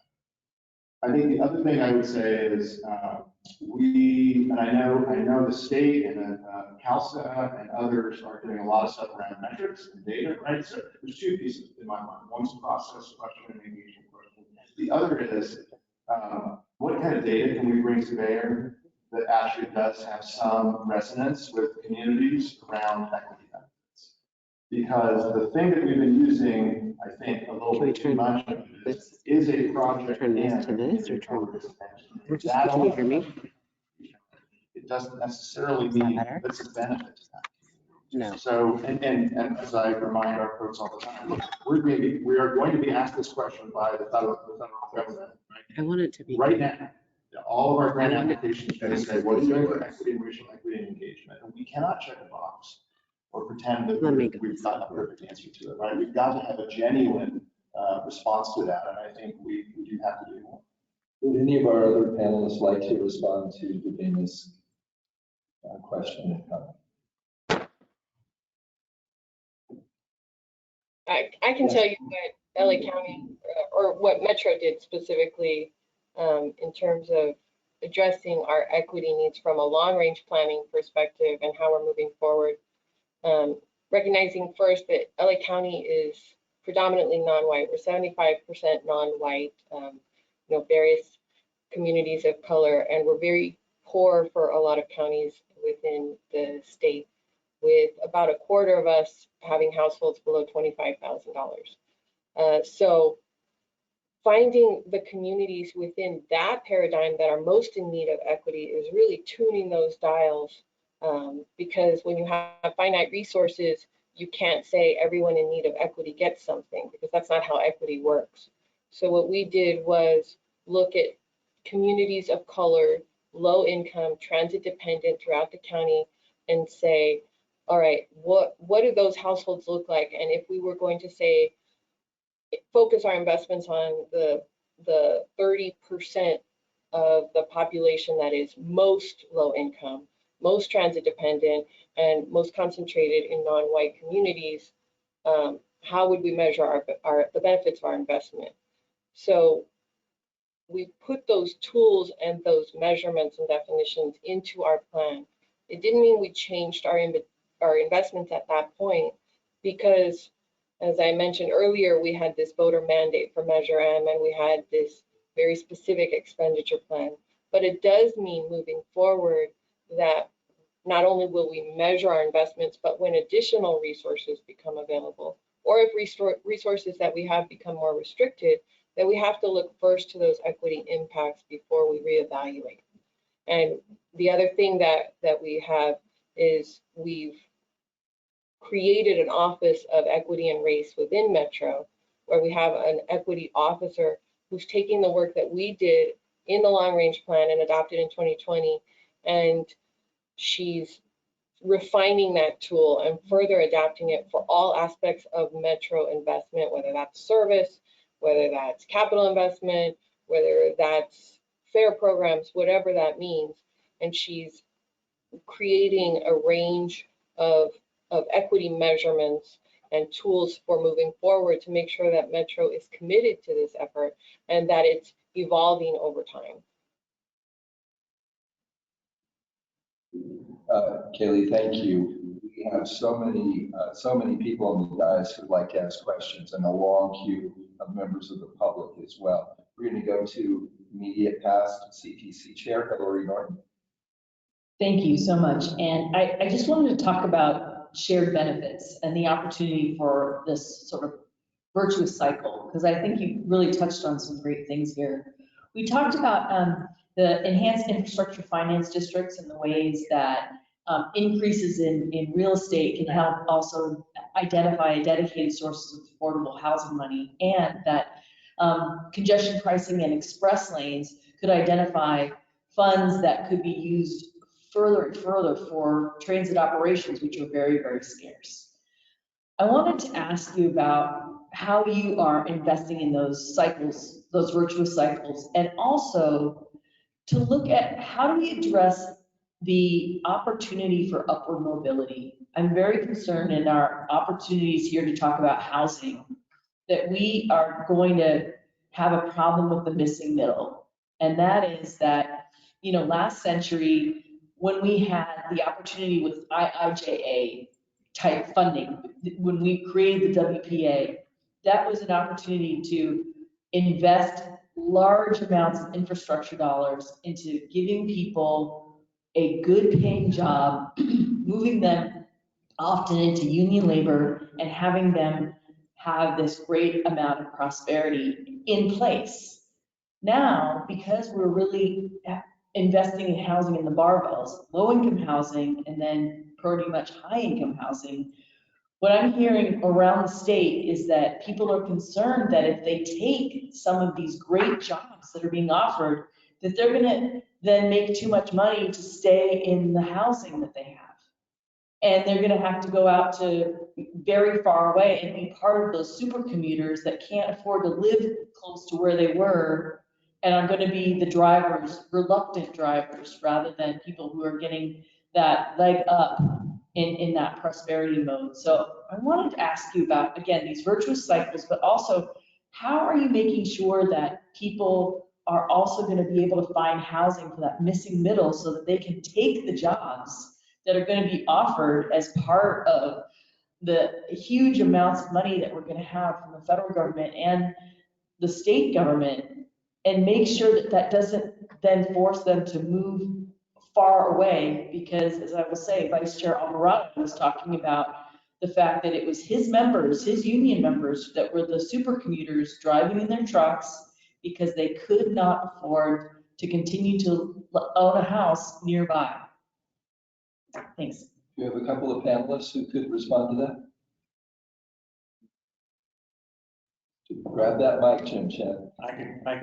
I don't know if I have the answers, but I saw that phenomenon 30 years ago in the Los Angeles area when I worked in manufacturing, and we had people that had good paying union jobs within the aerospace industry that were commuting all the way out to Palmdale, 2-hour commute.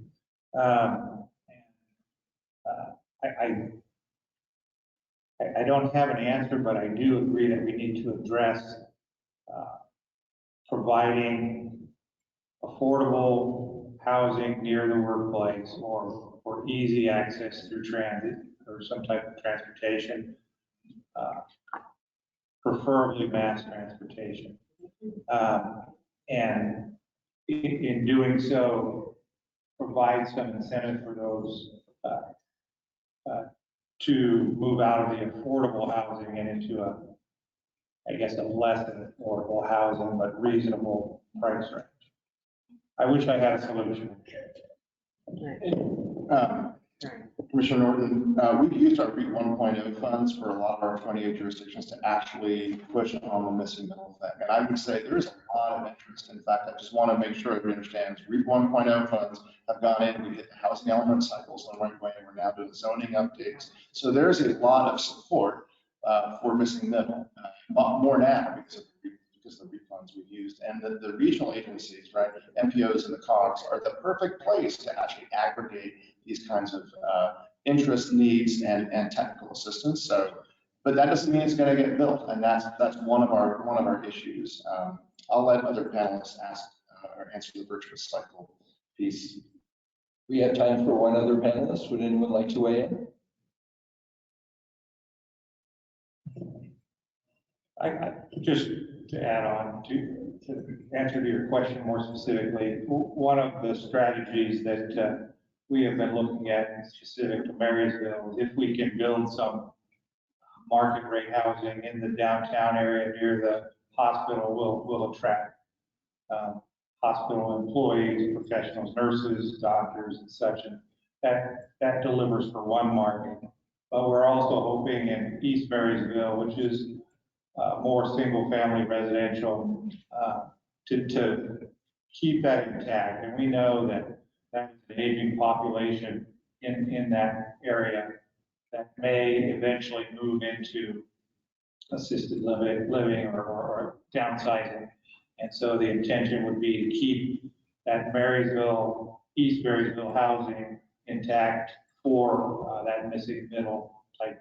The question will be, though, is will the market drive that up out of the city's control to the point where it won't be affordable?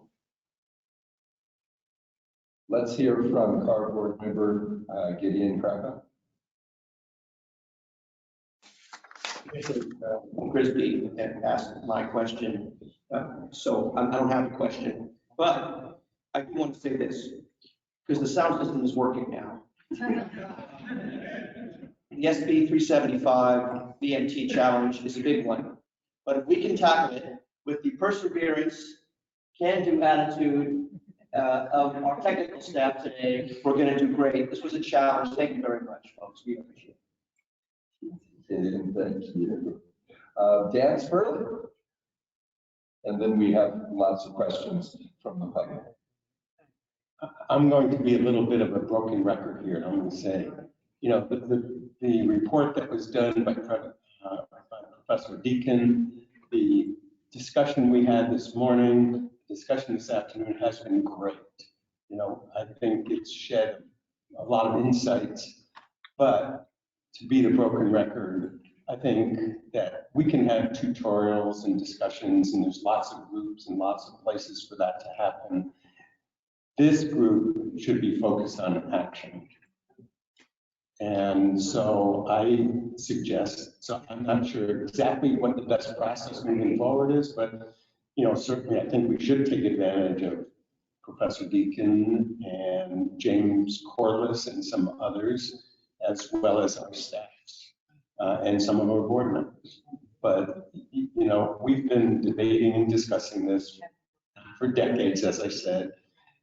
You know, some of the issues have changed a little bit. You know, we're putting more emphasis and understand the equity issues much better than we did, you know, the underserved communities. But, you know, fundamentally, when I was in graduate school 40 years ago, we were talking about the same thing. Yeah. So thank you. And I am pleased that technology is working. So I do now, I might have missed some of the conversations earlier, like others here on the board, but I think we're ready to move forward. Dr. Sperling, thank you. What my takeaway from your comment is you really should have solved this 40 years ago. We have, I would note that Professor Deacon and I were together 40 years ago, and I think we did come up with many of the solutions. Great. We have one other commissioner who would like to weigh in before we go to our public comments. John Rocco Davis. Rocco? Thank you, Vice Chair. I just wanted to really take the opportunity to thank this panel for this presentation. I think far too often we have politicians who pass bills. We have commissions and boards that pass policies, and practitioners are then forced to figure out how to make it work. And I appreciate the comments. I appreciate the work that you do. And I appreciate the fact that you reminded everybody that infrastructure is not just the bike lane or the HOV lane or any of those types of things. There's other pieces that go into that. And as you're doing your calculations for future projects, you need to figure out how you're going to electrify your entire system also, which is a cost that we hear a lot about. We're going to have to get to so that we can meet our climate goals. But unless you know where the pot is at the end of the rainbow, I'm not sure where all the money's going to come from. So I just want to thank all of you.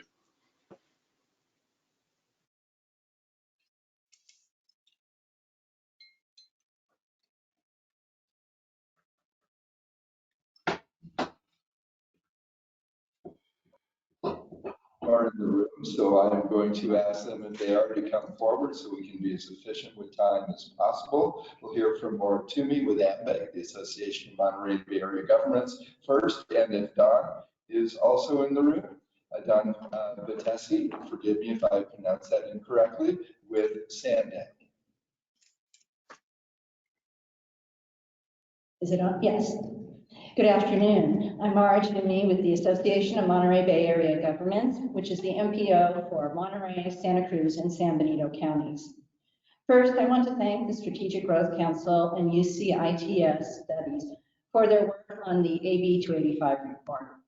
AMBEG concurs with many of the findings, particularly the need for better alignment of state goals, the need for a fiscal analysis of state policies, and the recognition of the challenges MPOs face in implementing the sustainable community strategies. I'd also like to offer some perspective on some of the issues raised in the report. First, I think it's important to note that the MPOs review and reevaluate the need and priorities of proposed projects every 4 years as part of our RTP-SCS process. This reevaluation is completed through an extensive public process which identifies the region's needs and priorities and culminates in a plan which balances the unique and diverse transportation needs of each region while meeting state goals.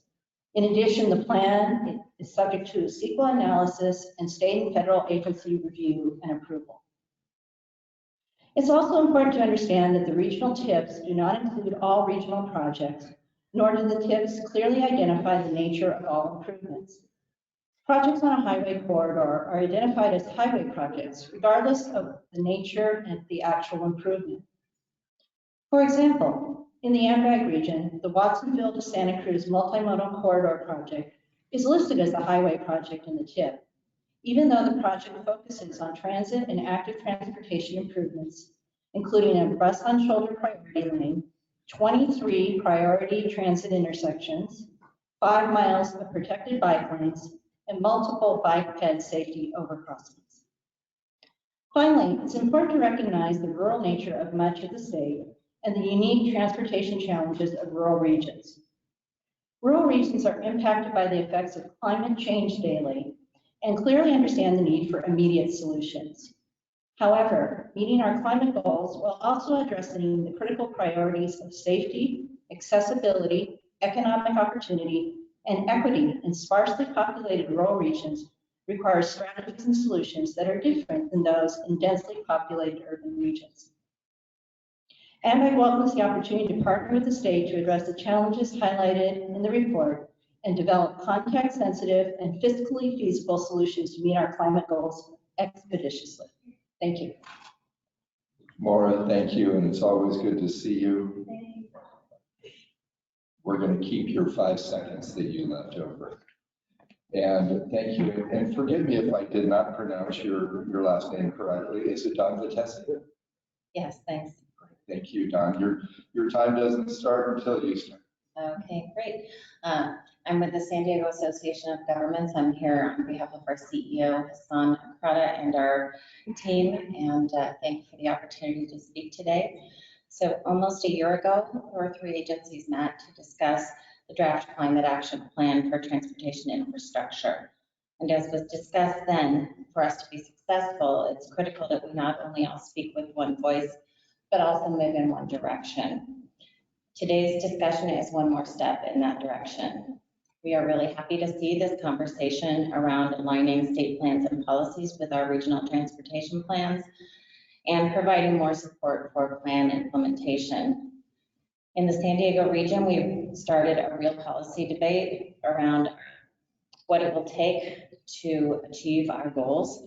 Our regional plan really forced us to look at those goals very closely. And while the plan passed, in order for it to be successful, we know we will need the state as our partner. This means that together we have to align our goals and our plans around what is real, what is possible, and what is in our control. Plans, whether at the regional or the state level, have to truly be just more than words on paper. If we want to transform the future of mobility in California, we have to work together to advance the policies that will get us there. We need to partner rather than compete to reach our targets. We need to use data to drive our decisions, and we also have to find a way to structure our funding programs so that regions have the flexibility to do exactly what you want us to do.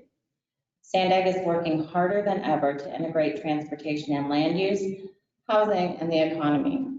We are using our REAP funding to launch a brand new housing acceleration program that provides funding directly to our cities and county for technical assistance and infrastructure grants that will help us meet our RENA commitments of building housing near transit and jobs.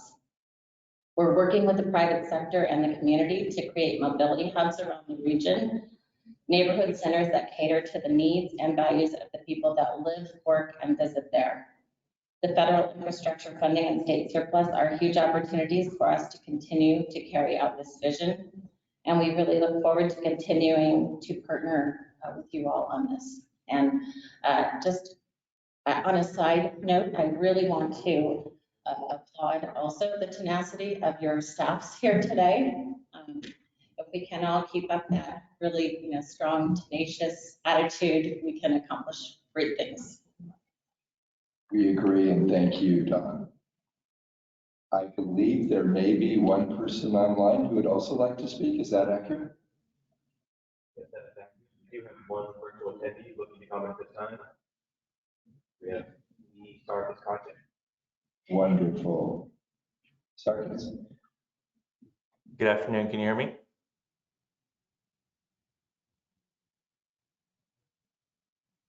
Can folks hear me? Okay, thank you. Good afternoon, commissioners, ARB board members, and HCD representatives. My name is Sarkis Kajek, and I'm Director of Programming with the Santa Barbara County Association of Governments. We're the MPO for Santa Barbara County, and we represent a small urban rural region with a population less than 500,000.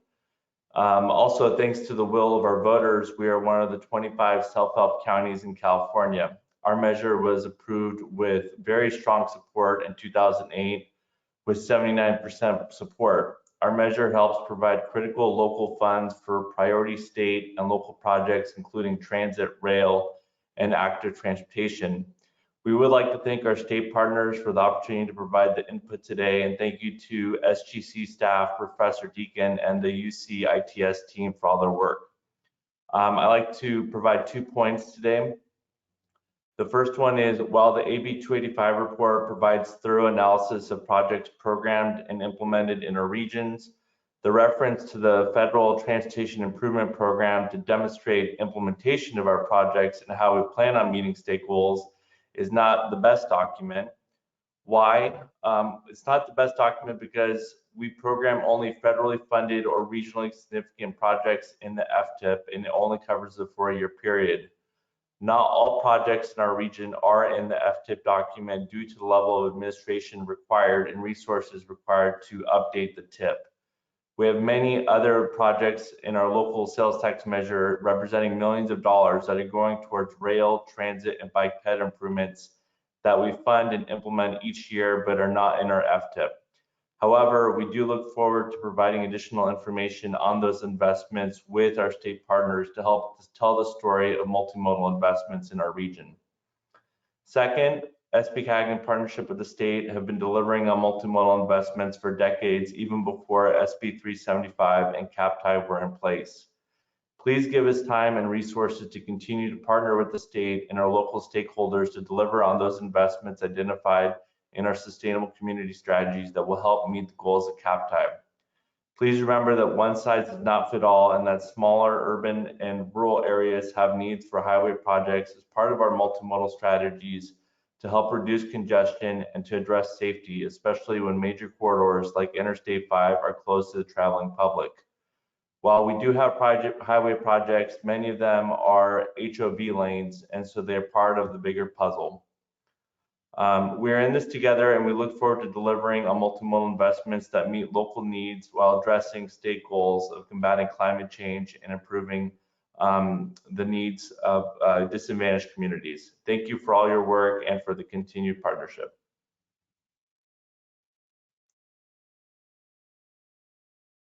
Thank you very much for dialing in. And you were right on time as well. Elizabeth Deacon, would you like to make any closing comments for your panel?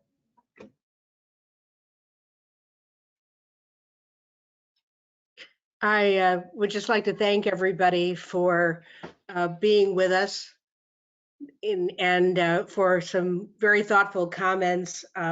I look forward to hearing more from you if you have any comments on the reports. I'd also like to point out that in addition to the summary report, which became part of the SGC report, there are 5 working papers that are available online that go into much more detail, and we'd love comments on those as well. So thank you, everybody, and I'll say good evening to you for now. Professor Deacon, the next panel that we are going to ask you to moderate will be on what did you really think of Dan Sperling in grad school? Dan and I have been friends for a very long time. It's wonderful. It's wonderful. Thank you all. What an outstanding panel under interesting circumstances as well. We appreciate your professionalism, your knowledge, and your substance today. With that, we are going to turn to Mitch Weiss, our Executive Director of the California Transportation Commission, for some thoughts before we go again to public comment and foreshadowing that we'd love also to hear from our colleague and partner Chair Randolph before we close off again as well. Mitch? Thank you, sir. I guess I just want to real quickly go over some of the accomplishments that we've done and some of the things we're currently working on, so everybody can see what's coming out and how some of the things we're talking about are moving forward. Next slide, please. The Commission's in the process of updating guidelines for our 3rd cycle of SB1 competitive program funding.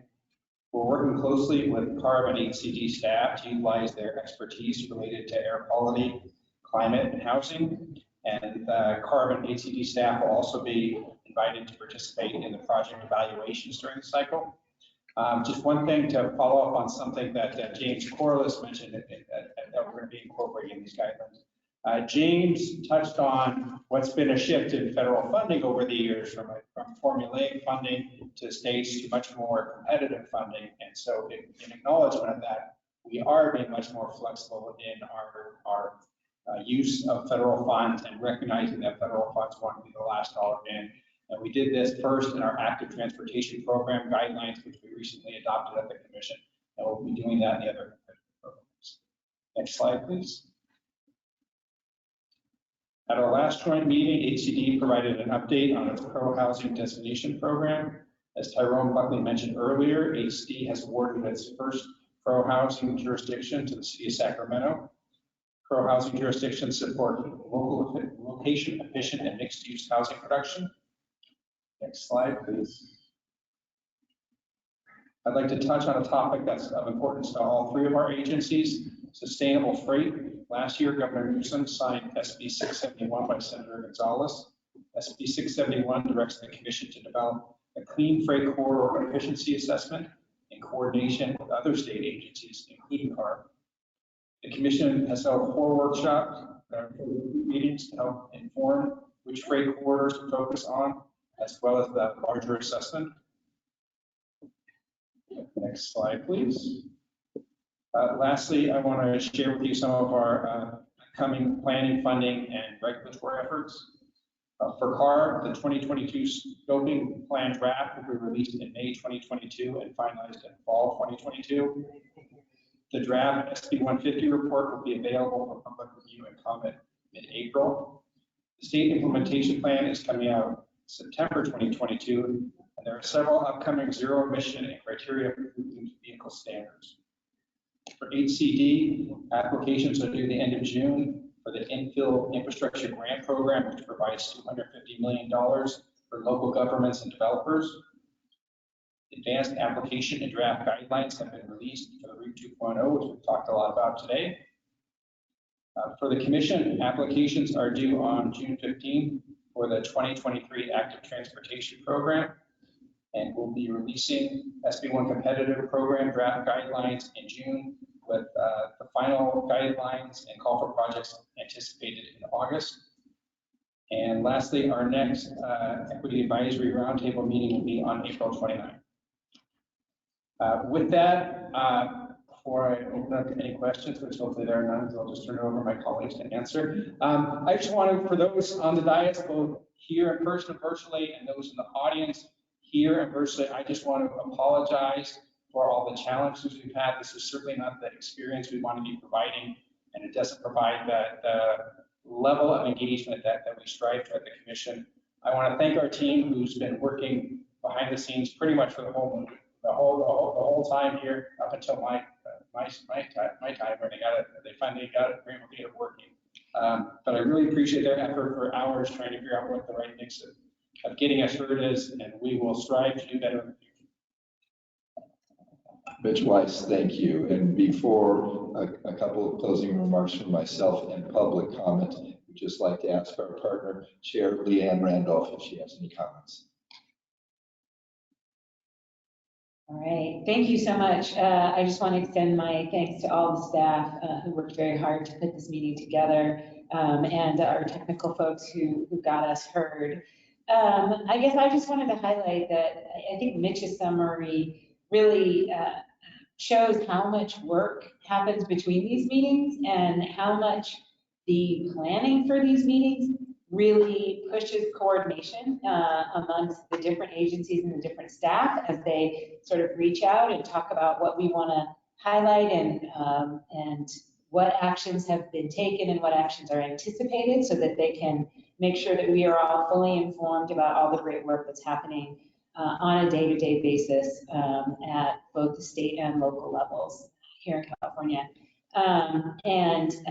I think that there are some opportunities, as I mentioned earlier, for our staff to kind of maybe huddle their respective staffs and think about some more specific action items. But I really want to highlight the fact that these meetings provide an opportunity to really more fully understand what is happening every single day to advance our state policy goals and try to further housing and transportation in the state of California and achieving our climate goals. So I just want to give a shout out to the staff at HCD and SGC and CARB and CTC and everyone who puts in the time and effort every day to meet these goals.